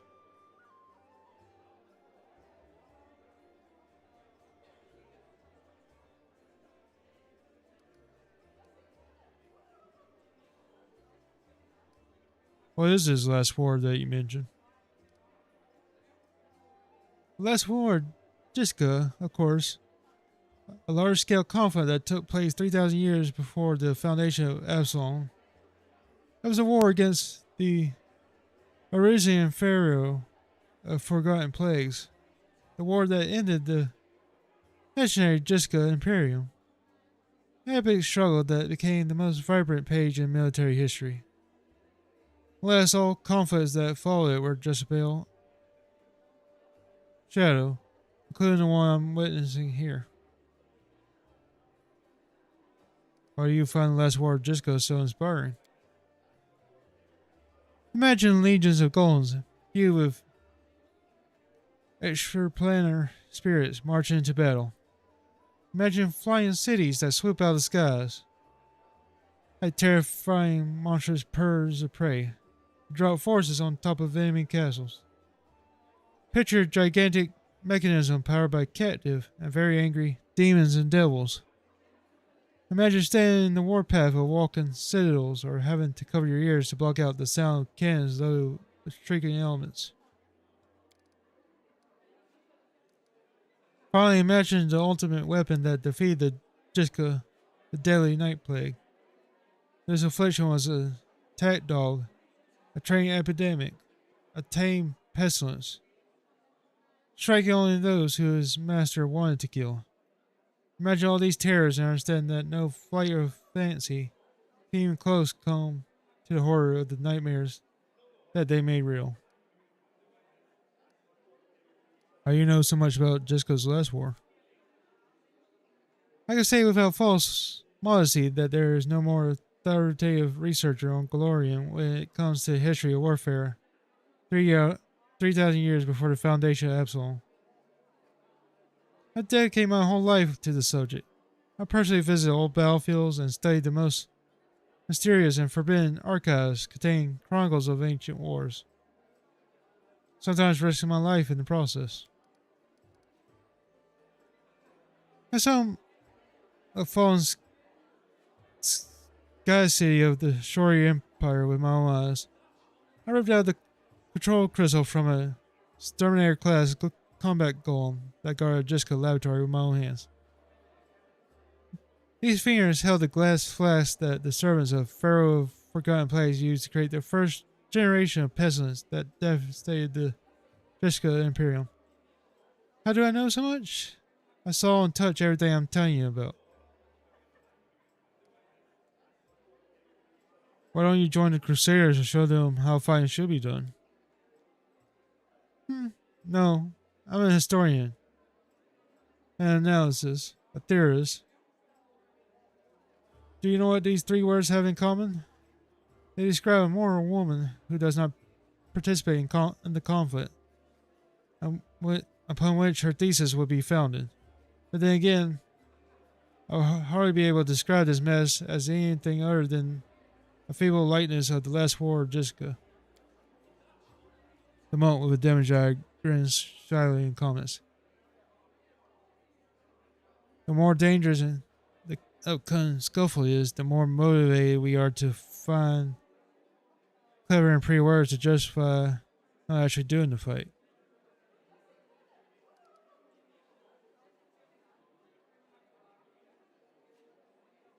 You're wrong to treat the Crusaders with such disdain.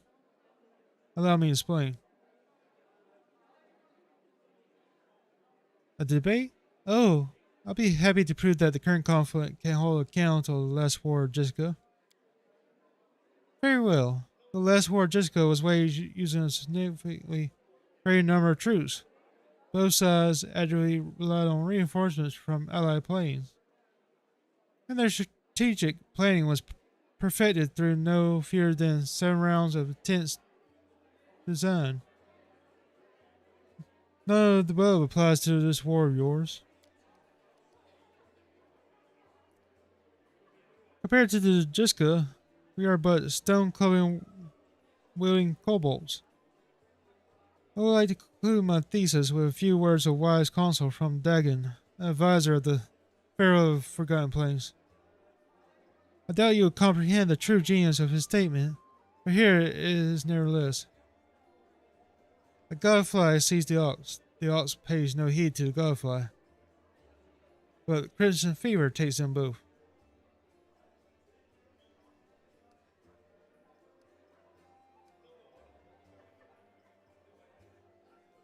The events of the past are shrouded in legend, but the fate of the world is being decided here and now. This is what you fail to grasp. Oh. Oh, I failed that skill check.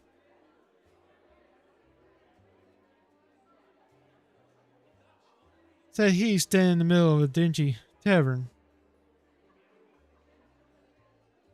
Anandra graciously accepts the chuckling for her audience. One must overestimate the importance of current events for world history. Should Canabra's fall, it will become yet another page in the chronicles of the whirlwind conflict. Should it endure, it will be fortunate to every tyranny mentioned at all.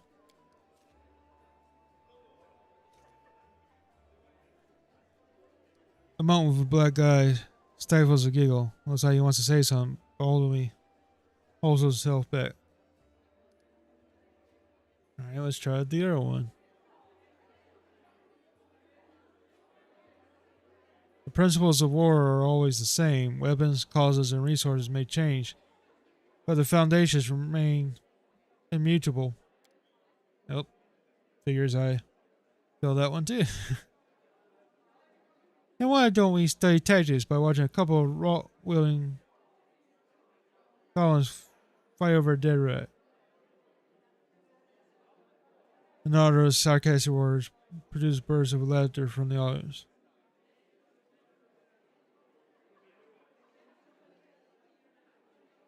Pointing at the monk with a black eye. I think he has something to add. The halfling perks up, taking a deep breath and bow dramatically. Oh, enough. I was patient with you, the so-called expert, but I got something to say. Firstly, screw you for disrespecting us and what we are doing because of some dusty old books. Secondly, I heard tales about the epic wars of old and next. Tiancia and elsewhere. And each time they claimed it was a slaughter no future war could hold a count to. So say the old farts while honest soldiers like us get ready for the next battle. Because we need to go out there and fight. So later we too can say our war was the most legendary of all to young whippersnappers. Who won't be nearly as good as we were. Thirdly, you claim to know more, but do you really? You can wag your tongue, but can you actually fight? Or are we listening to an empty chatterbox that's ready a few bullets but hasn't been in a brawl? You can enter a barbershop and run into a dozen such experts. Show us what you're worth so we can be sure there's something to respect. The halfway starts feistily rolling up his sleeves.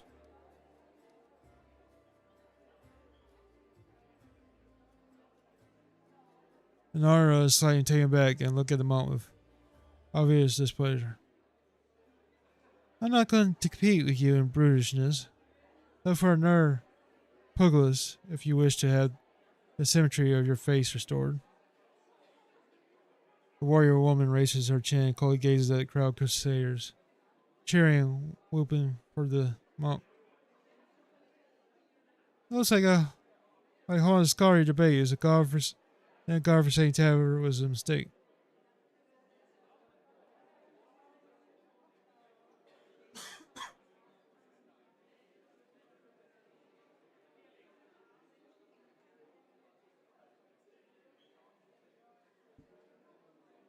Have you changed your mind about joining the Crusaders? I don't see the point. You Crusaders appear to be quite confident in your skills. If nothing else, you've presented your arguments to me with extreme confidence. Then Nara unbuckles her sword belt and hands you the weapon. This is a worthy blade. It'll be of use not only for the strong, but also for the wise. This is where I bid you farewell. Before the end of the day, I was planning to observe how winged demons use pack tactics to drive their prey like herds of livestock. It's about time I got back to my research. A hint of a smile graces Inara's lips, where she sees disappointment in the eyes of many crusaders around her. Stay safe.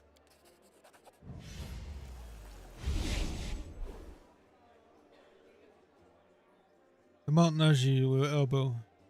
His friendly jab, perhaps harder than intended due to his enthusiasm. Yeah, another full of theory but no sense. To understand war, you need to live it. Take part in it, not gug at it from the library. The monk takes off a pair of plate gauntlets and hands them to you. If you ever see this chatterbox slim monk crusaders again, you use these to smack her across the face and tell her I say hi. Whew. There really is a lot of dialogue in this game.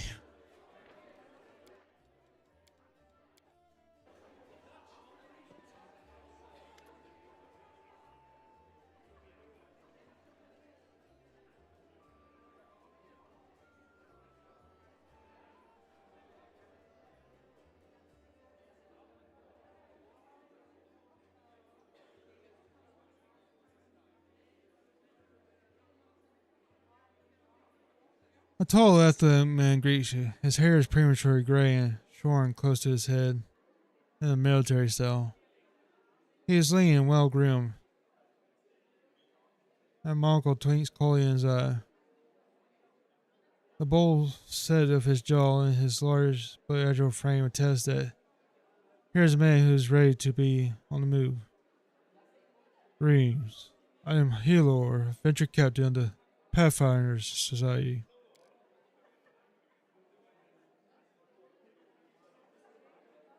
I'm the superior officer among Pathfinders in this region of Medivh. However, the Society is running almost no operations here right now. Besides me, there are almost no Pathfinders here.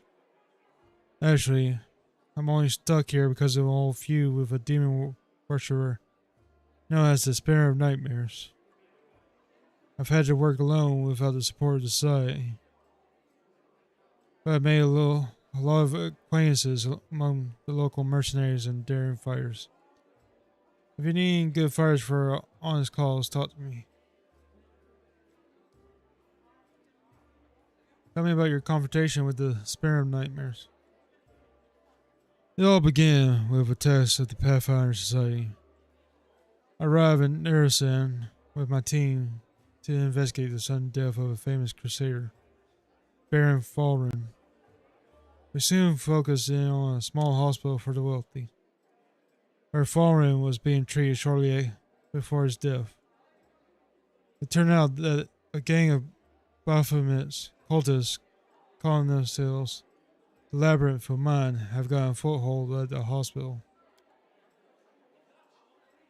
They were obsessed with twisting the minds of their victims and targeted fragile people too weak to resist. The hospital was filled with perfect victims, isolated for weeks from the outside world, completely helpless. And when they returned, they were different, almost normal. But the moment they heard a certain phrase, something dark awoke in their mind, and they transformed into the servants of Baphomet, ready to lie, betray, and even kill. The Labyrinth of Mind was preparing to infiltrate all the elite circles in Medivh, but Baron Falren stopped him. He was too loyal to his oath, and too resistant to their spells. He fought for his freedom until the strain broke his heart. He opened and cleaned the city of Baphomet's pit of vipers. Their den was a cradle of sin and filth. They cast spells on each other, and their loathsome fantasies stepped real from their minds into the world. They dreamt of horrible and forbidden things, and they fought like mad. We burned the place to the ground, and slaughtered everyone we could. But the leaders of the cult were able to flee, and they were set upon revenge. They abducted my daughter, Lori, who served under my command in the Pathfinder Society. They left me a note full of tart insults, mockery, and sneers. From that note, I learned the name of my enemy, the Spinner of Nightmares. A few months later, I confirmed that she was the leader of the labyrinth of mine. My hunt has begun. I will get Laurie back at any cost. Laurie grits his teeth with bulldog determination.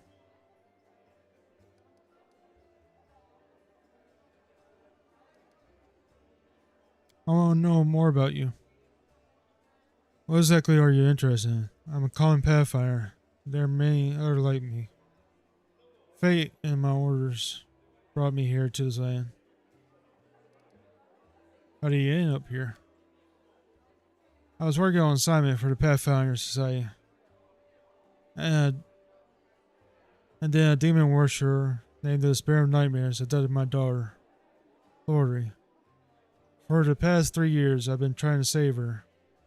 During this time, I've become a specialist in scouting demon territory.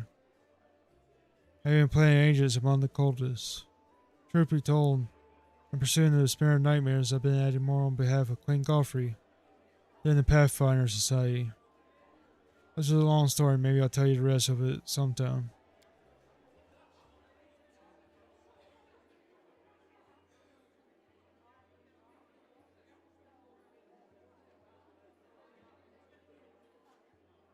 Laura frowns grimly. The Spirit of Nightmare is a true spawn of the abyss.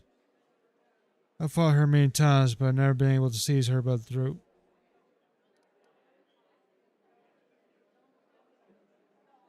Tell me about your daughter. Laura smiles, showing his wealthy white teeth, or his healthy white teeth. As a girl, Laurie was just an angel. We lost her mother early on. She was left to follow my example, a drifter with little idea how to talk to a 10-year-old girl. But even with such questionable parenting, Laurie managed to grow up into a wonderful girl. Brave, smart, beautiful, and entirely unbearable. She always argued with me about everything. When Laurie was 18 and told me she was going to be a Pathfinder, all I said was, alright. I knew there was no use to try and talk her out of it. She was a fine Pathfinder. Laura's fist clenched with a painful sound crack. I'll never forget the Spinner of Nightmares for taking my girl from me. Tell me about the Pathfinder Society. The Pathfinder Society is a global organization that unites opportunities and adventures of all kinds. We explore the world and uncover its secrets, travel and sometimes face down threats. In times of trouble, the latter becomes our primary focus. We're driven by curiosity and the desire to make the world a better place. And of course, some seek profit or hunger for glory. But in any case, it's hard work. There. Am I sending you anywhere on a mission? Weaklings have little place in the society. There's more for seasoned fighters. There are society lounges in many cities. The closest one is in Ursen. They are each led by adventure captains, lads like me. The Grand Loach is Absalom, the center of the world. The Desperate sits there, the nominous council of our leaders.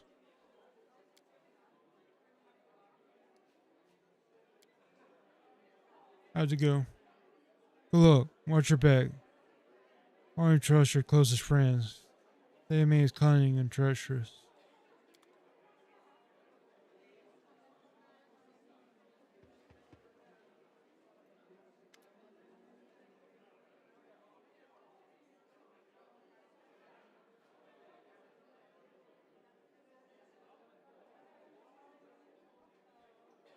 Erebeth rubs her eyes and her red and tired eyes. He says, how is the city?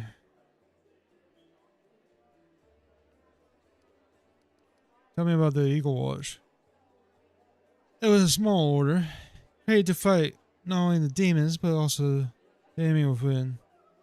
To maintain the purity of the paladin ranks, prevent heresy, and identify spies.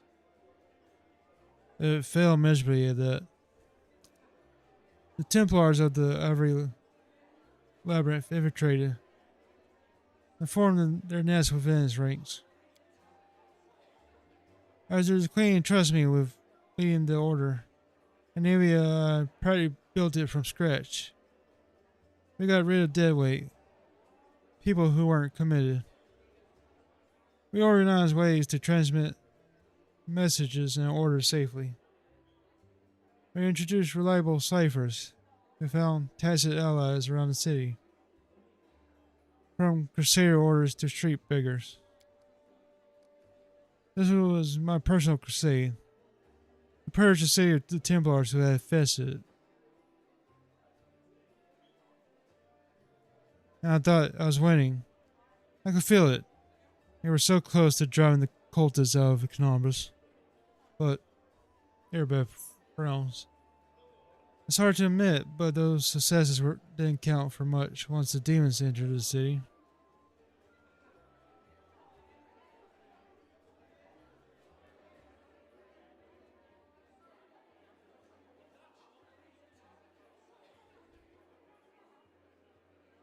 On the contrary, if it wasn't for you, there wouldn't have been a headquarters at the Defender's Heart. The Coles would serve up the city on a platter to the demons.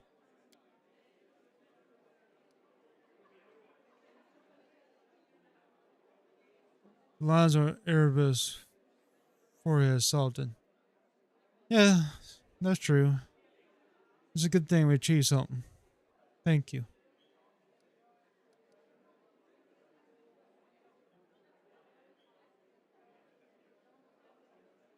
Allow me to ask a few personal questions. Frowning a little, Erebeth nods. Please, but I must warn you. There are some things I don't have the right to discuss. Where are you from? I was born in Canobras. I grew up on a farm just outside it. But my way back home lay at the end of a long and winding road. It took me years of traveling through foreign lands before I came to be where I've always belonged. How did you become a paladin? A bitter smile appears on the half-orc's face. I don't much like to remember it, believe it or not. The story of how I became a paladin is also the story of how I failed to become a knight. My parents were crusaders, and made their souls stand together in Amode's celestial army. When I was born, they retired from the war, started preparing me to continue their legacy. But my father was an orc. He'd be pressed to find a calmer, wiser, and more pious servant of the gods than he. And still, all his life he was dogged by sideways looks and whispers. When I grew older, it was time for me to serve. I decided anywhere but Canobras. That was where my father had served loyally. And his only reward had been injustice. Besides the witch hunters, led by the Honorable Prelate Holden, stalked the city with a heavy hand. Who knows what they have done to a strange girl with green skin. Instead I went to... Smirk that looks more like a painful grimace crosses her face. You can laugh if you want, but I was young and foolish. I chose Laswell, of all places. You can imagine how well I was accepted in a country that's been battling the orcs for Belkson since its foundation. There were many there like me, but we were all treated as second-class citizens. To the locals, my green skin was worse than leper scabs. Even my brothers in faith kept their distance. I took my vows and the gods granted me the powers of a paladin. But even then, not a single order would accept me into their ranks. I spent another 6 months knocking on doors before I realized a simple truth. I serve in Mode, not these people. I don't have to prostrate myself before them. So I live as a paladin, but not a knight.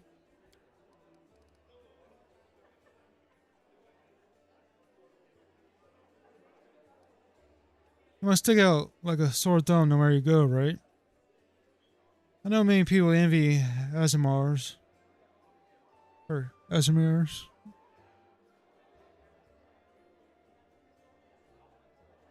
But most of the ones I know found their celestial hairs are burning. I find it hard to imagine what unasked for adoration must be like. But I'm sure it doesn't matter making life any easier or any more pleasant.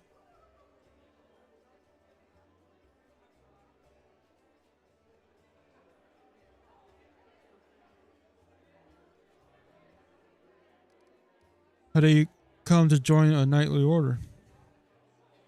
I left last fall and went traveling. The gods guided me. My path led me to where atrocities were happening. I often fought in exchange for gold, but never for unworthy aims, of course. I wandered the river kingdoms for a few years, killing monsters and tracking down criminals. Sometimes I thought I was just wasting my time, that my true place was in Canobras. But I pushed those thoughts away. I didn't even want to think about going back. But in the end, divine providence has brought me to my senses. It happened in Timon. I was tracking a gang of bandits, which my employer suspected was a cover for Rasmirian spies. I managed to find that lair, but inside I found something far more dangerous than spies. An unholy temple of Zonkuthon. When I broke in there, the cultists were about to sacrifice someone. A person who was destined to become my wife. Anivia. But that's another story. After I cut down the cultists, I examined their papers and couldn't believe my eyes. A network of evil cults had spread through all Avestein, including Mendiv. Worse, the documents clearly shown that their allies, the Templars of the Ivory Labyrinth, had infested my native Canobras, or even among the race of the Paladins. After that, delaying my homecoming would be tantamount to desertion. Luckily, I was no longer alone. Anivia was eager to destroy the cultists as I was. Anivia and I heard to Canobras. We couldn't trust anyone. The papers indicate that the cultists had infiltrated everywhere. Luckily, I had some experience in investigation. And my beloved, the half-orc smiles warmly. She knew her way around working locks, telling people, and trading information with the city's bomb feeders. Soon we defeated, alas, not the whole Hydra, but a few of its heads. Do you know who turned out to be the leader of the cultists? The commander of the Eagle Watch. Can you imagine? While Prelate Holrin was chasing witches through the sea, the enemy had infiltrated the very order responsible for eternal security. The scandal reached the ears of the Queen. At first she planned to disband the order in disgrace, but then she offered its command to me, put the salvation in my hands. Of course, there was one small catch. I wasn't a knight, but I was made commander just the same. It's given the usual progress through the ranks.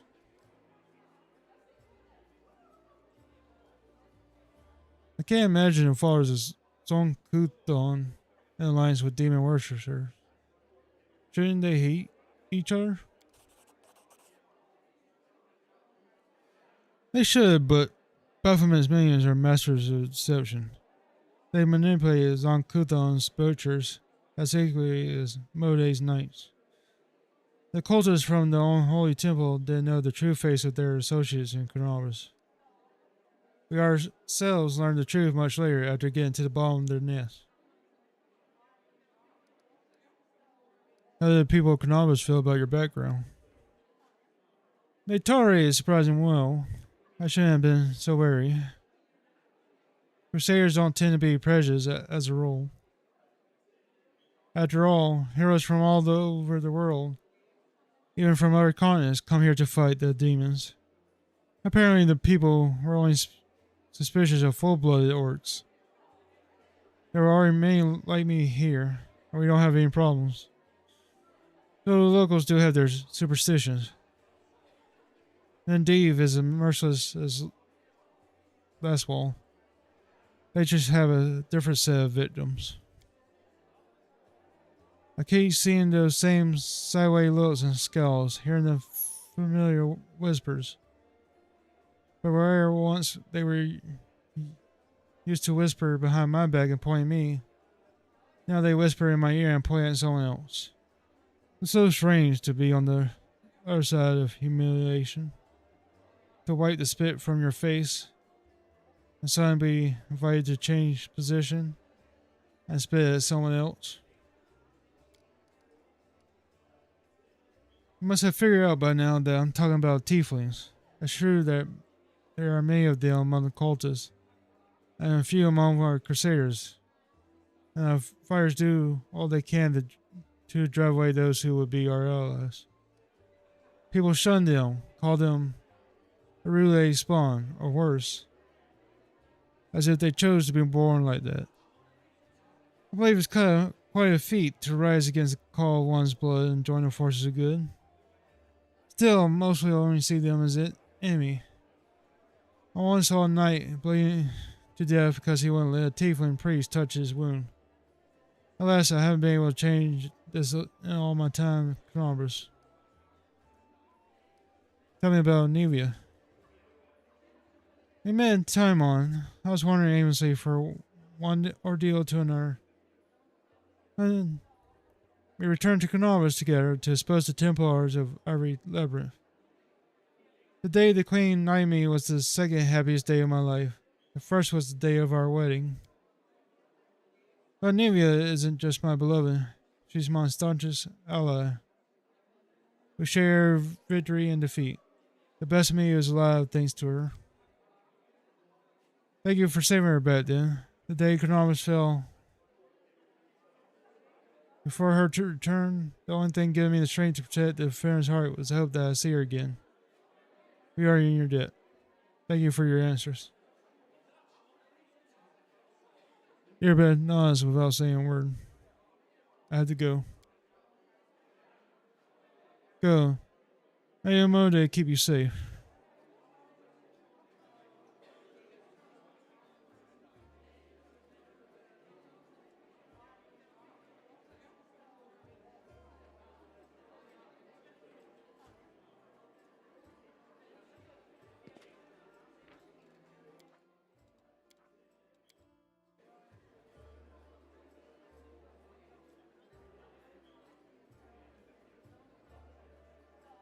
Alright, yeah, I think I'm going to have to call it quits there.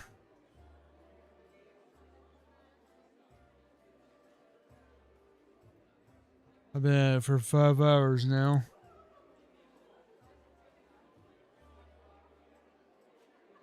Not only that, my mouth is getting real dry and all this dialogue is catching up to me. So I'm going to call it here so I can rest. Anyways, thank you all to those that came to the stream. And thank you all to those that watch the video later on. I'll definitely be doing more of this. So until then, I hope to see you in the next stream. Take care. Bye.